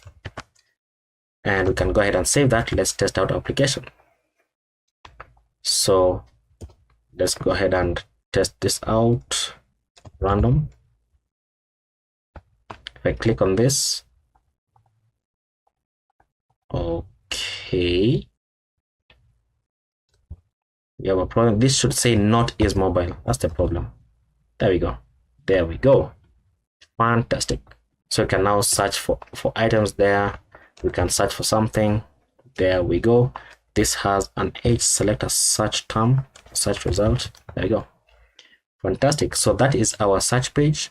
Next, we have our settings page. Let's go ahead and build it out. So our settings page is going to be using two more components from TsbSankara. So let's go ahead and install them. So we want to install the card component, and we want to install the radio dash group from TsbSankara. And then let's jump into the settings right here. So for the settings, I'm going to be using auto imports. So right here, I'm going to say const navigate is equal to use navigate from React.DOM, const, and then the structure user. So const user is coming from use user from Clerk, then const theme and set theme. This is coming from use theme, which is from our context that we created a long while ago. And we're going to have an array of objects here, which is going to be the color themes, and there are quite a few, and I don't want to type them out. So let me go ahead and copy them. So inside the settings view,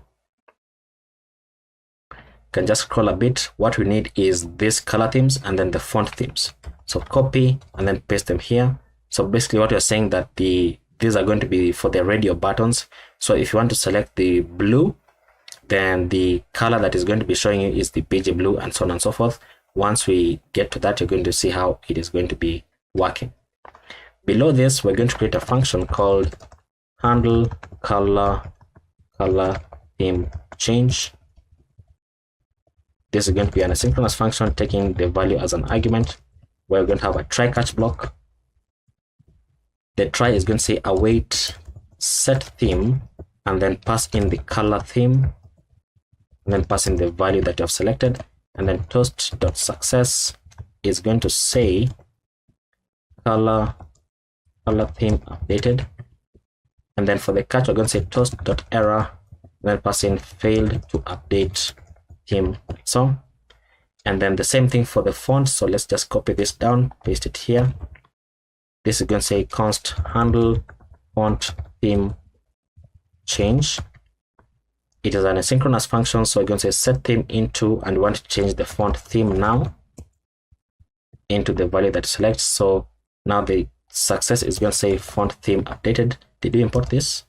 Okay, import it from Sona. And then this is going to say fail to update theme, like so. And then we're going to have our return. So we're going to run a div here with a class name, white-screen, bg white overflow -auto. And then we're going to build out the header for the settings. So we're going to have a div with a padding all around of 6, then border dash bottom, and then border dash gray dash 200. And then below this, or the inside this div, we're going to have another div with a class name of flex items dash center, and then justify dash between, and then give it a gap of 4. And then inside this, another div with the class name of flex and items dash center and justify dash between, and then a gap of 4. I don't know why I had them as 2 of them. Because it's basically the same div.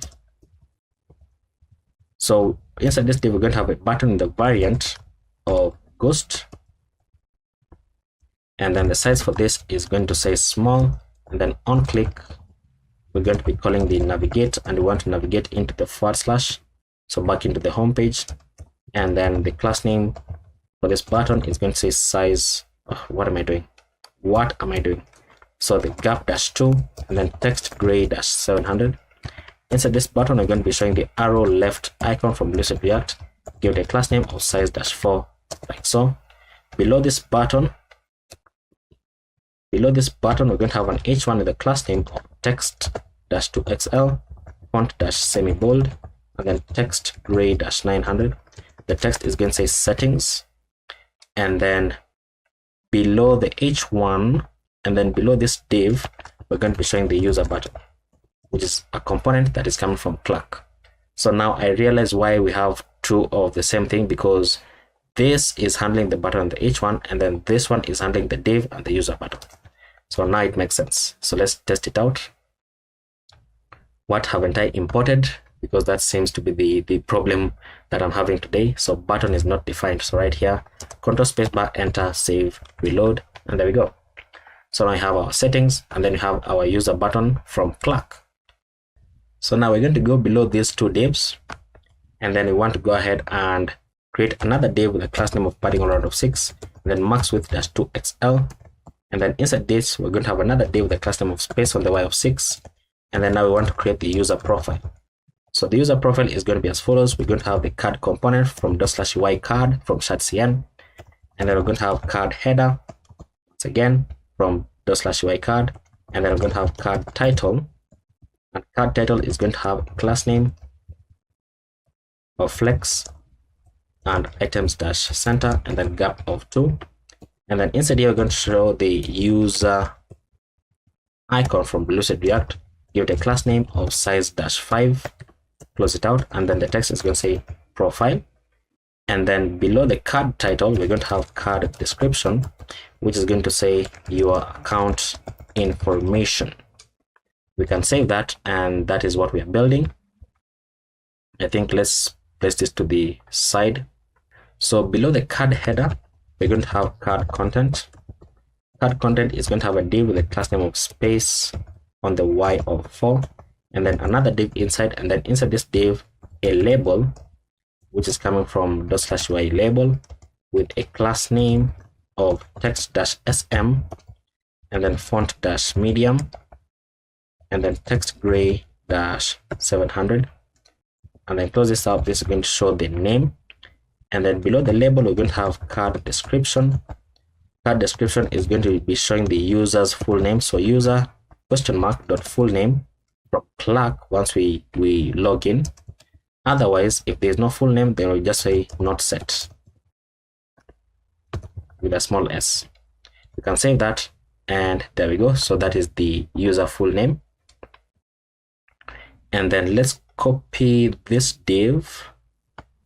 Copy this div down. This is now going to say email, and then this is going to say user !email addresses and then get the first email that is registered, like so, .email address, like so. And this is not going to have a fallback, so let's just have it as that, and that is going to show the email. Fantastic. Now below this card, we're going to have another card which is going to be for the color theme. So we're going to have a card once again with a card header. The card header is going to have card title. Card title is going to have class name here, class name of flex and items as center, and then gap -2. And then inside card title, we're going to have the palette icon from Lucid React with a class name size -5. And then the text for this is going to say color theme. So, and then below the card title, we're going to have card description. Card description is going to say choose your preferred color scheme. And then below the card header, we're going to have card content. Card content is going to be showing the radio group from /UI radio group. Make sure that you get the correct import. The value for this is going to say theme.colorTheme. And then on value change is going to be calling the handle color theme change function, and then give it a class name of grid, and the grid columns _2, and give it a gap of 4. And then inside this, we want to render out the color themes. Was it color themes? Oh yes, color themes dot map. And then for every color theme that we get back, then we want to go ahead and render out a div with the key of color theme dot value, and then give it a class name of flex, and then items as center, space on the X of 2, close it out. And then we want to render out radio group item, if I can type it out today. So radio group item, this is going to have a value of color theme dot value, and then it's going to have a unique ID which is going to be generated dynamically. So we're going to open up our backticks and say color, and then dash, and then pass in the color theme dot value, like so. So it's going to be a unique ID, so that when you click on the text, then it's going to highlight the correct radio button. And then we're going to have a label. This label is going to have an HTML4, which is also a dynamic value, just like we have done on top. So color dash, and then $ curly bracket color theme dot value. And then the class name for this is going to say flex items as center, and then gap of 2, and then cursor dash pointer. And then inside the label, we're going to have a div with the class name, which are dynamic, so size -4 rounded, and then $ curly bracket color theme dot color, like so, and then close it out. And then below this, we're going to have the color theme dot label, like so. Just take note that this is a self-closing div. Okay, now if we save that, we should be able to see something. Let's reload, and there we go.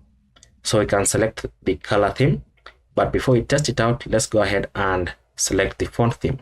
So let's go ahead and just copy this entire card. Let's copy it. Let's have a comment here that says font theme. Let's paste it below, because it is almost similar to what we have on top. So now instead of the palette icon here, we want to render out the type icon. This is now not going to say color theme, it's going to say font theme. And then this is going to say choose your preferred font. And then the radio group here, so everything inside here is now not going to say color theme, it's going to say font theme. So just select this and then highlight using Ctrl D, Ctrl D, Ctrl D, Ctrl D, Ctrl D, Ctrl D, Ctrl D, change it into font theme. Font theme, if I can spell it correctly.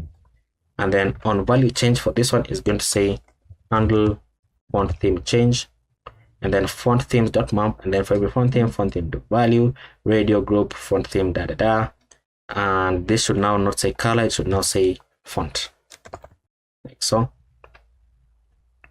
And I think that should be it. Let's go ahead and save that. Let's see. So we have our font right here. So if I were to choose, oops, seems like this is not applying correctly. So let me see if I did it correctly. So font dash font theme value. Oh, you know what?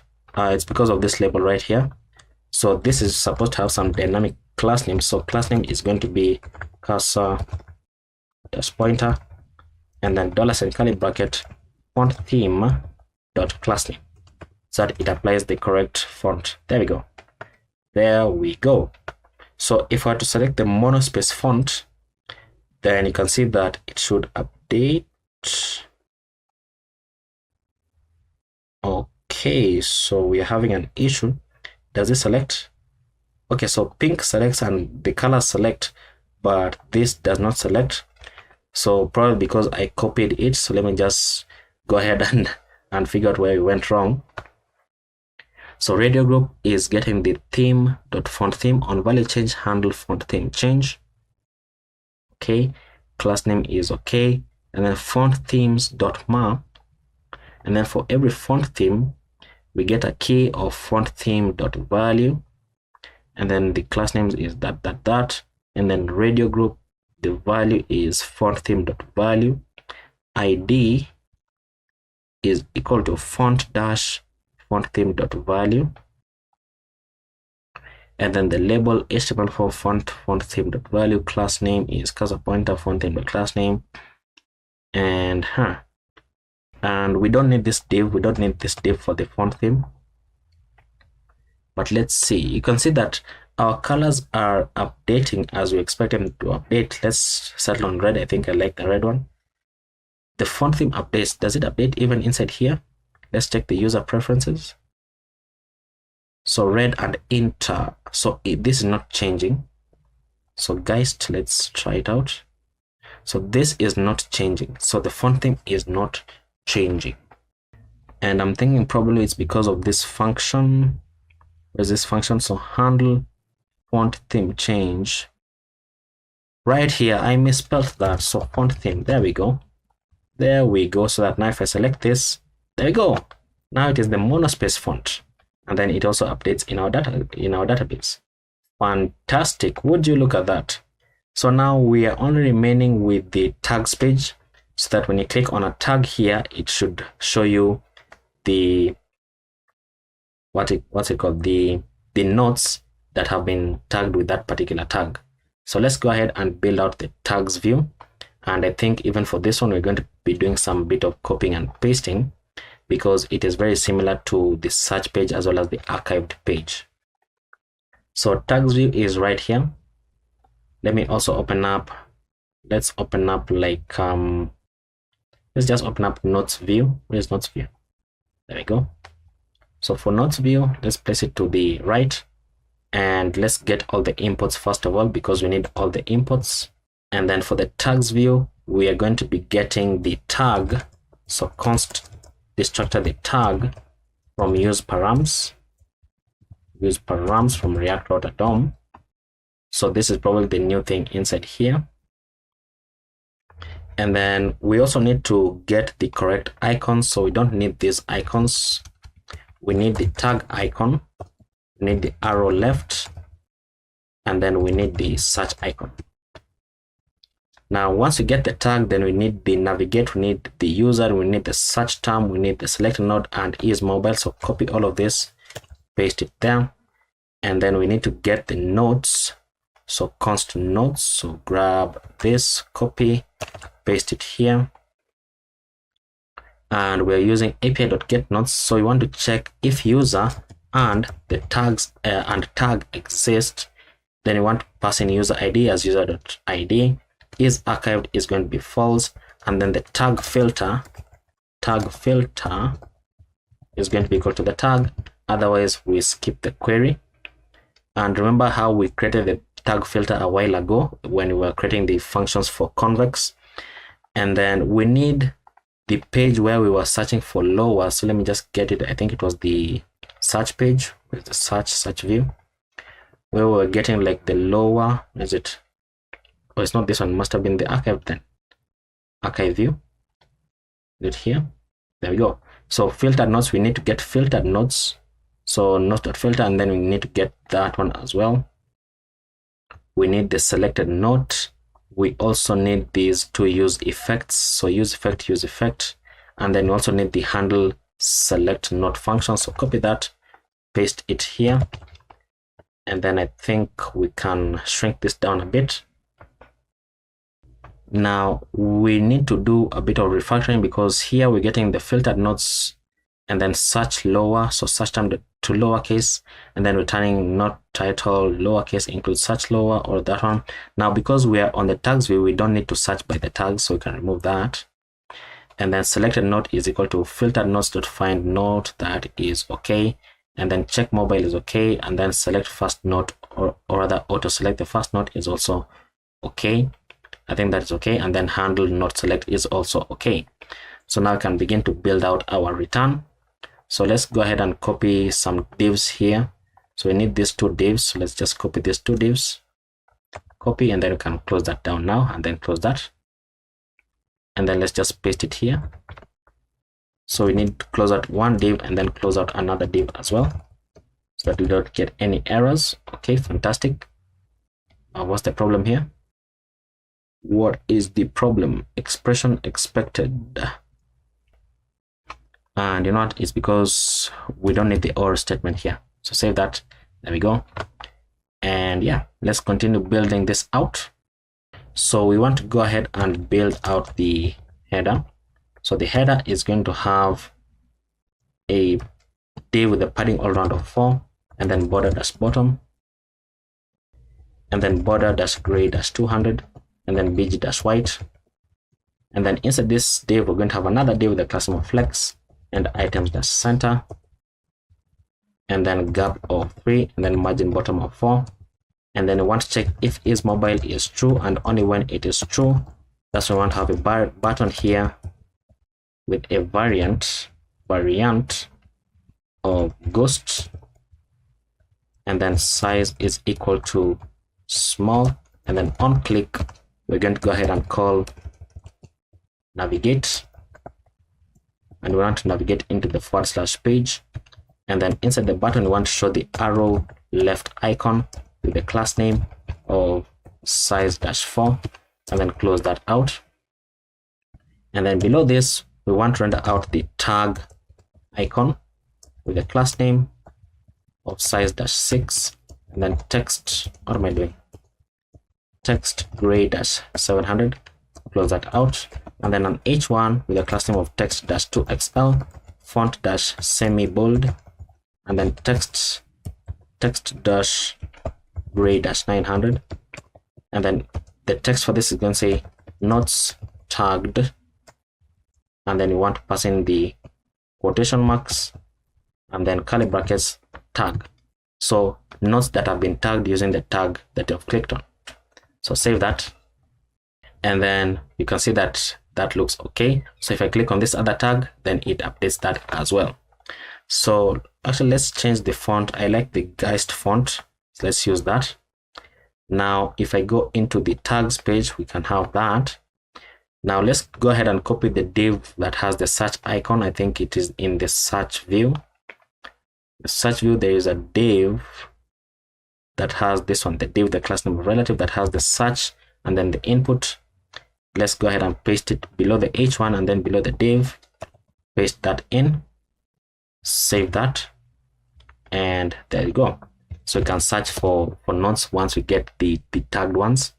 Now below this div, we want to go ahead and get the filtered notes. So filtered notes, only when filtered notes is true, that's when we want to return a paragraph with the class name of text paragraph with the class name of text-sm, text gray -500, and then margin top of 2, where we're going to say filtered notes dot length, and then add a manual space here using curly brackets and then a space. And then we're going to say filtered notes dot length is equal to 1 is true. Then you want to say note, otherwise you want to say notes found, like so. And then we can go below this div. We now want to go ahead and render out the notes list. So the way we do that is we're going to try a div with the class name of flex-1, and then overflow -y auto, and then bg -white. And then inside this, we want to go ahead and render out the notes list component. And remember that the notes list has a couple of props. So text in the notes as filtered notes or an empty array. and then selected note ID is selected note ID, and then on note select is going to be calling the handle select note, and then the loading is going to be dependent on whether or not filtered notes exists. So we can go ahead and save that, and it says what? Use our import P. That is the import that accidental import. So save that, and there we go. Fantastic. Now in the archived notes I have this one, so if I remove this from the archives and then go back into random, now there should be two notes that have the random. And then finally below these two divs, we want to check if not is mobile is true, and only when that is true, that's when we want to have a div with the class name of flex-1 with min-width-0 and then bg-white. And then want to check for selected note. If selected note is true, then we want to go ahead and render out the note preview component. The note preview takes in the note as the selected note, and then on edit is going to be equal to an inline function. So navigate into the dynamic values /note $$ selected note ._id, and then we can close that out. And then otherwise we want to return a div here. Okay, let's save that so that it formats correctly. Let's see, we're on the is mobile. Okay, that's okay.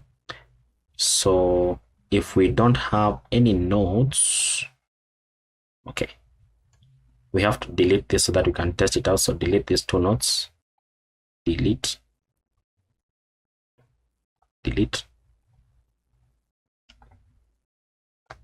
There we go, so that we can test out the empty state.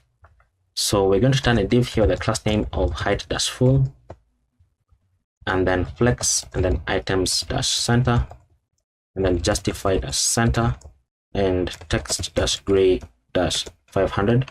Inside this, you want to check for filtered notes. So if filtered notes (.length is =0 is true, then we want to do something.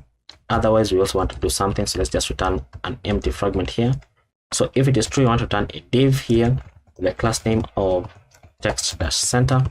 Inside this div, we're going to return a tag icon from Lucid React. This is going to have a class name of size-12, mx auto, margin bottom of 4, then text gray-300. Close that out. Below this, we're going to have a paragraph with the class name of text large, and then margin bottom of 2. The text is going to say no notes with tag, and then quotation marks, and then curly brackets tag. So no notes have been found with that particular tag.